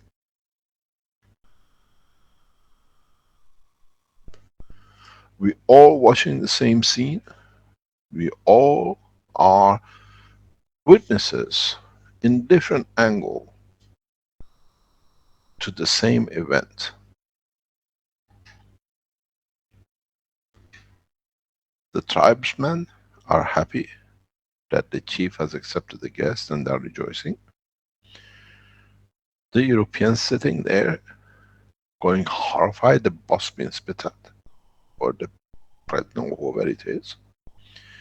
The chief who is rejoicing in tradition that he can accept a man equal to him that he spits on him, and then the man who actually receives the spit and he has to clean his face and don't move. Don't, if you clean your face, it's an insult. Now put yourself in the middle and try to understand the emotion. But it's the same story. If you are part of it, it's okay. This is what it is. We have to accept. If you're not part of it, if you don't understand it, if you're on the receiving side, you clap, and the one who got his pattern can, just literally give you a fist. But he sits there and expect. What boils inside him? Is it anger? Is it fear? Would the chief, if would not say thank you, in the brain you could feel it, to say, I can see him getting angry at me, but he's got to sit there. Would it create a war? Would it create a conflict, or would it bring you joy? Now, this is the language of the universe. This is the emotion of the universe. Make the chief a man from planet Zeus. Make the people from the tribe man from planet God knows whatever, Neptune or whatever, and the audience from another continent, but part of the universe, and the receiver of a part of it. Would we start a war? Or would we hide our emotion? That it's okay, I accept it, and there is no war. There is no conflict, I accept what it is. And now you try to put all these four emotions in a very simple way in the layers of your brain to the same event. Or can you separate the one which is the emotion of fear in line with the emotion of joy and the giving and maybe laughter? As we said, fear is the one which brings control. It means I'm going to hold on to, it's the heaviest. Joy, happy, giving is the outer, is your magnetical.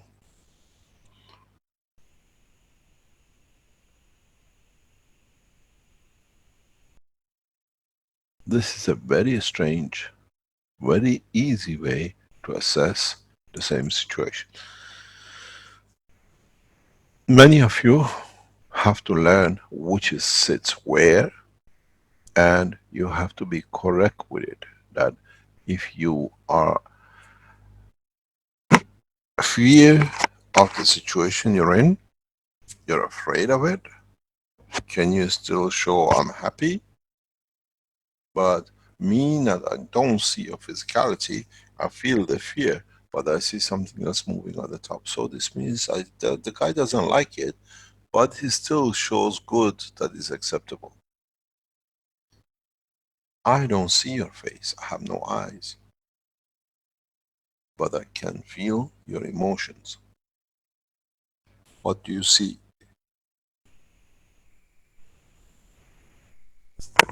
It's the same story.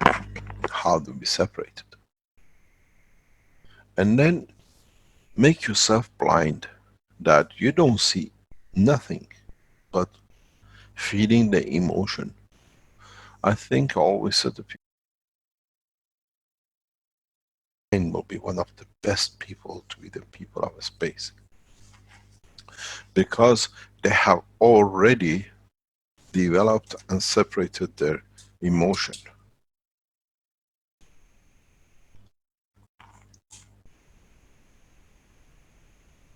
They're aware of it, they are more or less in charge of it, because maybe at the beginning of finding out and being blind, if they would have touched a step too far as falling, they would have cringed and they would have been fearful of falling. But now they've fallen so many times and they miss so many times, oh, this is another one. So, do we become blind to the sight in space and we start feeling the emotion? And if we get to that stage, and let's say they bring us back on Earth, and we can pass a tree and see, or pass a plant, feel the emotion of plant, I'm sure it's going to eat me. I'm sure it's going to eat me. I'm going to be part of his energy. I'm not there. Then would you see that energy? Would you feel that emotion of the plant not to want to be separated, to be killed?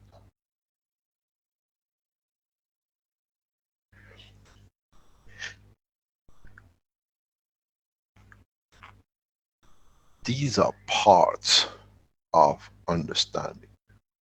I dig into different pieces to bring different emotions. And then you have to understand where, in respect to you, that emotion comes from. And then if you can do it, you want to land, you come more towards the fear. If you want to fly, you go towards the joy. And if you really want to go zappy, you're going to go into the childhood one, which means I do what I like. But I call the zone of ignorance.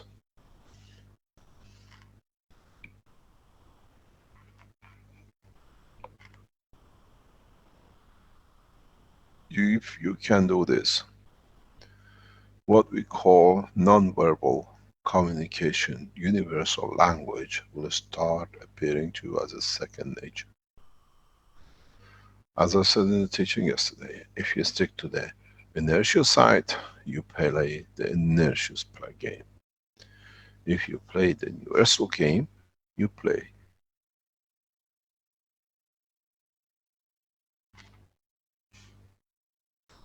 the plasma game.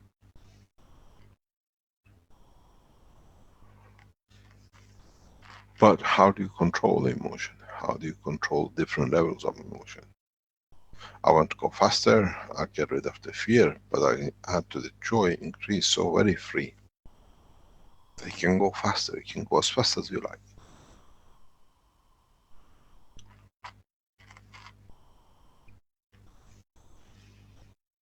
Any questions before I lose you again?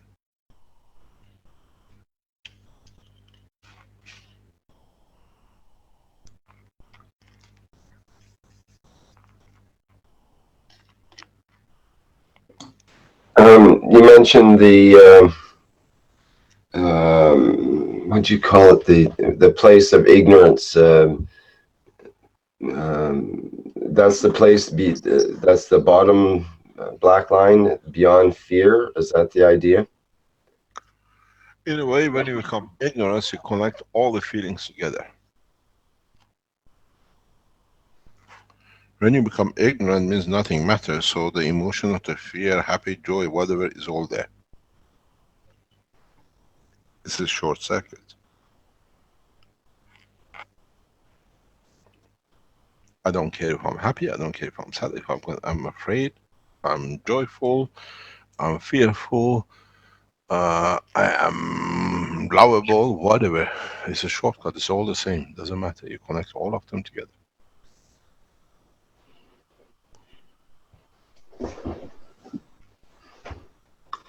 Okay, and the idea that you're putting forth is to make the separations, to deliberately create the separations in order to have the interaction of the fields, in order to create certain effects, let's say. Yes, I was talking to Caroline, we met we meet a lot of different people in our line. And we were discussing it actually this morning about it. If you understand, your body talks, your body radiates a non-verbal communication.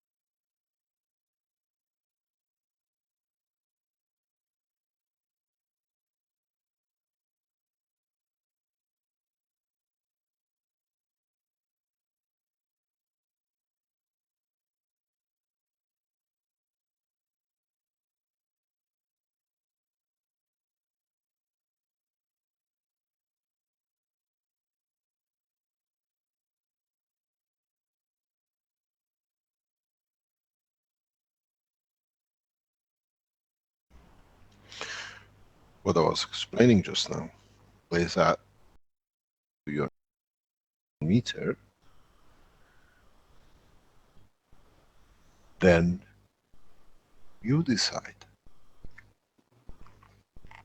how and what's going to be strong. If it's going to be towards gravitational end, you want to sink this way towards the fear, or you're going to go towards the joy and happiness and giving, which is your magnetic one.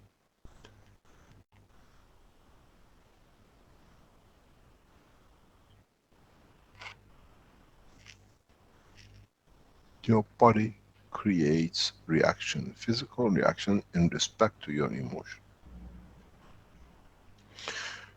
What I was explaining just now is that talking, we met a couple recently that after years of having boys, they had a girl. And we thought that's very cute. But she said we planned it and we got what we wanted. It was well planned. We asked, did you use this? No, we went to America, it didn't work. Did you do that? No, it didn't work. Was it selective genes? No, you can do it naturally. The conversation finished, and then later on, sometimes after, I asked Caroline, did you explain to you how she could have a daughter?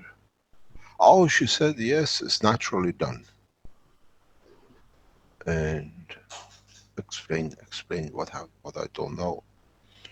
Oh, she says, the woman explained that certain part of your cycle, your temperature goes high.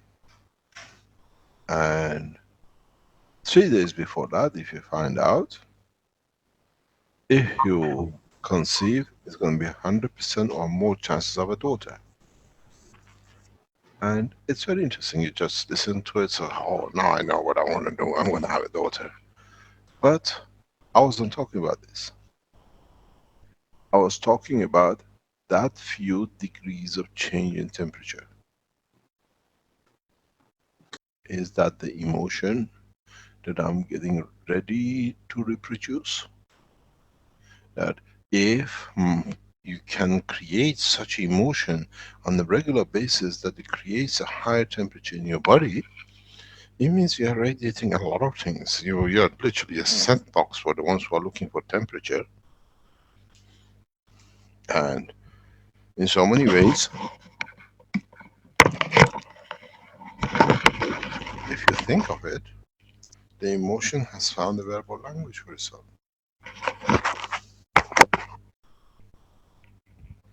So, we have, if we can measure that emotion of the reproduction with the thermometer, oh boys, what have we missed in the culture of man's cycle of understanding of his emotion and his condition, and his literally not only emotion, but his own motion.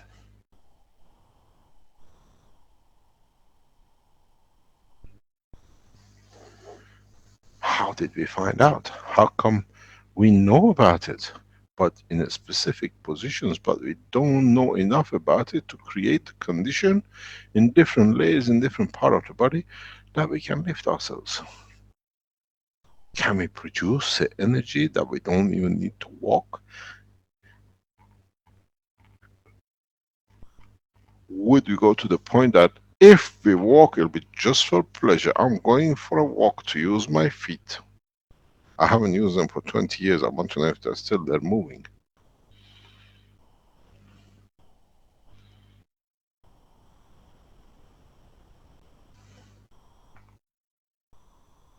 We know all the tricks of the life.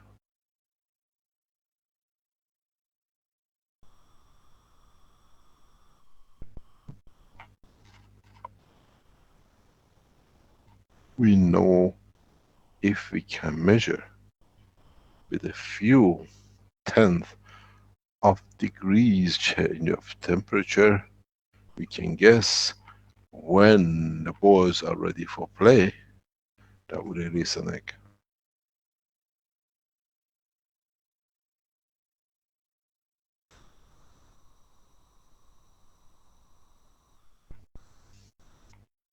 But you ask yourself another question. there's a further extension to this story, how you can have a daughter.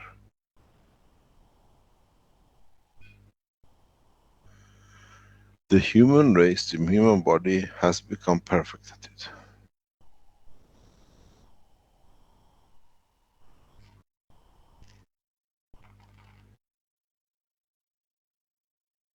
If you measure the emotion of yourself in respect to the environment you're in respect to the people who are in charge of the environment you are in charge of, would you be able to produce what you want?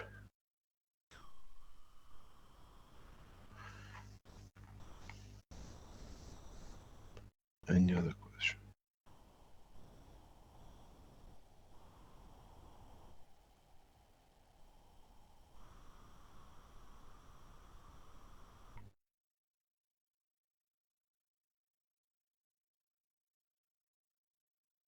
Any question? Mr. Keshe, this is Zizen here. Oh, welcome back. We haven't seen you for a long time. Thank you. I just went to warmer climates, sir, for a couple weeks. Did you forget the suitcase? uh, You could have jumped in, huh? yeah, I just brought shorts along, yeah. Got a lot of Are mosquito you bites. still on holidays or have you come back on the holiday from the holidays? You're still on holidays? If I'm teaching this Friday, if that's what you mean. No, I just wondered, you just came back, you know, if you just... Yeah. How is the emotion of holiday? Well, it depends it depends what one chooses as a holiday. Some like just being on a beach or whatever, but some like actually doing some research while they're doing it. So,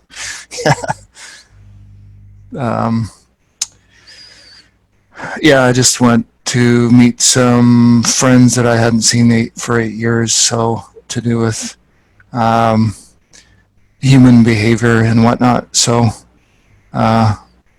it's nice to go into different cultures. Put it that way. It's very enlightening.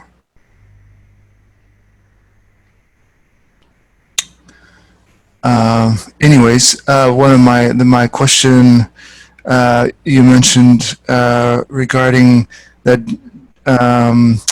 emotion can have inertia, and I'd never thought of that before. And so, does that mean fear has more inertia than joy?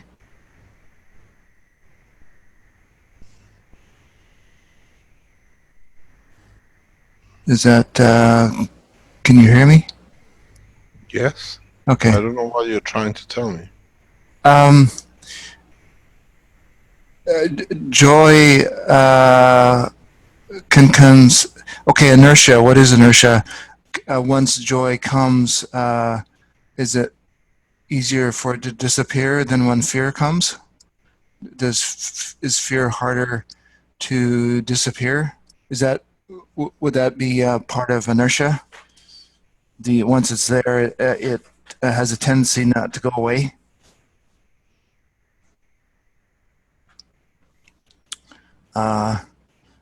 Or is it the intensity of the emotion that creates a stronger inertia?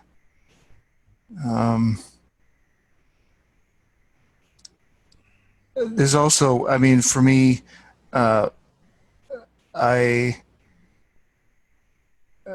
know how we have this term called funny bone? You hit my funny bone. Because there's apparently a bone in the body that's funny, or when you hit it, it becomes an emotion. So, where was I going with that? And there's something to do with how one can change the emotion real quickly, number one. But when the emotion's there, how easy it is to switch emotions, I would call that inertia. Would that be a correct use of the term? is yeah. I guess for a few years I was meditating quite a few hours a day. So in that, I considered it some of it mind training, where I could hold an emotion regardless of any outside circumstances. And it was a really good training, actually. Very good training. So in that way, I would consider meditation, for me anyways, it was quite valuable in, I wouldn't call it controlling emotion, I guess it is, but navigating emotion with a control panel, or so that the emotion is in charge of my control panel. So how does inertia work into what you're just saying now then? It's inertia, I guess, could work either way. If I'm in the joy realm, I can, to me, inertia is, it has a tendency to stay there, regardless of whatever else happens. So there's inertia there. So the joy keeps going regardless of a quick change in circumstance or whatever.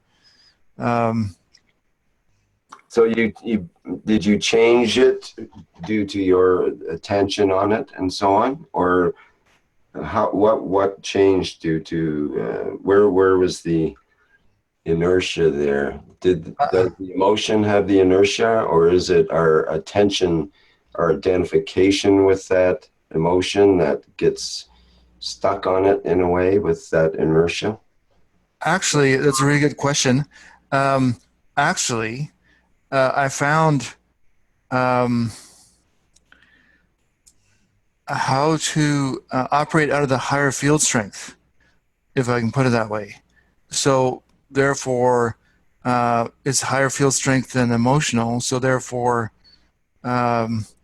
it's a lot easier to switch emotions at will.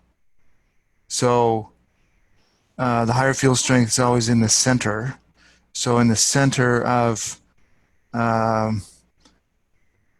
say, the donut, if we look at the soul, if you want to put a physical shape to the soul structure, if it was a donut, and also then corresponding the physical representation of an the emotional center in our brain, I would see that also as a donut, or would that be a torus? A donut, a dynamic donut, hole in the center. The hole, I can viscerally feel the hole. So if I put my will, I'm willing to be in that higher field strength. That's part of it. It's the willingness to be there, because it's much more intense. The intensity is strong, so it's getting used to intensity of the field strength. But when well, you can never get used to it. It's always know that it's a higher field strength, not the lower one. But anyways, when in that higher field strength, it's almost like a tunneling. Mr. Keshe called it a tunneling, or there's almost like a fiber optic cable in there that can be accessed. Maybe that's not the right way to put it, but it's funny. A funny way to put it.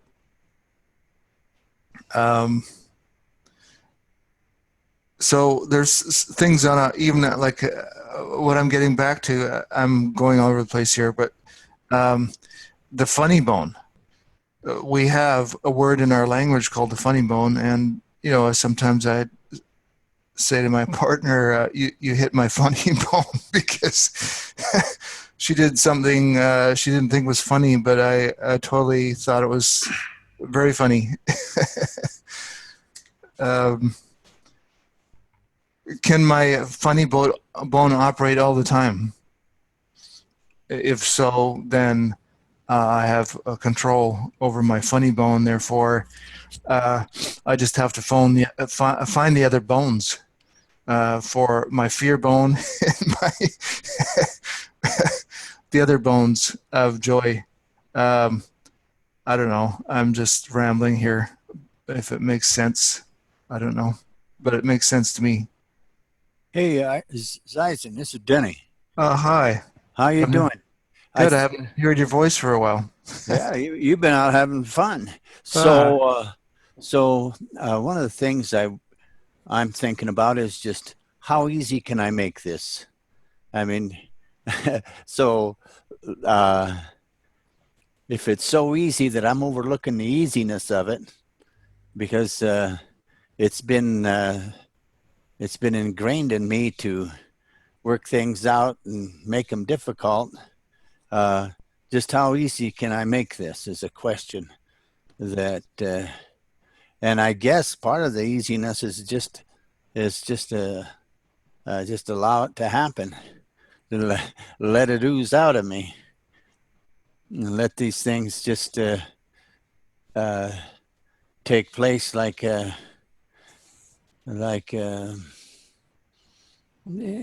kind of a body function, a bodily function. But one doesn't have to be ignorant, though, as being able to sense that. So it must be a sense that we can develop. It could be very well. It's just like I feel like I have to go to the bathroom. I sense that. That's what's always intrigued me as guys. I don't know what it is for women, but if I'm around a waterfall, or even if I turn the tap on, suddenly I've got to empty my bladder, if you know what I mean. Oh, yeah. I used that trick on my grandson. Yeah, exactly. So, so right there, what is that? I every time it happens, I'm always surprised. What is that? Well, that's an emotional strength that just happens that quickly and that easily. So, in other words, there's got to be little tells that'll get us this aware of the differences in our strength. Now, we were talking about the emotional center, and you were trying to put a torus and a donut. Well, and we do know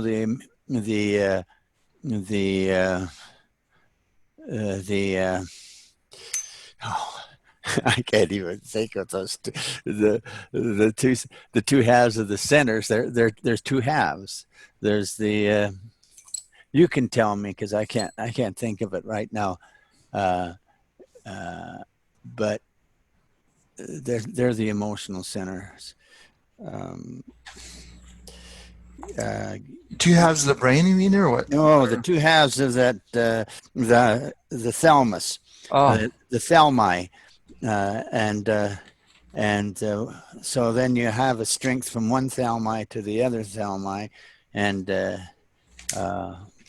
so that's what will give you the ease in it happening. And so if you can, just like you can sense that you're going to make your left bicep bulge or your right bicep bulge, you should be able to do something similar with the thalmi. Some easy little trick that you know where, and it although it's emotion. And now I'm going to step out for a minute so that I can give a chance to think on this. and I'll let you go back to your thinking. But the thing that I wanted to impress upon us is how easy it just might be. Thank you for that. That's if I can carry on here for a bit. I would say it's the development of the will and the willingness to go there. Those were very paramount in my self-training in my meditation. So I think that's a very like we have very strong wills, stronger than our physicality, stronger than our emotion. So where does that will reside? I'm not sure about that, but what I do know is it's a high field strength. If one brings the higher field strength to it, if that makes sense. So it seems like you're talking about what we could say a voluntary, you're voluntarizing or making it something conscious, which may not have been voluntary and conscious beforehand in a way.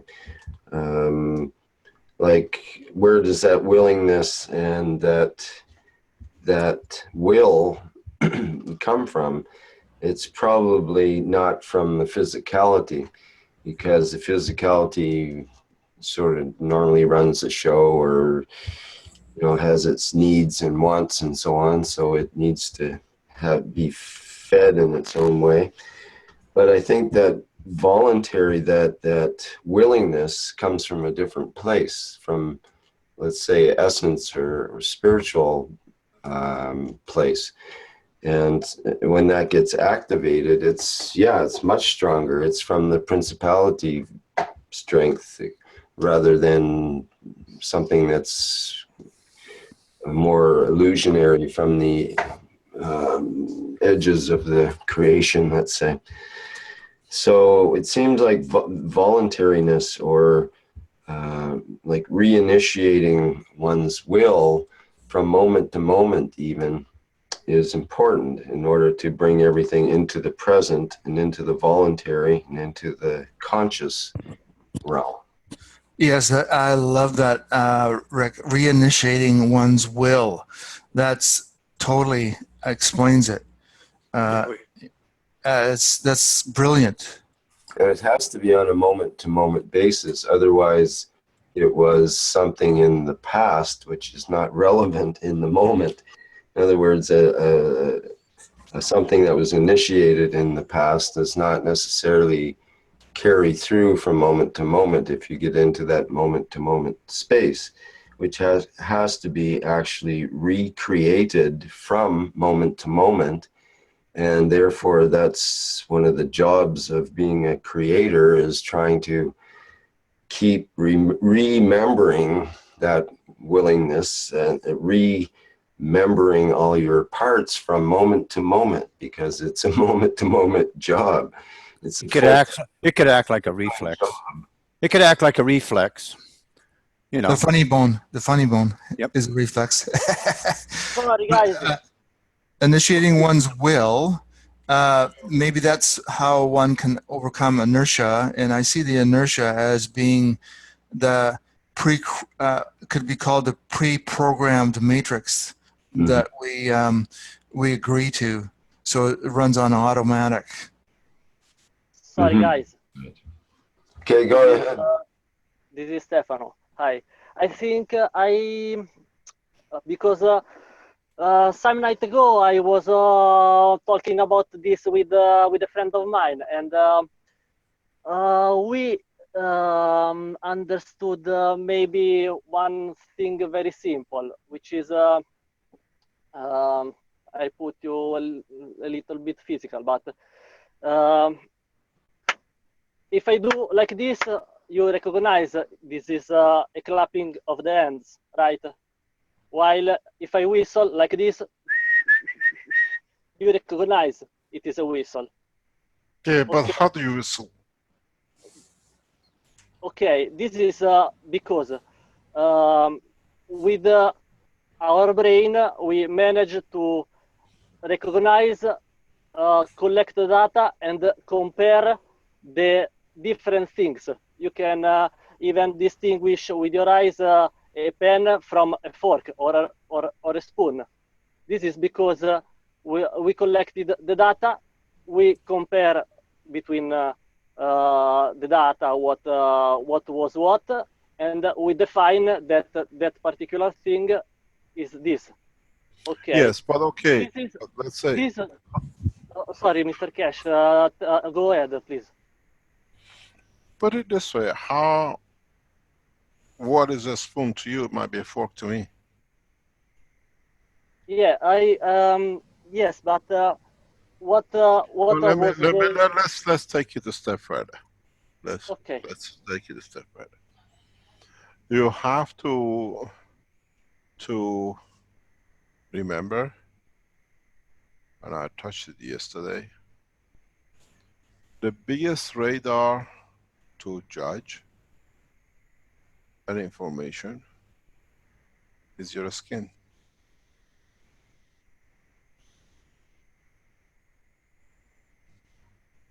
The skin of the face detects different things. The skin of a hand detects different emotion. The skin of the foot has different emotion. We don't feel exactly the same, our own skin to be everywhere the same. Do we use our right hand for emotion of the laughter? And we measure our fear with the tip of our fingers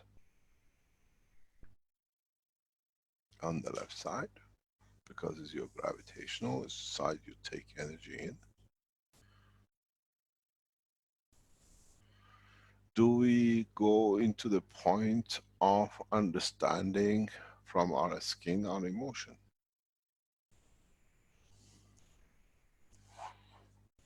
Then would it be the same or easier way to understand this is what it is? This is how I show. This is why I started this discussion.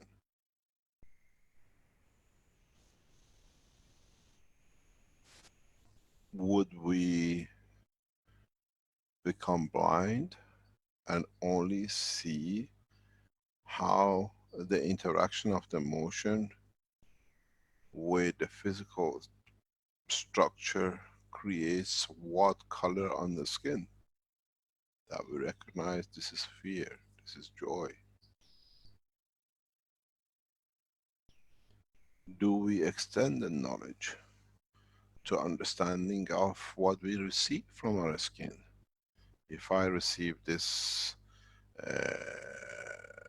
field from such an entity and I absorb it, it's like a wind. I know it's a cold wind, is it a fear wind, is it what?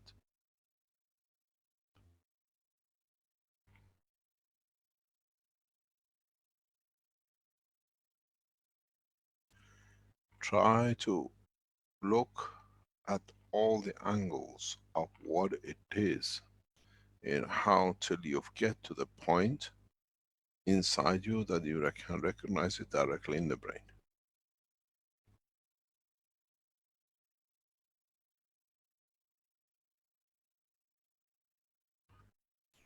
Do we go to the point of releasing an energy and seeing what other people feel? Keep your face very straight and send a message of I love you, which is the joy of giving. I'm not expecting any back. See if they raise their head and smile at you. Or you see somebody frown at you, I love somebody else, I don't need yours.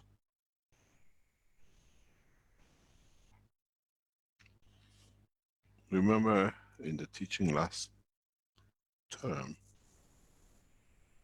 we spoke about with your thoughts moving things.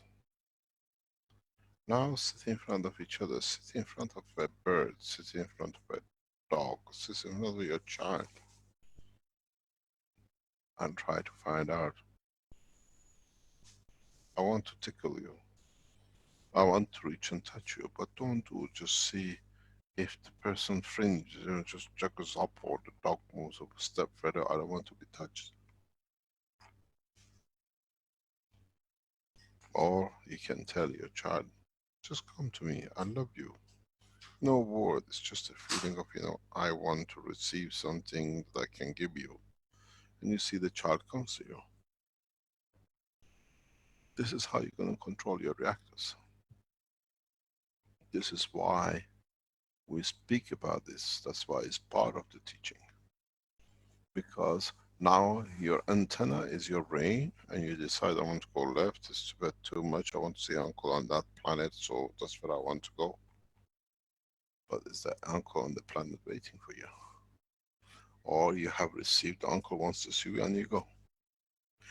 Man in a space will be so busy traveling that doesn't know even what time of the day it is.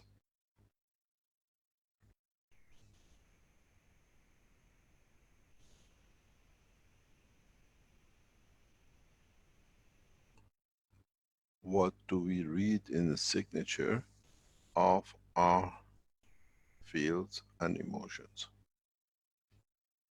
You see, I don't teach you this is the line, this is what the emotion is. I leave it open to you, because that emotion can be different between all of you, but you all feel the same.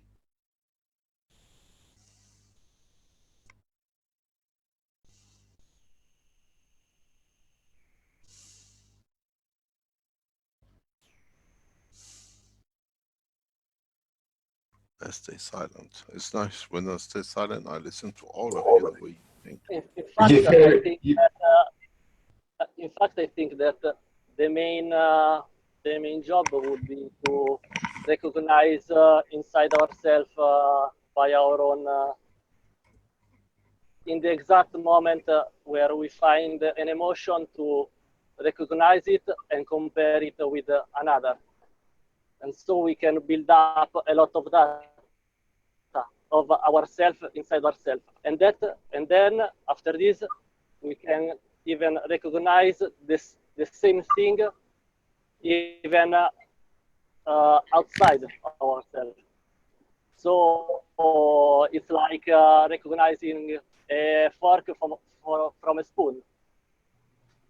But because you know the exact, I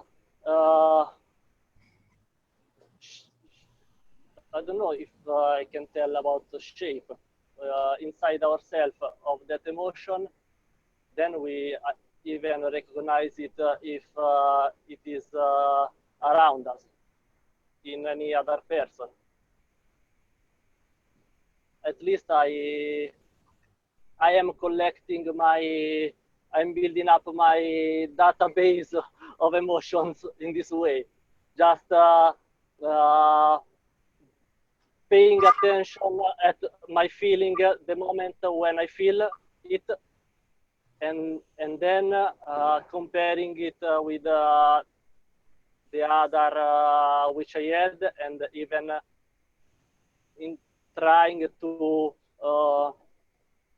put that feelings out in a proper manner for an outcome I would like to have in the surrounding, let's say. And about that, we talked about the way you greet everyone in the online teachings here. Every time you come in, you enthusiastically say, you know, hello, or either Yeah, I think that in the chat. that is a good base. Actually, I think the good base is the peace of mind. From there, you can build up, because and if you aren't able to stay quiet with your mind and with your feelings, you can even analyze any kind of thought or emotion is passing through you. While in the moment you achieve an inner peace, an inner quietness, it's very much easier to put your attention on the right spot, let's say. And how does the emotion of enthusiasm, or one might say joy, tie into that? To me, it's because I'm accustomed to it in some way. So I know what it is. So when I want it, I do. Does that come from, first of all, It's experience. yeah, it's the baseline of peace of mind first? It's like I was telling you before. It's like when you collect a lot of data about yourself and about your feelings. It's because during our life we don't pay attention to our feelings, to our emotions. But Yeah, in but fact, that's you. What about the rest with respect to that emotion? It might be anger to you, but joy to us. Why you get angry and the rest of the laugh? this is I never considered. Wait, but I don't understand what you mean when you say anger to me. You see, you fall, you get angry, you drop something, but to the others, it's to you is anger, but the same thing is joy to the others. They laugh. Look at him, he missed the step. Or someone that's laughing and you think, geez, how could they laugh? I'm having such a rough time. Everything's awful. How could someone possibly be laughing at me, obviously, or that kind of thing. Yeah, but this is a subjective point of view. But I'm trying to that's okay. Let's put a measure to it. Let's take it a step further. We all buy a distilled water. Distilled water is distilled, doesn't matter where it means it's nothing but just water. A lot of you have seen these machines which they put on. If the frequency is love, it will make the sign of love a heart. If it's whatever, the water will give you the emotion of how that frequency is. Yeah? Now, all of us, all of you in this team, get yourself a clean glass of water and a bottle of distilled water from the supermarket, which is clean, there's nothing in it. And all of you sit and watch and try to see what your emotion makes in the water. Does it make us, I love that one. The cup will make a love sign, heart sign. And then go to the book and get the book. Says this is it. When you see the water is this shape, it means anger or whatever.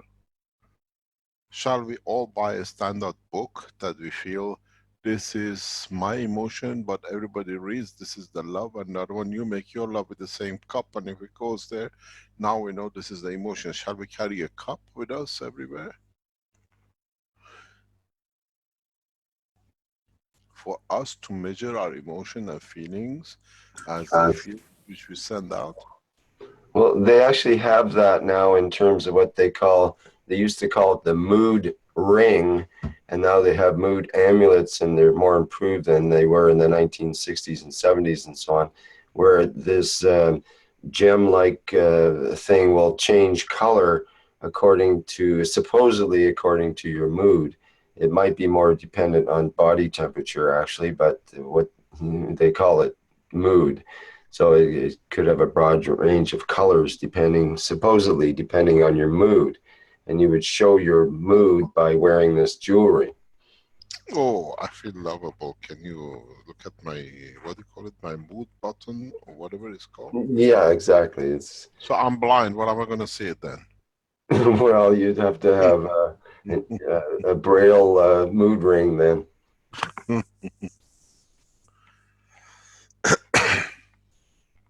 So we do know that oxygen has magnetic properties. and that's most of what water is made out of. So, if I correlated that with the mind, if the mind has magnetical properties, or the brain, if I want to put it that way, or the field around the brain, then it can be, how should I say? I find, personally, I find the higher field strength in the center, and the way I access that is by calming the mind, peace of mind, which basically is like the turbulence is down enough so that the water becomes still, the water being the field, and that point then is the will and the willingness to affect the whole field by my will. So it still comes down to the Okay, will. what about, wait. What about four of us sitting around the same cup and trying to do the same thing? What would with the water? We must be boiling up and down. One is feeling angry, the other one is happy, and they think, what's going to happen to the water? Okay, then there's also the will or willingness to join with other minds. If you want to put co-pilot, so there's a joint willingness. That's been a big challenge. Let me explain to you something. Wait. This is not. I'm taking you somewhere. I know where I'm taking you, but I just, as usual, try to get you to walk on the plank than me doing it. You understand? Yeah. So now, what about if now before you go to space, you get trained for years, you go in this pool, they put you in the suit, they do everything else. What about we create a cup or a water that we make a standard for it? This is the how, is the language of universe. A is when you can get this water looking like this. B is when you get this signs from the glass of water. C is when you get this shape, the water waves this way. And happiness is this. I don't eat you is this. Shall we make a vocabulary of the emotion compared to the water? Because the water shows us. But I tell you something else. We teach, we think, we work with the space technology. Water is the attribute of Earth. Our brain is not the water. Our brain is a Ganser state. What about we create a cup of CO2? And our brain is based on the CO2. Add a touch of zinc oxide into it as a gas. It's a copy of your brain, more or less. What about if we make this as a standard for people before go to space, understand their own emotion, and we say these are the standards for being happy. I'm giving, I'm taking, I like to give. This is the speed of the rotation of the GANs in the cup. This is the how you give energy and the GANs expand in the cup and you get to this size. It means you're very giving, you're lovable, you're love. Or would this in the space measure us in respect to that cup, that this is when the man gets the GANs to this level, it means he loves. So the language is this. So we create a GANs universal gravitational magnetic field language. You see where I'm taking you?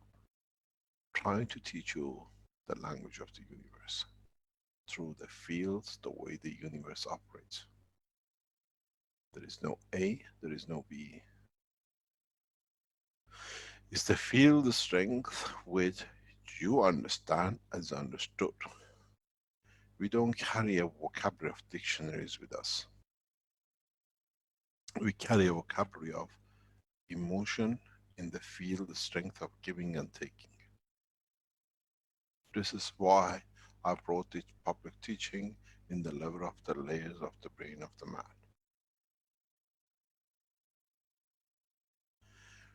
Do we start classes?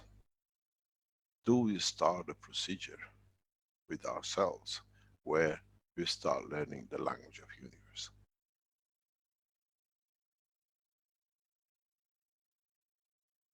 Does your emotion, which becomes like a son, we just give?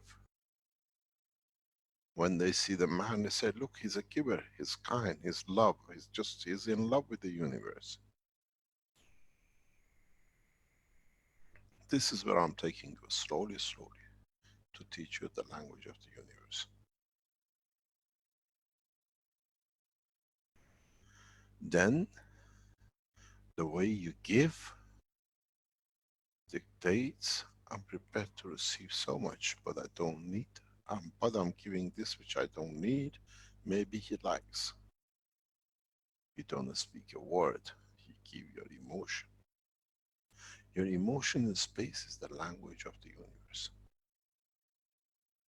There are no A, B's and C's.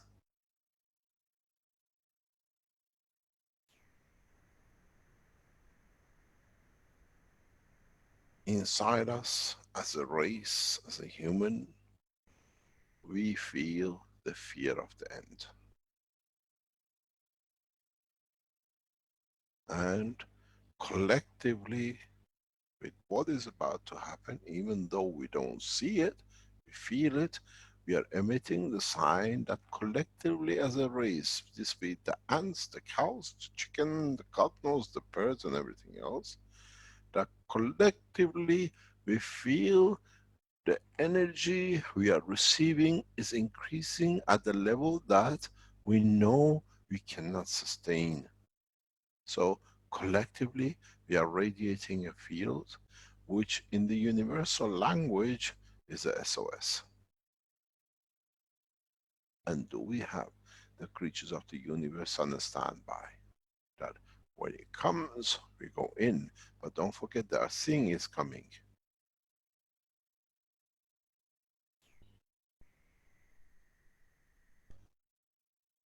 Then would be so receptive that we see in space another race is getting to that what I call boiling point. That we go and do the same to help not the physicality, but to help to release the soul. Or take the soul somewhere, it's just like a child, putting it somewhere safe. I'm taking you to the universal orphanage, let's say.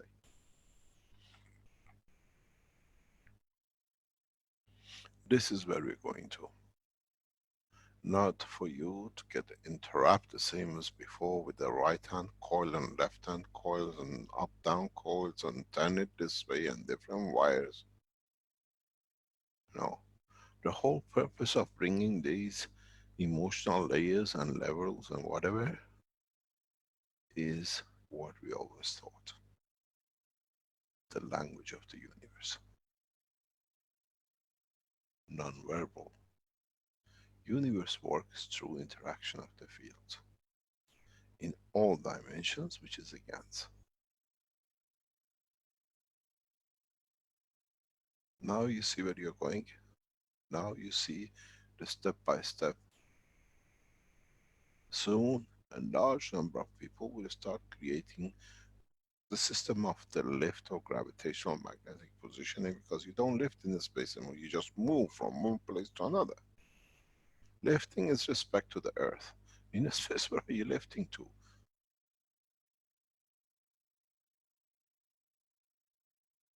You're always forever in motion. And when you are travels of the universe, it's like when you go, you cross, you go from Italy to France to Germany, you go further to Spain. In the universe, the same, we come across different languages, different cultures, different entities. But does your entity change? Or when you smile, everybody smiles. On earth, we know moving your lips to the side means I'm happy, so we call it a smile. Is there a language of smile in the universe? I'm happy. And is that language in the amount of the field you release? Do we see how much comes in and how much goes out? The more goes out, the more goes, you take one in but you give four, it means the guy is a happy guy, he's giver. I can't do anything because he gives so much that he doesn't let me come close. But only he takes from these fields and he gives only those fields. So it means his food is this, so I have a little bit extra, I give it to him because that field I don't need.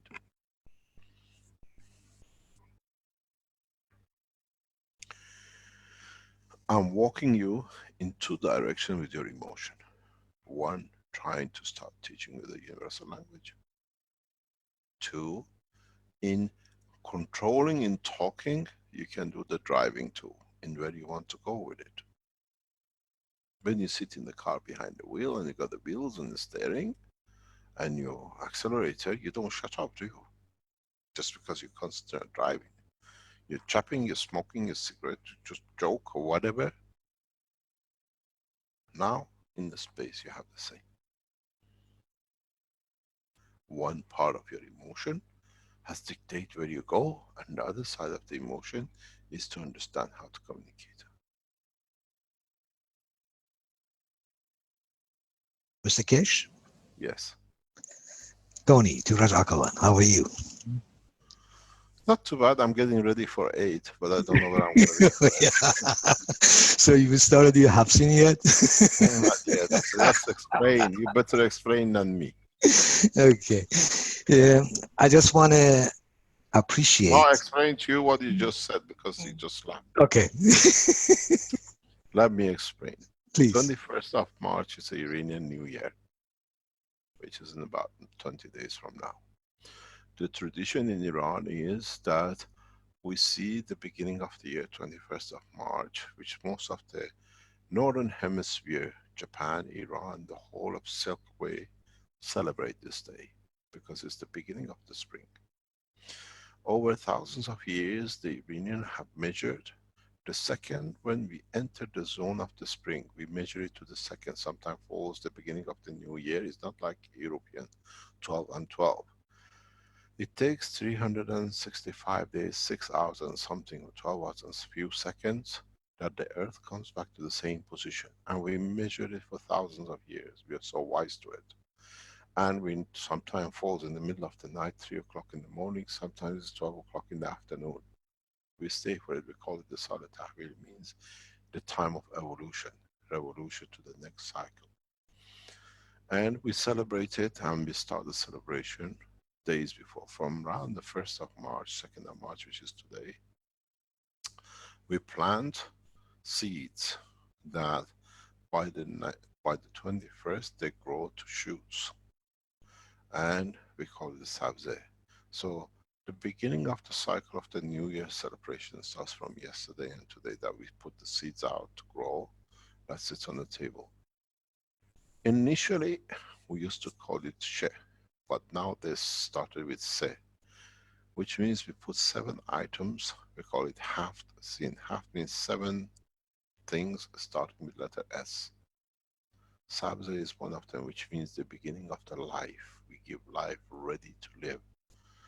And there are other things we put on the table, and I was just asking Mr. Akhawan, are you ready for your 8? Because today, 1st, 2nd of March is the time when we start getting ready for it. Yes, indeed. Yes, indeed. Anything that gives me excuse to celebrate.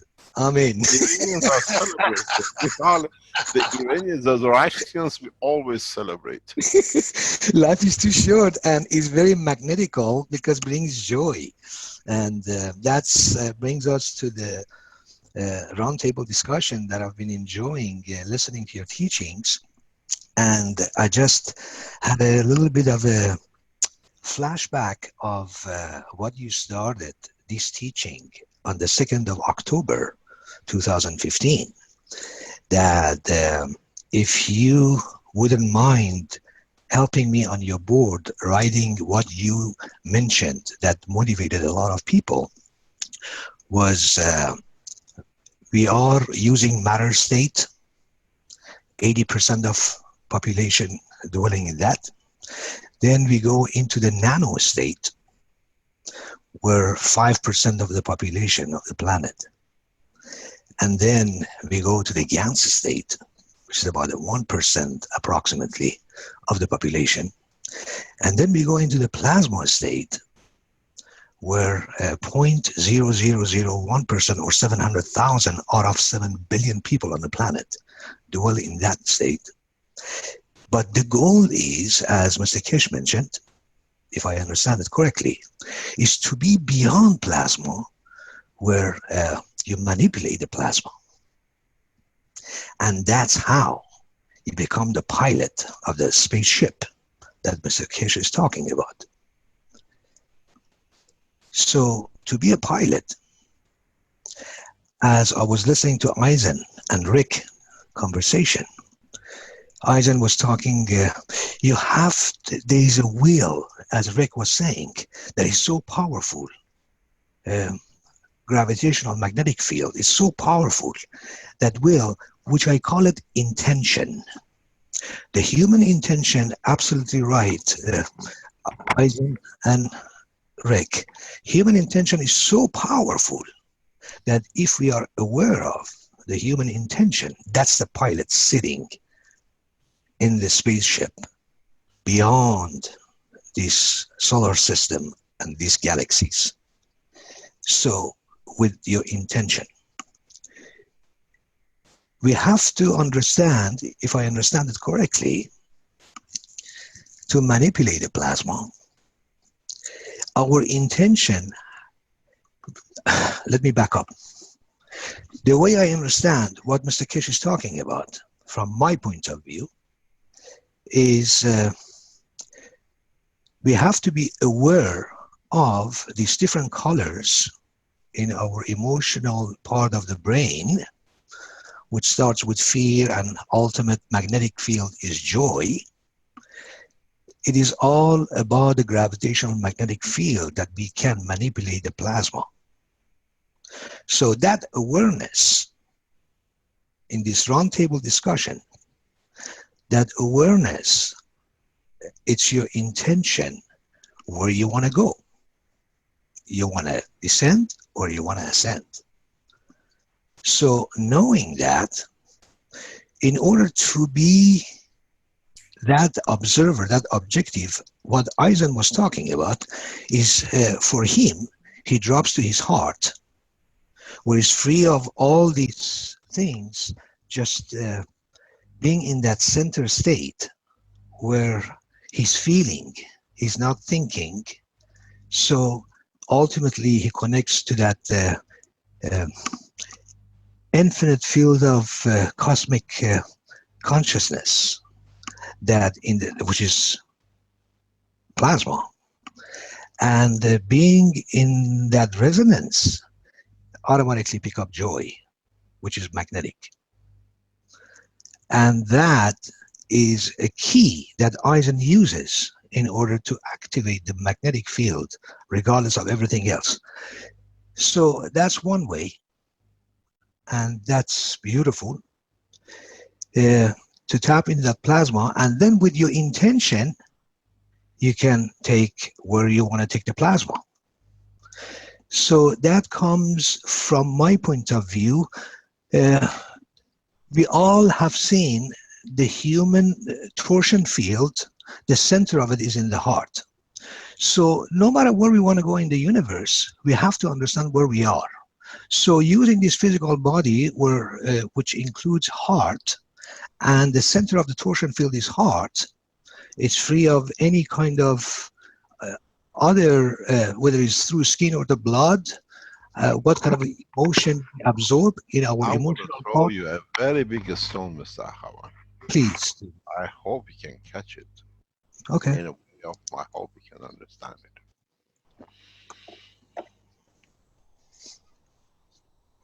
At the moment, we have a digestion system, which is there to convert the energy of the matter to the energy of the body. At the moment, we have long, which converts the energy of the gaseous level to what we need, which is a faster conversion, which is a huge amount.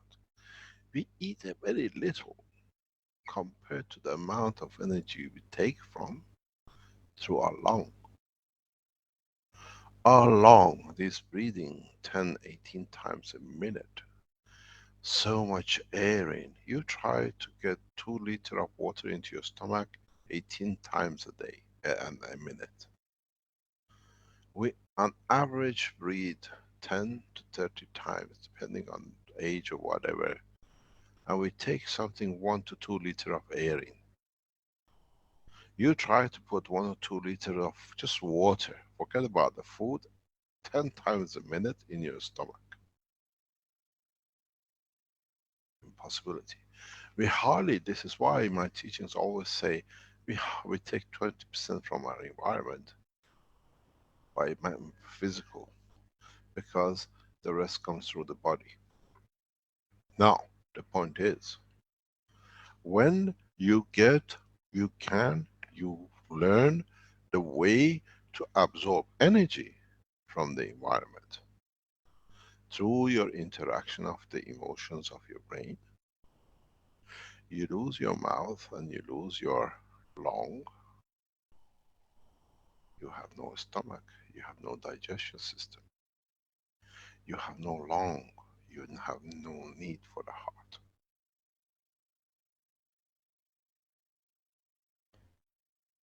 We don't pump any blood into the head. We pump blood into the environment around for the physical part of the brain. You cut the brain, you cut the emotional part. You don't find a drop of blood in it. Yes, I appreciate. Where does go the function of the heart? Exactly. Need for the heart. Yes, as I mentioned, before we start. Do you understand what I'm talking about? Is there a need? Is there a need for blood circulation? Yeah, just one moment. I just wanted to clarify. When I go into that state, I don't actually drop into the heart as was described. I actually ascend.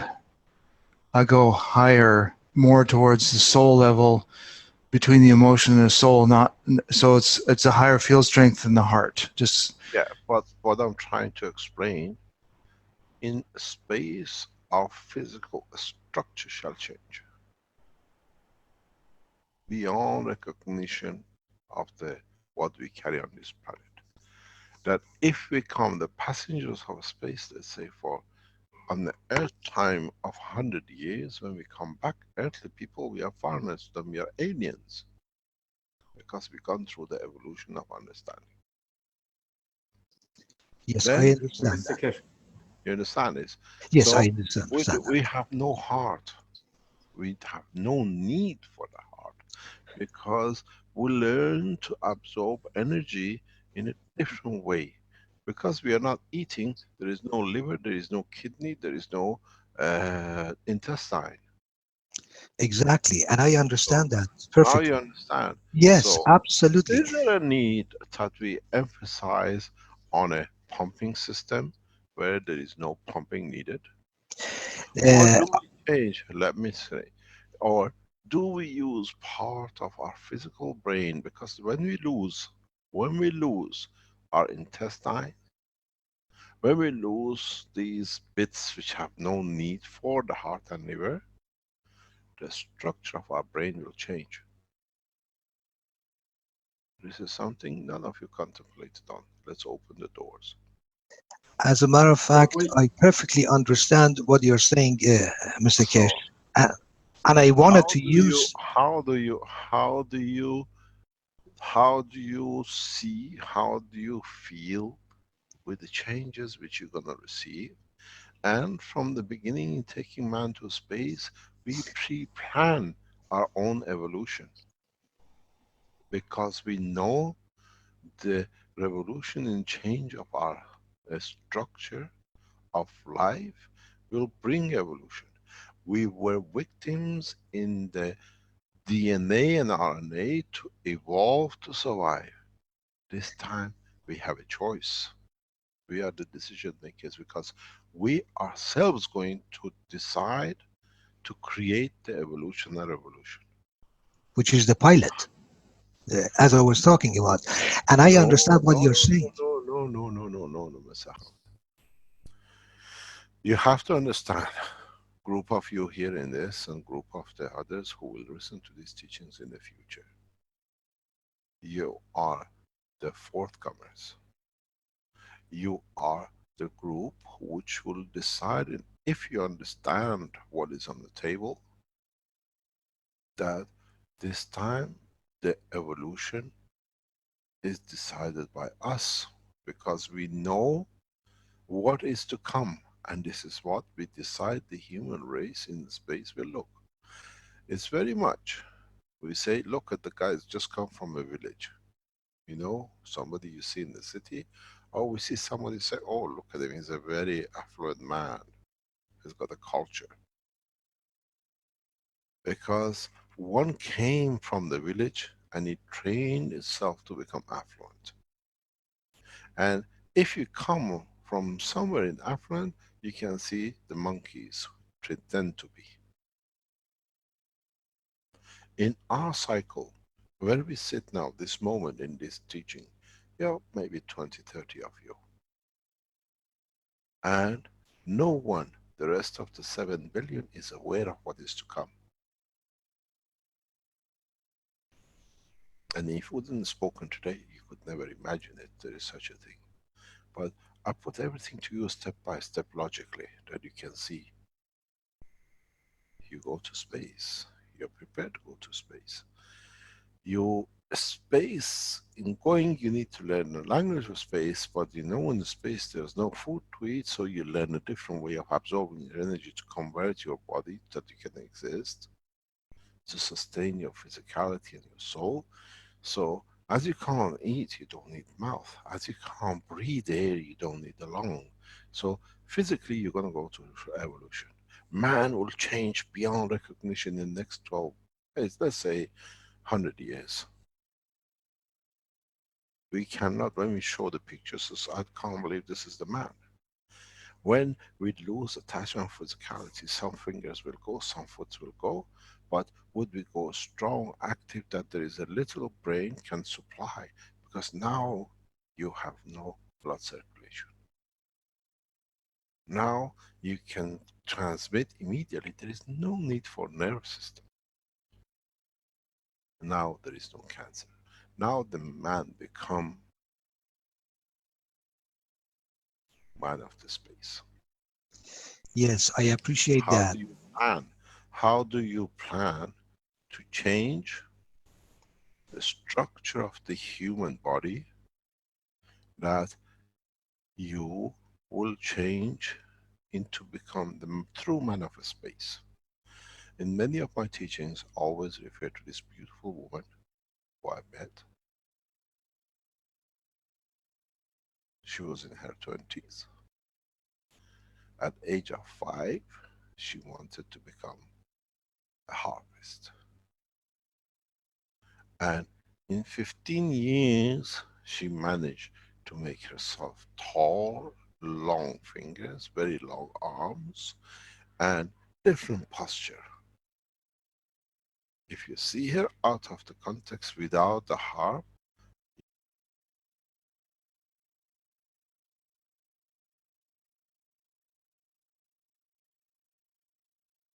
of the evolution by the desire. I want to be a harpist, I'm a little child. The strings are too far, I need a longer finger to reach. Every time I try to reach the last string, my emotion tells me I need a longer arm, so I put energy into it that the arms and the finger can make that string up the last. My head needs to be high that I can see from the top, I don't get the harp topping up top of me. In next 20 years, man will go beyond evolution in a very rapid way. It's you who has got to decide the change of the evolution. Because once you do, the emotion which you create in the need for the change to survive the space but be a perfect, will transmit through your emotion to the rest of the human race. None of you is ready for it, but this is what's going to happen.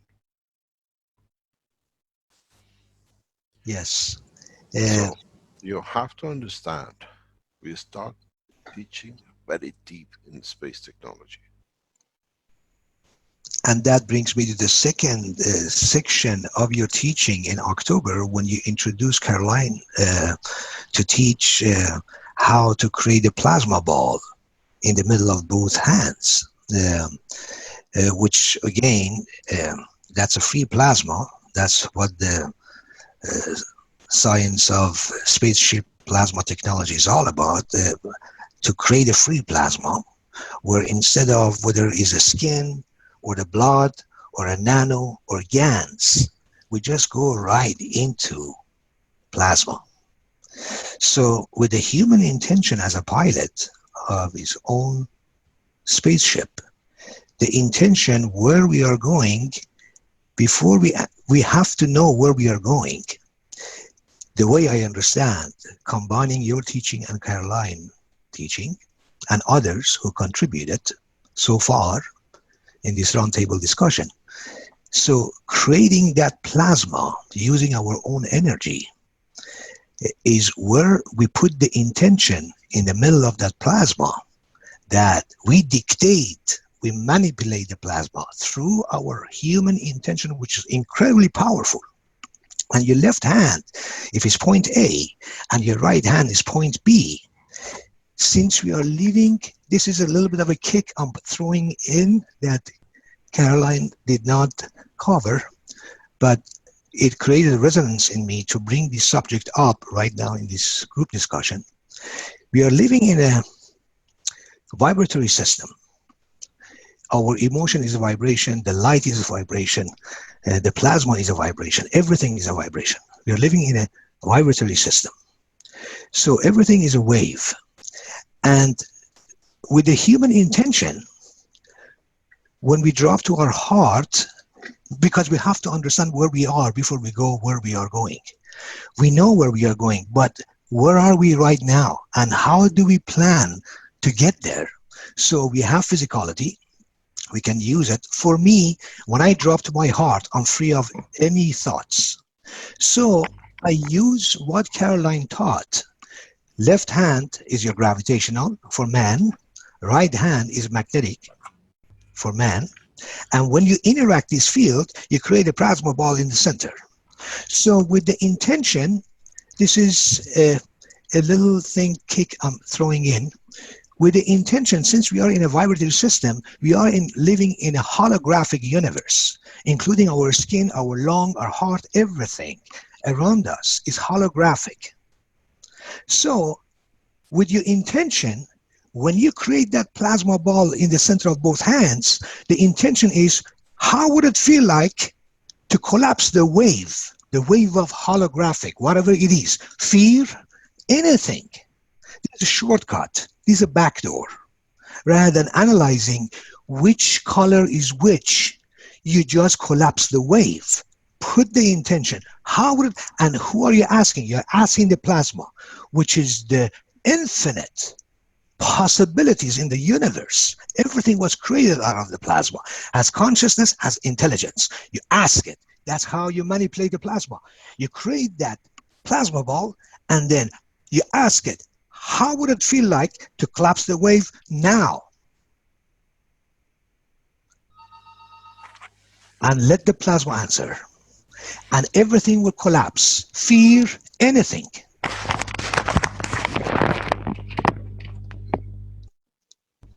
So that's where we start.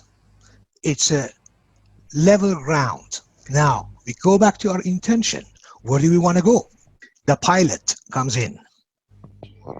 So you want magnetic? You activate the magnetic and joy. How would it feel like to feel absolute peacefulness and joy starting now?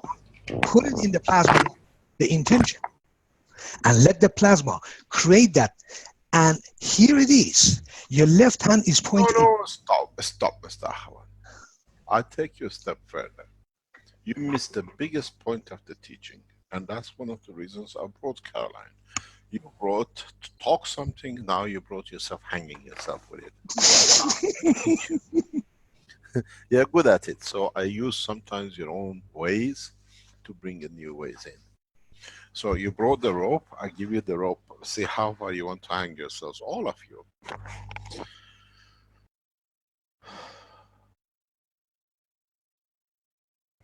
You put the head, you put your two hands out and you created the plasma.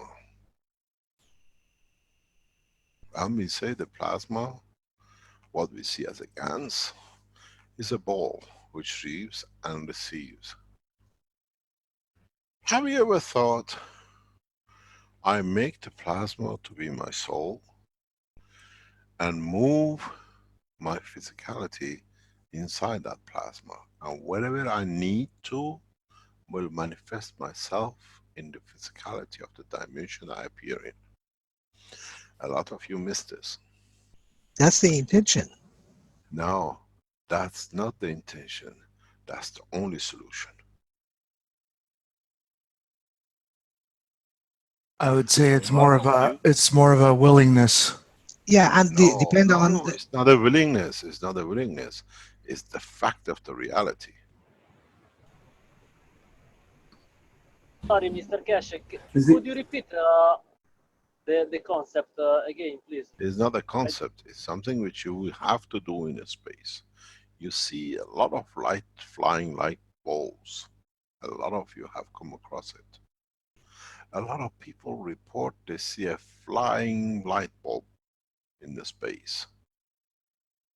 These are the entities which have managed to convert himself to the plasma of themselves. In a way, the light you see flying is a GANs, where the passenger is inside itself as part of it. In a way, when you create these plasma ball, I taught you how to create it. I especially brought Caroline to show you. Is in a way how you bring your fingers together in it to open it, that becomes your new jacket. And what you emit from it becomes what you want to be. What you are prepared to give and take. In a way, you become the sun. Where within, through your emotion, you control the sun. The question is the sun the reality of the jacket of an entity that in radiating manifests itself in everything and human body and the rest of it as part of it? In a way, if you can control this plasma, you create this plasma, it's like the clothes you cut and wear and you sew and you put on it. Now we go to the next step. Some of you will understand why you are even here around this table, as you call it. We know the soul.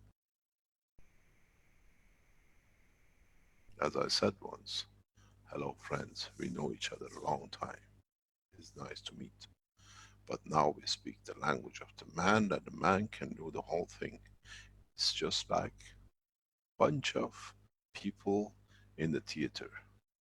We have rehearsed enough. Now we show the show. If any of you think you're around this table by accident, I tell you good morning. We use the language of the man to teach the man the evolution the man has to put itself through it to reach and become part of the universal society. So let's take it a step further. We came out of the light, we manifested in physicality, and now with creating a ball of light, would we go back into it or inside it with the full knowledge that we don't need anything else, but we can become physicality at any points we like? In a way, instead of sewing a shirt and the trousers and putting ourselves in it. Now we make a plasma that becomes created out of us, that become part of inside of it. And then with what we emit, with what we receive, we find a balance in the whole of the creation. Is the finger. It's like peeling an apple, or opening a Pandora box, or opening a sweet box. You need two hands to open a jacket. Are we creating this plasma ball as a new home that we can with the finger open and go inside it, that become part of it through the emotion of what we give and what we take? And then we find out with what we give and what we get and what we prepare to give while we are inside this jacket, we become like the sun and the earth. We find each other's position. If man understands what I just explained, you have entered in a true universal understanding of the condition of the travel and correctness and fairness. Thank you for reminding us, and we are all remembering. And as you mentioned, there is no coincidence. Everybody's at this roundtable discussion. Good to see you all again. Actually, hearing you all again. I'm probably here by accident. We never know. We are accident flying. So this is kind of interesting, Mr. Keshe. So that little ball of light, is there a humanoid in there? You are the humanoid. You didn't get it? No, I didn't get it, and I Well, began to follow when I lost my heart and my fingers and everything. I knew I lost part of my brain because I don't have to send a message to that part of my body anymore. So my brain, I don't know, has no need to be as big as it is unless it has some other purpose, unless I need more GANs in my brain. So now I'm becoming, that ball of light is like a soul. And so, and that soul then has all the attributes of becoming whatever it wants to be. If was it this way, let's put it this way. How much are you afraid of losing the physicality? As you know, you become the light. Well, I guess at my age, I'm probably not too afraid, because if I keep going the way I am, I'll find some other essence to be, because I probably won't be breathing. I'll go the way of my ancestors. So I guess the fear is not very much for me anymore. Could it be said that the evolution is from being verticals and horizontals to being a celestial entity, like a planetary? So then you act as a planetary with a maggrav instead of being earthbound, or so. Then I want there. to put it to you in a different way. Go ahead. When you look at a cup of gas with so many elements in it, that it makes the totality, the visuality of what you see. Ask yourself another question. How many beings are inside this each cup, that they are looking at me from inside out and I'm looking from outside in? They laugh at me and they're more mature than me. Out of each individual gas, which has become a plasma, a being within inside. Go back to the writing of Baha'u'llah. He says even the stone has a soul, but different level of the soul. Even the stone, even a stone which to us the hardest thing, has a soul. Is it our ignorance, as now that we know the atom and the plasma in collection of the state of their motion appear to us to be there, are a living entity, that in fact by going inside we find out the truth about what's happening outside? Muhammad, bless his name, refers to it, Ashhadu anna Muhammadan Rasulullah. At the beginning it says, La ilaha illallah, means the unity of being. So it's not just a God, but it's the totality of it. You are part of it. It's how you want to look at it. In other words, if you look at the Christianity, is in the writing of Christ, bless his name, he says, "Thou shalt not steal." Because when you become a light, you cannot. You're a giver. Have we read the messages the wrong way? And if we read it the right way, would we see the path into the universal community? Is it a hidden code for us, but we are so physical that we didn't see the real code?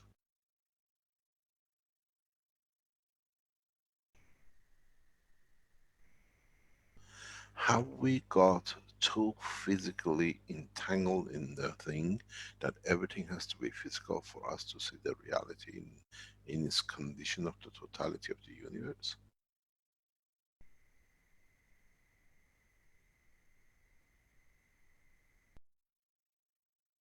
Do we go back to the word of Zoroaster where it says, Pendarani, Guftarani, Kedarani, means think correct, act correct, and live correct.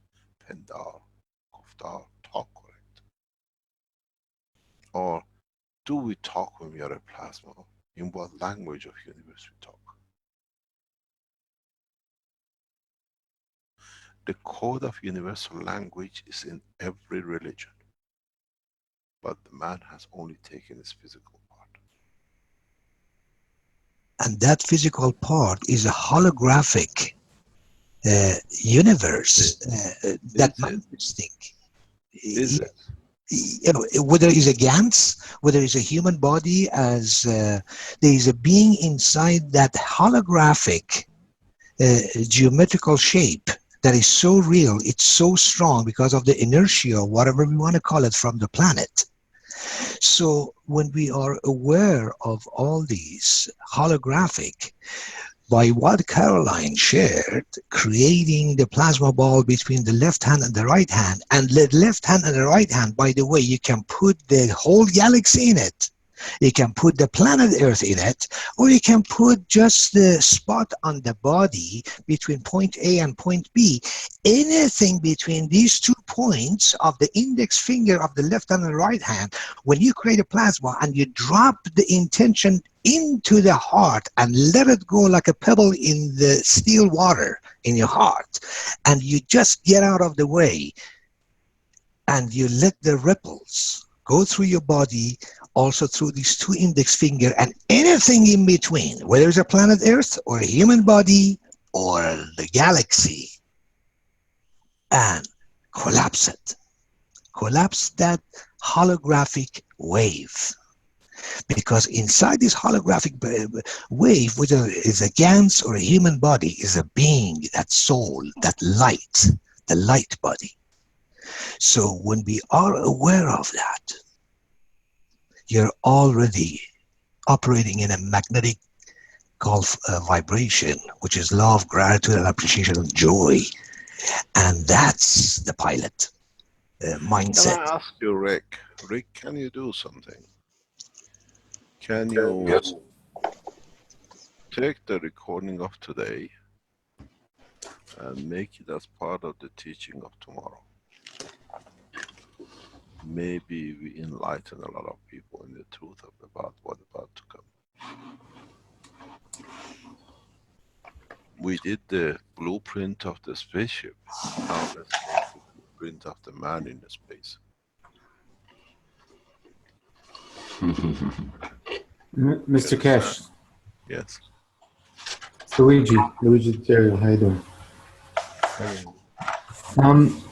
Are you saying that basically in space there's no rules except love connection to the soul, which is the plasma?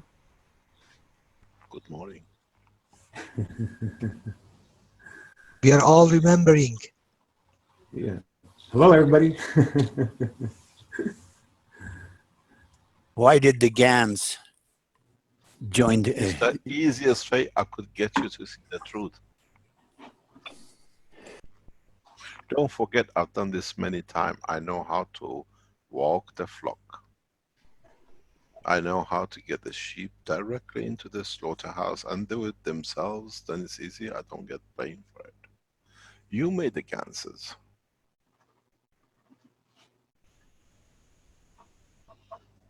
I just showed it to you. You are manipulating it. I just directed you. Are we in the stage of the maturity to accept the totality? I am the creator, but the created have to understand the essence of the creator, otherwise there is no purpose in existing and creating.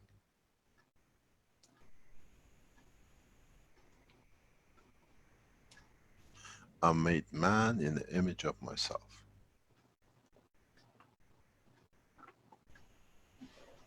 Baha'u'llah says, I made you to make children that they may love me, which means I need to feed myself back, that I can feed myself. Are the children the feedback on these little bits which you make and you connect back to the gravitational, that you create the essence of creation, that to create more?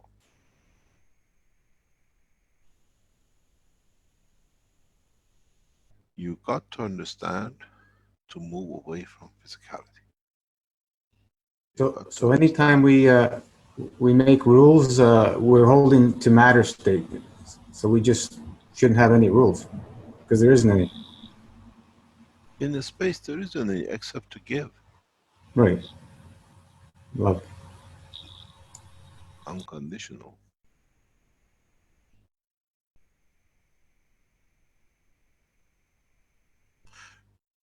What I told you a few minutes ago, when I met the soul, I said, hello, friends. We haven't seen for a long time. Then I decide where that soul sits. Because a friend, when it comes, you decide where you want to sit, that you can admire the beauty of the friend.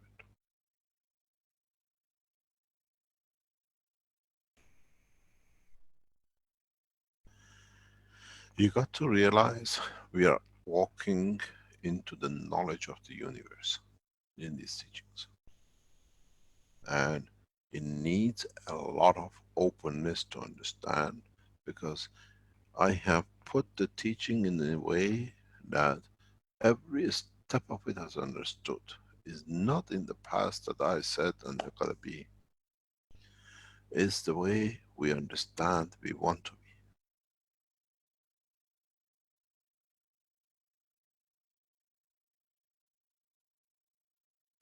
Is in the way that we decide how to be, that collectively our want benefits the rest of the people who are made the same as us through Adam amino acid.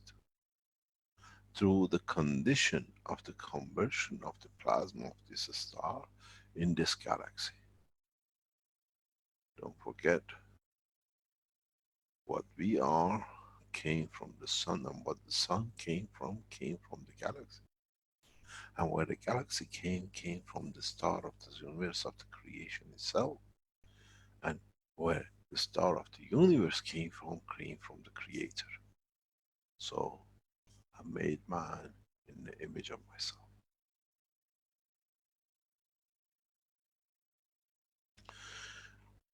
The whole understanding is how we can manipulate this ball that becomes the new clothing for the man.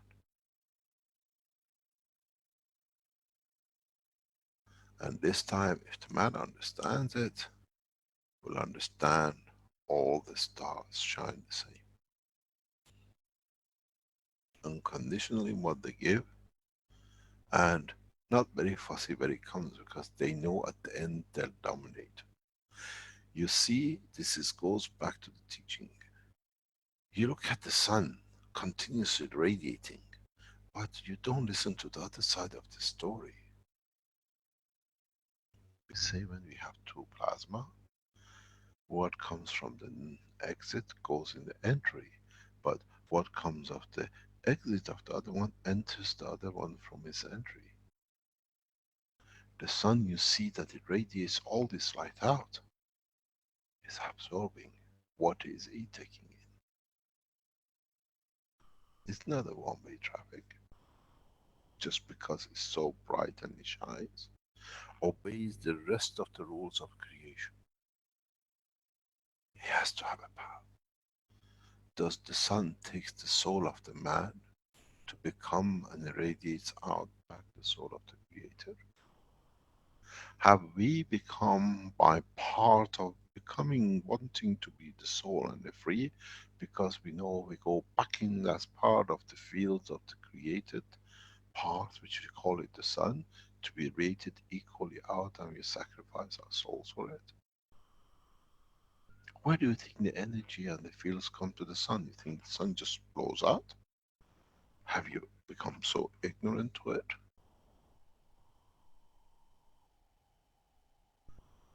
What is good for the geese is good for the gander. If you put a two magnet and you see this is from the North Pole, you can show it with the sound. So the south is absorbing something. Where is the south pole of the sun? What feeds this creature? And if it has the full spectrum of the fields, which in the reduction in strength became you, and in non-tangibility of the you becomes detached at the field strength, would we sacrifice ourselves to become part of the creator of ourselves, to be created now is matured? Does the sun only radiates the radiation which we think, or does the sun radiates the soul of the man, or the created things in this planet, in this universe, in this solar system, that creates balance between all? Is the maturity of the man is due to the maturity of the souls which they leave it, and in the field strength get absorbed back into the sun and radiates equally out?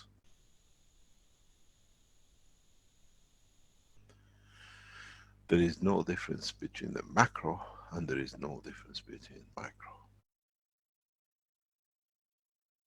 They all work on the same principle. It's the intelligence of the man who has to understand the truth.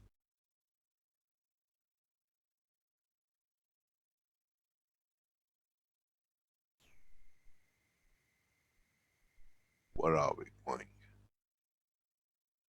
Are we becoming the light which has let itself by itself from inside, that we elevate ourselves to become the part of the structure, that we can travel the other dimensions to become part of that, to be absorbed by the sun of the universe, that we can shine as a creator?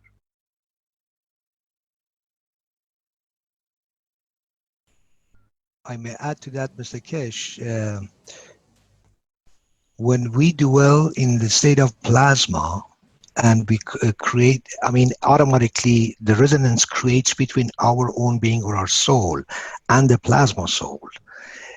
What happens, we automatically switch the mindset, automatically, naturally. You see, Mr. Akhavan, when you become the soul, you don't have a mindset. Exactly. What I'm talking your about, mind is set in one way, just to give. I understand. What I'm trying to clarify is what I'm using about mindset is automatically we become a solution-oriented being because we have a resonance with that a cosmic soul, plasma, that is a solution-oriented, doesn't see problems, sees only solution. And with the solution-oriented mindset, if we call it in this dimension, mindset, so we always think magnetically. It's it's inexhaustible. We have connected to that universal battery that Alex made. We are already resonant. We're in resonance with that. Automatically, without any effort, it's effortless in the magnetic field of solutions infinite world of infinite world of possibilities beyond our own limited consciousness. As creates more resonance with that, we become that. You know what is written on the head entrance of the United Nations? پندار نیک، گفتار نیک، کردار نیک، بنی آدم از اعضای اعضای یک که در آفرینش ز یک گوهرند، چه عضوی به درد Translate. Translate. Then we understand. Then you translate the same words instead of humanity into universality. So do you want me to go Farsi or English? No problem. In the Farsi, it's a head. Is the heading when you enter the United Yes. Nations. بنی آدم اعضای یک پیکرند که در آفرینش ز یک گوهرند، چه عضوی به درد آورد روزگار، دگر عضوها را نماند قرار. Translated. Human beings are like a limb of the same bodies. And when a part of the body or a limb starts going through a contraction or pain, the other limbs of the body will feel the pain. If you are a human being who are not aware of other humans' pain or other limbs of the body, you are not deserved to be called human being. Yeah. So when we are in a resonance with the plasma, we feel everything, whether we have eyes, we don't have eyes, we can feel the vibration. And that's being in a plasma state. And if you want to manipulate it, you step out of it. And you do it again with the infinite world of possibilities.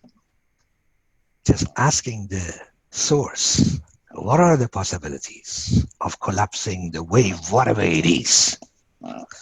Whether it's an earthquake, whether it's anything, how about collapsing that wave? Human Why do you intention. think of a collapse when you can use it to build on? That's where we have to be careful whether it's for the highest good of all concerned or to judge the question. Exactly. So that's, you put it in. If it's for the highest good of all concerned, how would it feel like to collapse the wave now? Let the universe decide. I have a limited consciousness compared to the infinite world of possibilities of plasma, universal consciousness, cosmic consciousness. So put an open-ended question to that plasma ball that you just created between your hands, and let the plasma answers how you manipulate the plasma. And since its goodness is giving for the good of all concerned, let the plasma decide. Get out of the way. Once you drop the pebble in that still water of the heart, get out of the way and watch the waves going from your heart, through your hands, through your index fingers, and boom, in the center of that plasma ball. But you know, you're not going to have a heart in the space because you have no blood, because you have... As I mentioned, Mr. Keshe. What are you going to do with it? What are you going to do with that heart? Thank you so much. As I mentioned, we have to understand where we are before we go where we are going. So since we are already in this physical body and we are still breathing and eating and drinking water, we may as well use the heart, which is the center of the torsion field of the human being. But put it this way, which is plasma. We are going in a path. We have no choice. Now that we have opened this technology, we have no choice. We know the path. There's no way back. There is no way way back. There is no way back to remnants. Huh? I'm sorry to put that out, but there is no way back. There is no way. This is the road to universe. Yes. How now we know, we have opened the door, we are teaching it, we are patient, we take people to make their mistakes, to make their reactor, to make their cores. We play the daft game. It's like sitting in the teacher watching a child putting a Lego together, but you know the end product is on the plan. You've seen the plan in front of you, but the child is only interested to put one piece to another to get to that plan, to have the bird in the hand. Exactly. And Mr. Keshe, I want to tell you Now, something we here. have opened the door. How are we going to get this cat out of the cage? There is something in Urdu language. They say Ma'abka tahid dil se shukur ho. That means, Mr. Keshe, from the bottom of my heart, I'm very grateful and thankful to your presence that you open this knowledge to humanity on the planet, where anybody who's coming from a scientific background or a spiritual background, this is where Mr. Keshe's teaching brings spirituality and science on the table.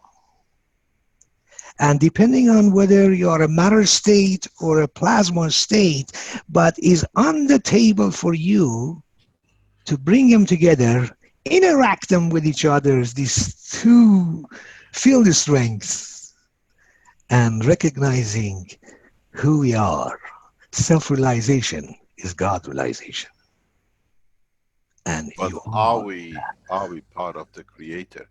You we see, are. sentimentality, Mr. Akhawan, doesn't bring us to the reality that we're becoming the passengers of the space. We have opened the door that it cannot be closed. And we have told you so openly that millions of people will come to it. But they have to understand what is the next step. What is the eventuality of this door which we have opened into universal community? Is it to understand what we are about to lose, or are we losing, we are about to enter into universal community? Do we need to stay within the boundary of having the physicality and controlling it because we need to? Or when you become a star like a sun, there is no kings and no rulers, but equality of the light. Who wants to shine more has to give more. And in shining more, we receive more to shine more. So the problem for a lot of human race in the next step, now that we have taught the basics, a piece of Lego are coming together to make the final picture, is for the man collectively to decide that this time around, we are in charge of the evolution. Last time around, we became from gases into amino acids, and without choice became what we are. But in going back to the plasma of the creation of the origin, this time we have a choice. Do we choose to be thieves and steal, create a system that becomes suckers of the energies of the universe? Or do we elevate ourselves to the point that we have no need for physicality, that become this more or less a sun which shines unconditionally to give, but we know in giving we receive, and we want to choose the best that we can shine more. This is what I said. The sun, we all have come to accept, it shines all the time. But we forget the other part of the rule which we saw. The plasma receives from entry. What does this plasma of our sun accepts to enter it?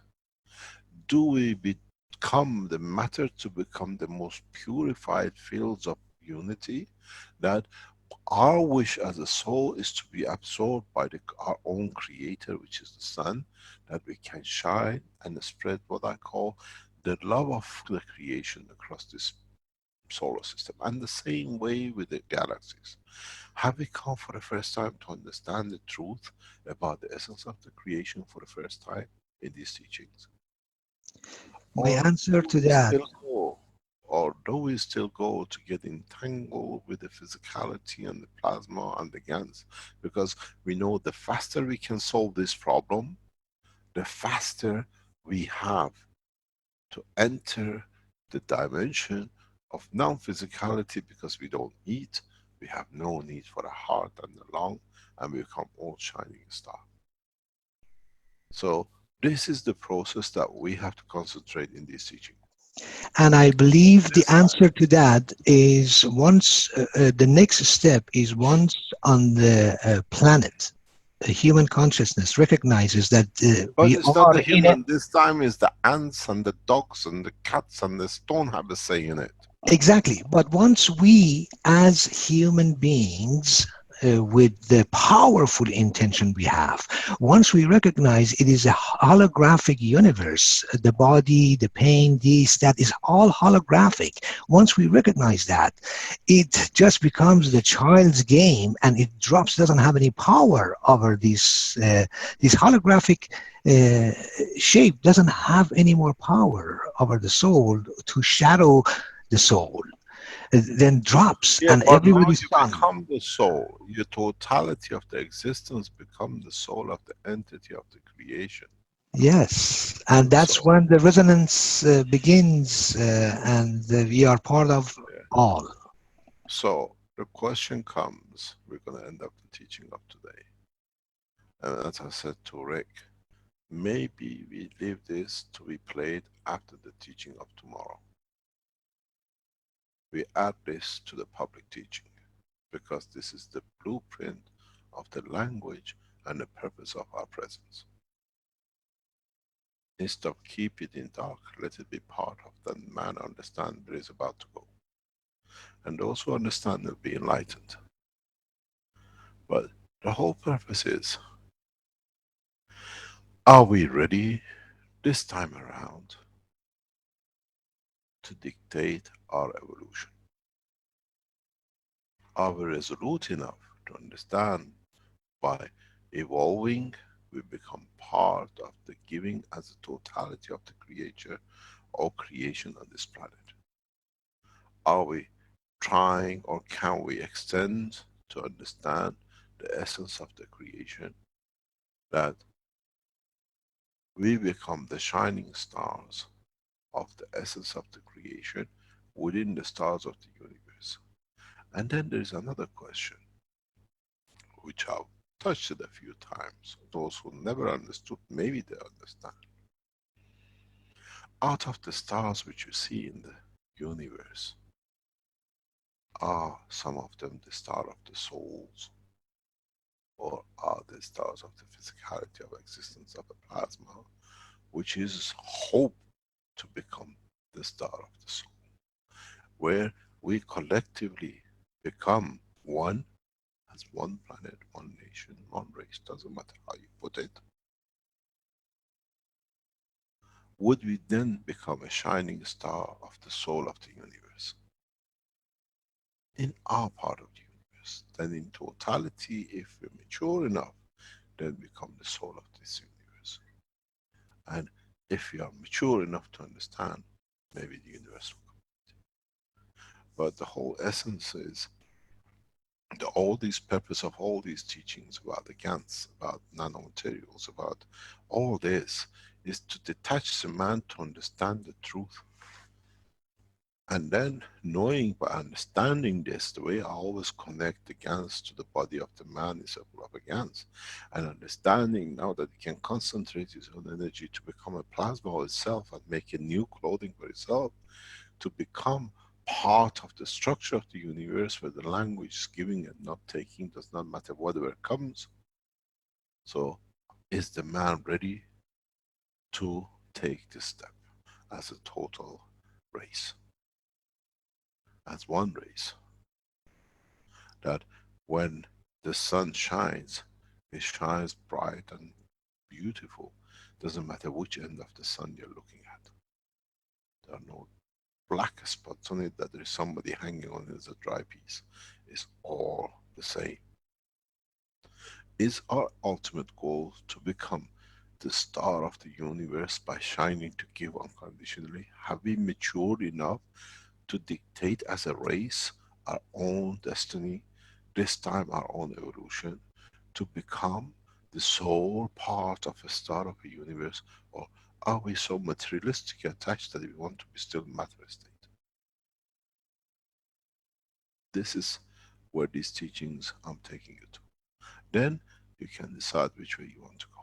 But I have to use the tricks of the brain strength and love or joy or happiness, that I can bring you into the steps by steps to show how you communicate, how you receive, and how you change the direction. Do we want to become a soul star, or do we become a matter star which has to mature again to become a soul star, which is detached from totality? Let's contemplate. We'll come back to it next teaching. Thank you very much.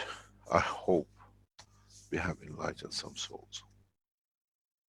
Then you find out you don't need no craft, as you are the craft yourself.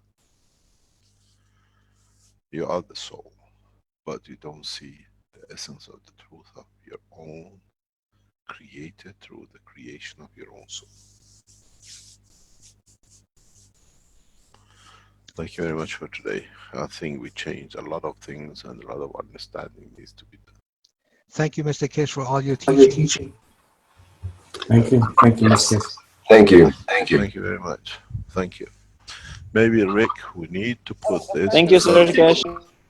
Thank you very much. Maybe we put this teaching after teaching of tomorrow, that the whole human race understand the course as a blueprint of the man for universe. Okay, yep, I'll get that right. Thank you very much indeed. See you next time. Okay. Thank you, Mr. Keshe, and thanks to everybody for participating today and listening in. And that'll be the end of the morning session for Wednesday, March 2nd, 2016. And it sounds like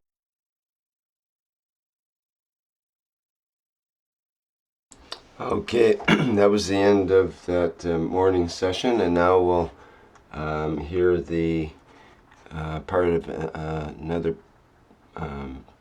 the afternoon teaching. I have to get that set up here. Just bear with me for a minute.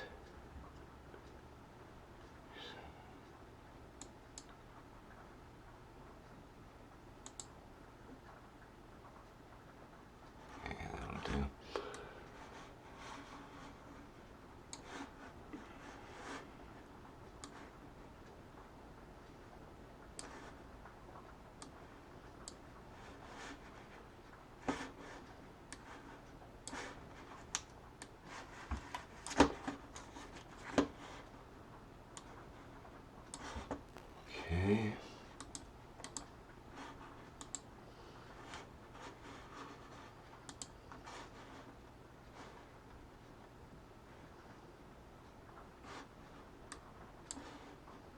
Existence of the plasma.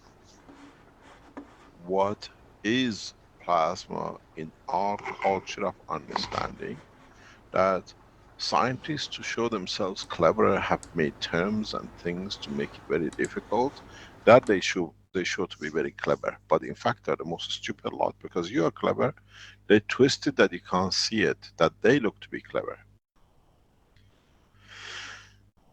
Understand, in all levels of when you speak about the plasma, the interaction of the plasma, what is the essence of the plasma? Where does the plasma come from? Look within yourself. You'll find all the answers, because you are the plasma.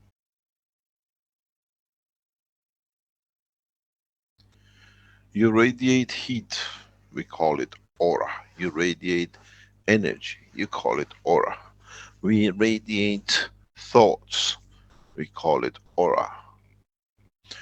What is interesting, somebody said we have these machines which can, detect different color of aura. Let's bring these machines and put it around our head, forget about the body. And you start thinking in the emotion that I hate you, I hate you, I hate you. And see if the all color goes purple. Then it shows We can show purple color is hate. Let's sit you in front of the most beautiful food and don't let you touch it. And you go, I'm hungry, I'm hungry, I'm hungry. And then in your mind, not in mouth. And then you see what's the color of these new inventions. With the colors, can we color code our emotion?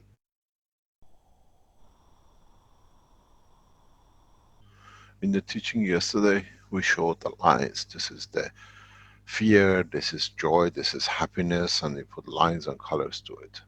But in fact, it had a lot of meaning.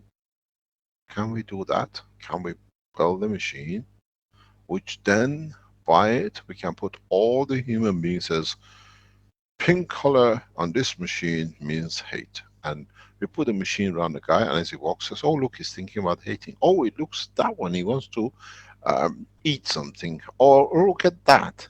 He's telling me something, but it means something else because the color on the head on the machine has changed.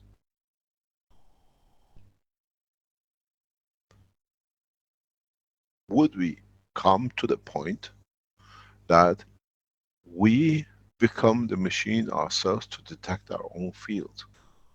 And because we become close to it, then we can see the field of the others. Because if they interact with us and their field is the same strength as our field, there should be no reaction. If I'm thinking about love and giving, and he's thinking about God, what you love and giving, I should see no aura around it, because his aura and my aura is the same. Two equal field forces in interacting, they don't create anything residual. Is this the way we're going to communicate in space? Understanding the emotion in the field attraction or interactions. Is this the language of the space? Is this what we are doing? We are heading in that direction. Or do we actually see these, but we prefer not to, because this way we have to accept when a guy says, I love you, it really means, it doesn't give me an excuse to say no for me to go and love somebody else. When you say, I'm hungry, I feel the pain that my body needs energy, or I say, oh, you don't really just eaten, but I look at him, oh, I said, the color is there, so it must be because that color on the head, it means hunger. It's the emotion in the head which creates that color.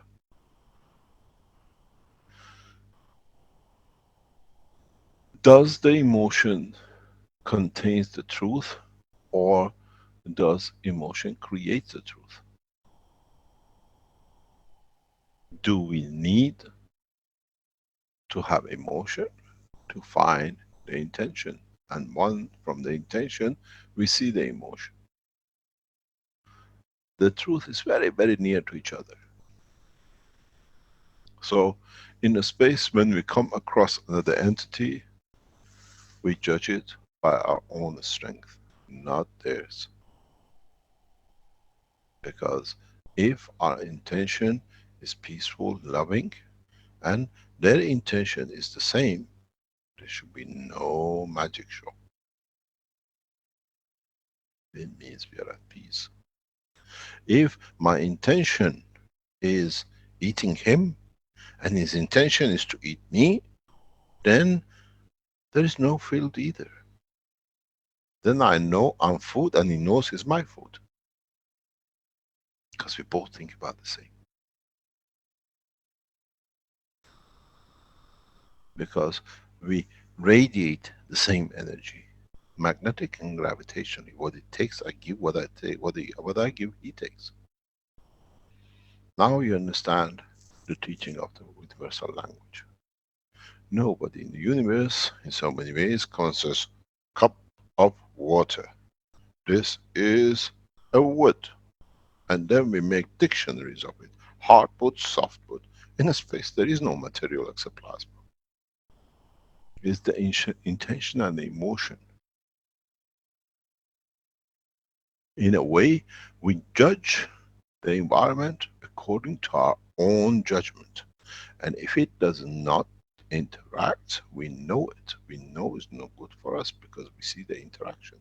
We become our, what you call aura, or what I call the emotion of the magnetic field of your head, becomes your tool of communication. I love you. And you know, love and hate come together, give this color. Oh, the guy hates me. Or he says, I don't want to interact with you. Or my intention so is the judge of me. In many teachings, especially in the terms, if you listen to it, I always said, it's us will become the judge of us. Because our intentions shall be read before we act. Because in the universe, the language is very simple. I can see yours and don't need the language. If your intention is to eat me, and my intention is to eat you, there is no color. Good morning. Who's going to eat who? Or do we say, I have some surplus, this part is good, but you want my liver? I have some of your kidney because then I can compensate for the others. We become a Turkish market. People go and sell the kidneys to have food to eat, to feed their children.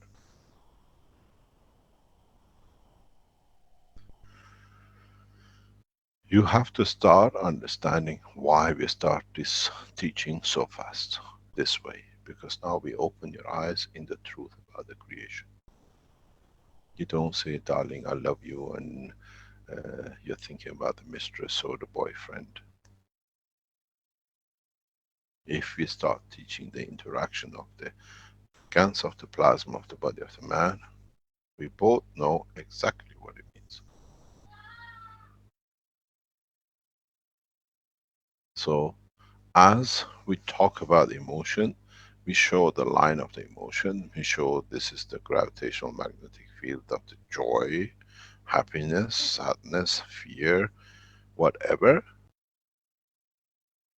The only tool we have to measure is ourselves in respect to the others. We have to start color coding our own strength. This way we become the judge of our own doing. Because you never want to think about, can I eat it? Because if that guy thinks the same and has got a heavier mass, you're gone.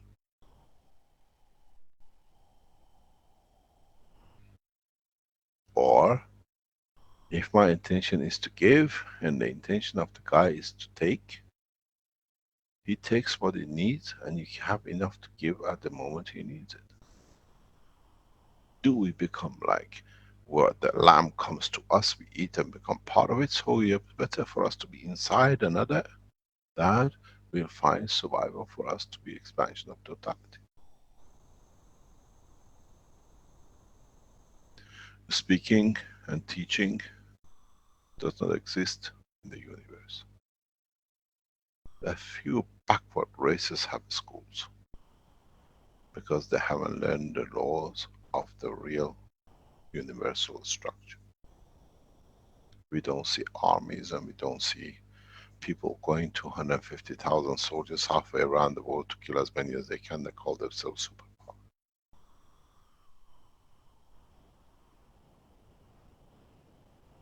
Nothing has changed. No human race has not progressed in 3,000 years. Just to dress a monkey does not make the monkey a man.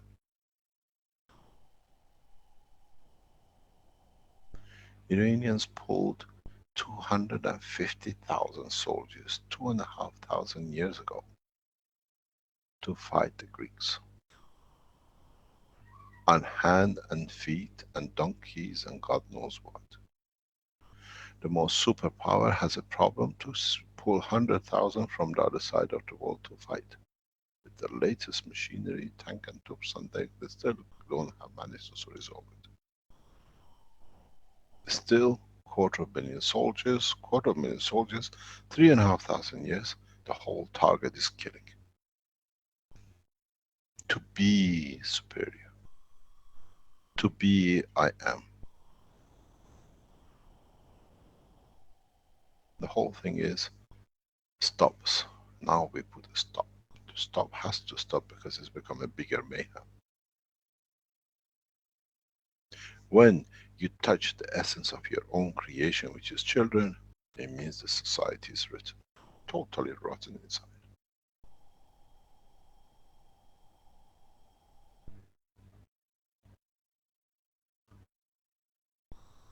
You got to understand this is not accidental or coincidental that we ended up in Belgium, because this is the land which has been pushed to the edge where all the rot sits, and there was no control. Now they have fled everywhere. We are there to see and be the cause of the end. Then we go to Italy, it's the same. Look at who was financing all the wars. 95% of the wars at the present time today is financed in Italy. I call Italy the most Catholic, un-Catholic nation we ever seen.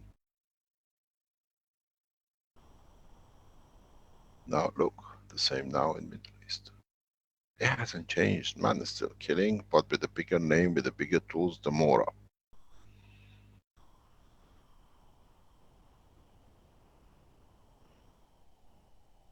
Anybody rises as long as you give them the money to have a good life. And we call it a spring uprising. Anybody rises as long as we pay them, and we call them a revolution.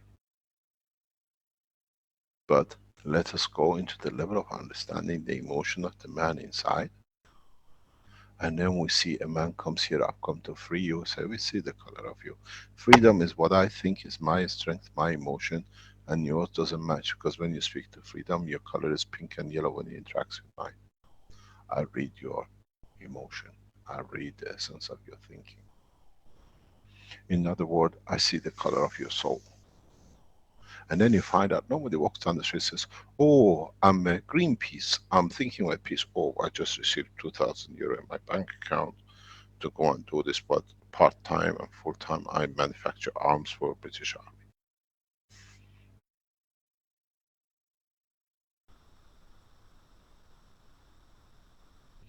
When the whole purpose of all these teachings is to elevate your understanding, to know yourself, that by knowing yourself you can see without speaking. You can absorb energy without taking another life. But as we say in Farsi, گر خواهی نشوی رسوا همرنگ جماعت شو. Means if you don't want to stand out, be one of the crowd. So we are one of the crowd, but we are the ones who slowly move the crowd to the way we want.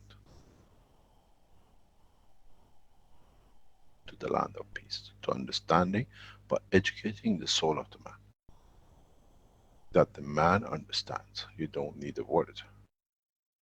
When your wife tells you, I love you, you make sure there are no mistresses, because when you say I love you and she can see the color of the rainbow, boy, you're in a problem.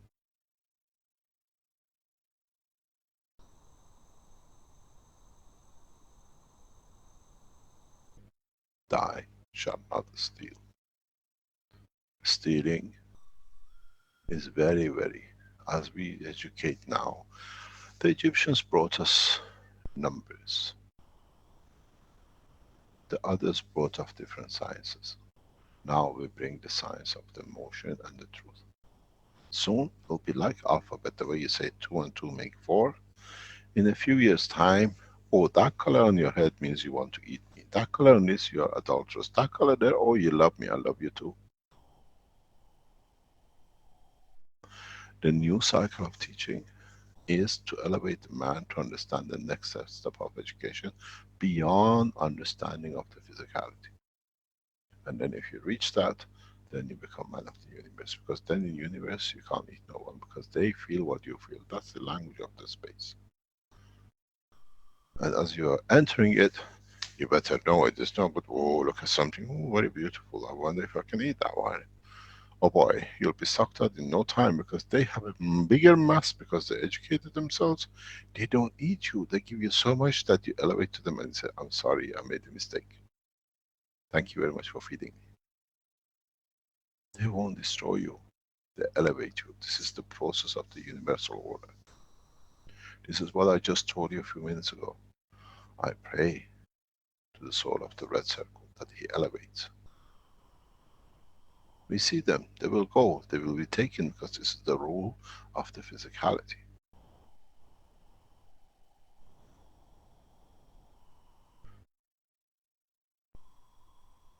Any other question?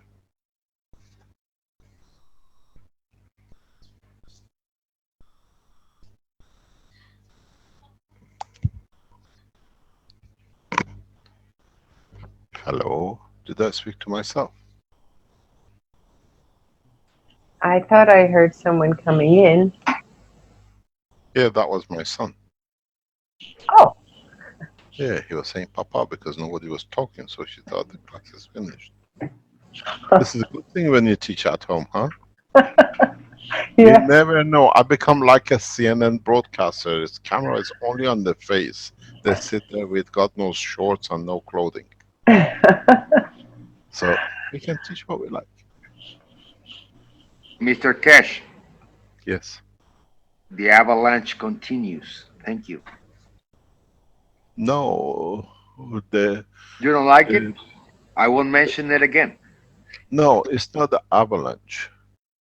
It's understanding that we could have swam with the waves. We decided to go against it. That's why everything looks like avalanche. If you swim with the waves, you enjoy it because you go the same.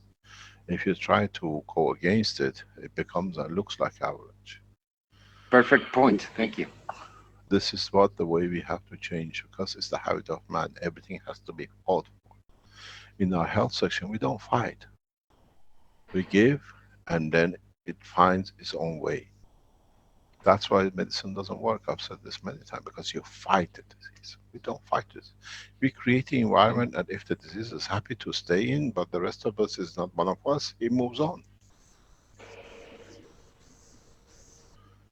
When we take this word fight out of the vocabulary of the man, in essence, in his emotion, then the man has reached the point of maturity. Because there is nothing to fight for. You have all the knowledge and you can do what you like.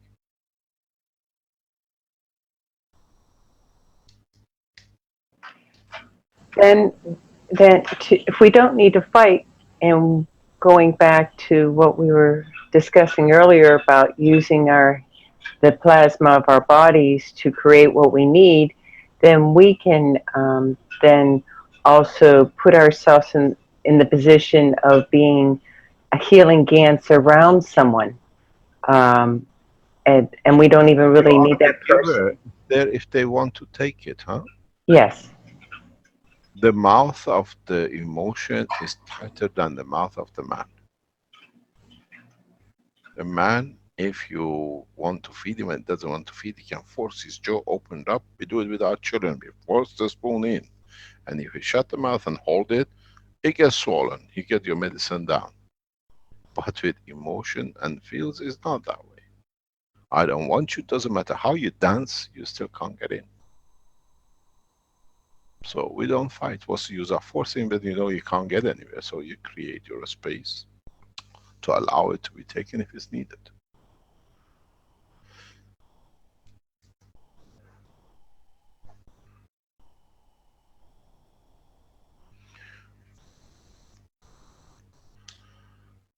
Wisdom of silence. Hello, Mr. Keshe. Yes. It's YC from Hong Kong. It's about the cup of life. I'm not sure if I'm understanding it correctly. My question basically has two parts. The first part is the cup of life has many aspects of ourselves. If someone make a cup of life, let's say myself, I make a cup of life. Does it carry the blueprint or the image, the template of myself, of that person in the cup? And the second part is by changing the constituents inside the cup, and can we change our physicality, our emotion, and so on and so on? Yes. If you make a cup of soul, yes.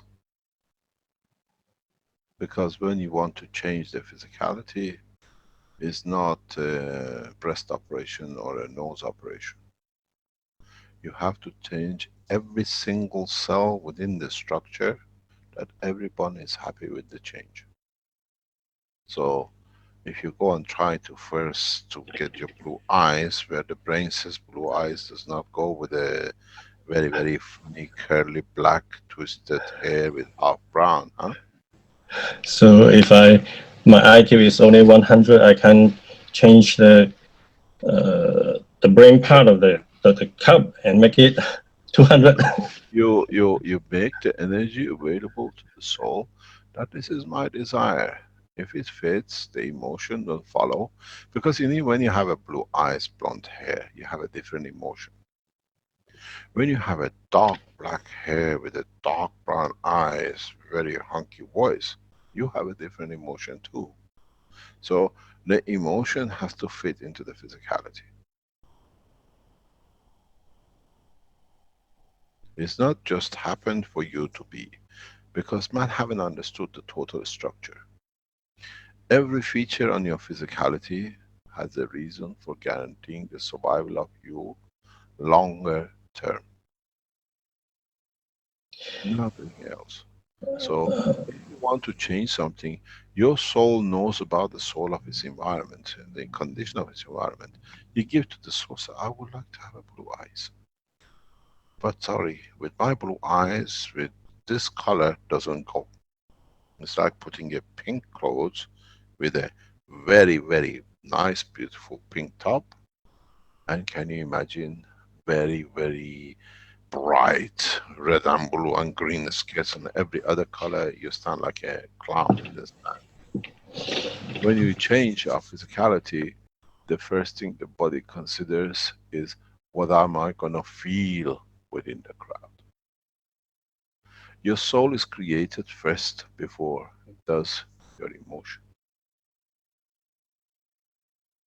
And then physicality comes out of the creation of your emotion, that it can handle it. If your physicality was supposed to be built and then your emotion, it would have been a big mess. A lot of us think, oh, it's an egg and the sperm and blah, blah, blah, blah, blah, blah, blah. But in fact, it's the soul, the emotion, and then the structure of the body that emotion can handle the structure.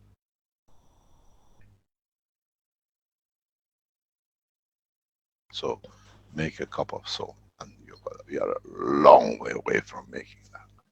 So everything has to be harmoniously.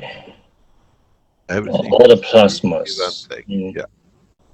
in our body interacts harmoniously. You see, the animals do it except man, and it's very strange. Man has never realized that. If you look, let's say the crows, let's say the pigeons, they don't have fancy clothes coming out. Look, I colored my hair this way today. The other feather, have you seen it pink? And the other toe is just nailed a bit purple. Because they totally understand not just their life. We look at them, they run around. But in fact, the whole lot consider the totality. In the human race, when it's too many of us, we kill each other because then there is so much food. You heard this theory which coming, they're killing us to control us, becoming too many. If you put all the 7 billion man on 1.5 times the size of Isle of Wight, we all fit in a standing foot to foot. What happens to the rest of all these continents? So there is no shortage of space. But you have to understand, man wears different clothes just to enforce his own meager existence. When the animals see there's a plenty, they all decide to lay eggs. When there is not enough, they all decide collectively, a few of us selectively lay eggs that we can guarantee, but not all of us, because there is no food guaranteeing those. Look at the animal kingdom. They are more mature than we are. Because they don't speak a language. Nobody goes there. Today we have a one-child policy. We feel our existence is good, so everybody can have a manager. But when it comes a rough time, boys, slow down. And this is the maturity of the soul of the animals. It's much higher than man. And the man is so ignorant, says there are birds that don't, there are animals. Actually, the animals call humanity animals, and the animals, the man calls animals. But in fact, man was never understood that thing. Even the plants. So, if you want to create a life, give it the right soul that is satisfied within the structure of the other souls. The emotion which it creates will fit the body, and the body will not ever demand anything more than what it can carry.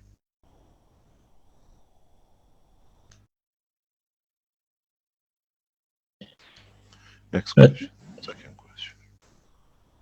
But if I make a cup and I look at my palm, I have all my lines, the emotional line, the brain, all these lines fade in my palm. Is it also replicated in the cup? Okay. I don't know. Depends what was your emotion, what the line says. I see.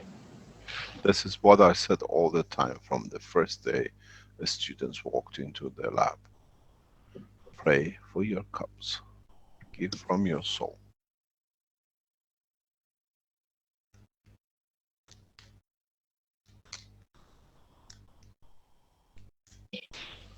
Thank you. I have no more question. Thank you very much.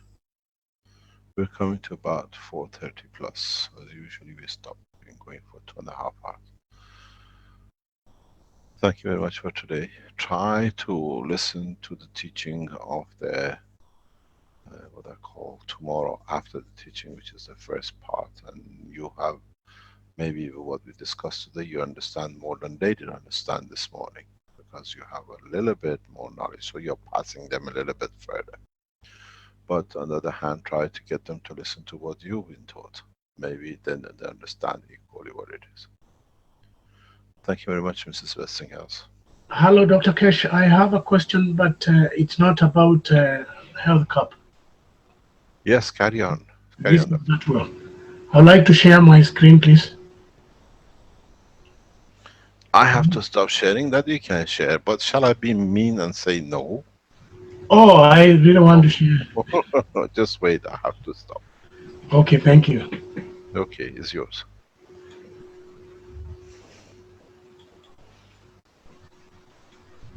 Okay, here it is. I have a question about this. I've been trying to attain lift in a hurry. And I was wondering, I think it's your 94th Knowledge Seekers Workshop. You said that we could attain lift with 5 coils. And Yes, your coils are coils.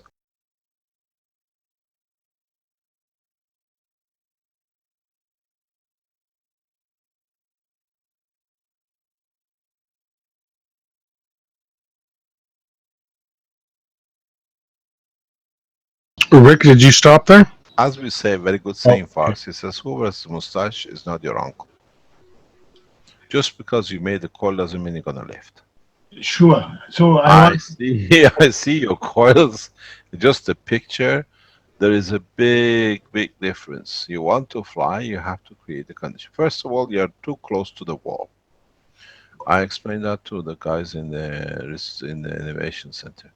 don't go too close to the wall, because you see the wall has its own plasmatic magnetic field, so it's sucking everything, interacting everything there. The other three sides are open. So when you do any test in any shape or form, make sure the environment is correct. Okay. I had actually also thought of making sure that everything was Yeah, plasmatic. but you see, if you look, your coil, the one on the left hand side, is very high compared to the others. One is tilted and one is half tilted. All these will come to the point that will be very difficult to use. Okay. I'll try to adjust them. But can I attain lift without having the moving plasma in between here in balls? If you see, the lift with this is job of genius. How you gonna do it? How you've done it? Partially, the frame you put it on is a matter state, which means it reduces the level of the field. You have to nano coat all matters that you feel within the, you fall within the boundary of the plasma. It's beautiful what you've done. It's I very nano nice. coated the foil. I nano coated this Yeah, foil. but did you nano coat the black frame? No. So this is where most of the thing come. You see, Okay. you got to realize the structure of a craft comes from the interaction of the fields, and not the structure is held together by matter to force the structure. You understand? This is something which is needed to be understood. You made a beautiful setup. The cores have to be, you create a field, move the thing in the middle and try to see how you feel with it. What's his name? Ali is very good at this. And Vernie is very good in feeling the fields. And to feel the fields, you have, secondly, these reactors, these cores you made, you don't see it. Put a slow camera on it. You will see them every now and then, they just move. Even there is nobody in the house. Just put a remote camera and watch them, they move. They create field forces, and because they are loose, they just move, they release the field. And you get nothing. We've seen this with 129. We Actually, I have. thought I saw them shake. I thought I saw them shake. If you are not near it and there is no wind in the room and you see shaking, or they just move, vibrate, one of them suddenly, it means the system is active. And the field forces is so much that it cannot handle. So by moving, it releases the field. So a lot of you, when you put systems like this and you see it suddenly moving, or you see a small vibration, you think, oh, maybe the cat runner is gone. No, it's just that the fields are forced. And you, to be able to achieve flight, that one which was released by the shake is the one you need to add up to build up. That's why in the course we lock the course down to the table, to the frame. And at the back of it, I have a router, and I was wondering whether that would interfere with it. Everything interferes. You're worried about that one, I'm worried more about the strings on your guitar. Oh, okay. Because these are fine, the musical instruments have a lot to do. You got there, I see a radiator. That radiator's got a flow of water in it, most probably because it's winter. Yes. That takes a lot of energy out. It'll be very interesting. Watch which one moves, and if it's the only one which moves. And then look distance, where is it facing? We had in Trani a situation that one plug always had problem.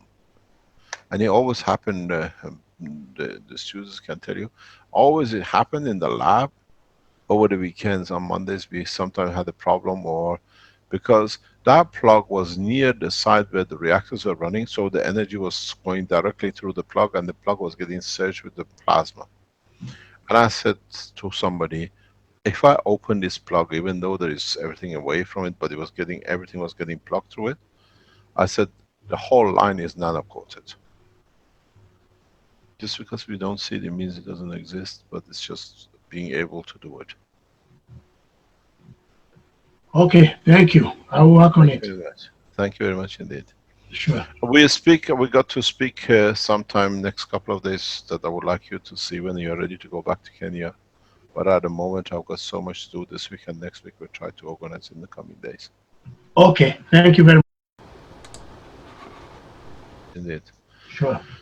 Thank you very much, Mrs. Westinghouse. We call it a day. It's nearly 4:45. Okay, that This sounds good. kind of thinking is always not more than 2 hours.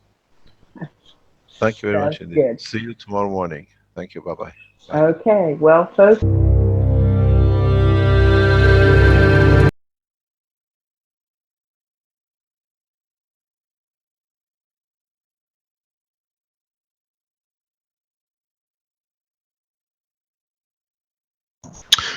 Thanks, Rick. You're gonna play the end video, I guess, and we'll go out on that. Okay, sure, Vince. That's. I thought I heard it, so it must be in the Well, background I there was just somewhere. going to put the picture in. I thought the video was already pretty long, so maybe we should just end it at this point. Oh, we can do that. You might as well close it out, and I'll stop the live stream after you're done. Okay, let me just throw in the screenshot that I've got here, so we have something to share there. I don't know if that came through even. Okay, so that's the end of the 103rd Knowledge Seekers Workshop at the Keshe Foundation Spaceship Institute, and thank you everybody for attending. That was definitely a long one, but there's a lot of very valuable information in there as well. Okay, stay tuned for next week's workshop, and we'll see you then. Okay, we'll end the live stream.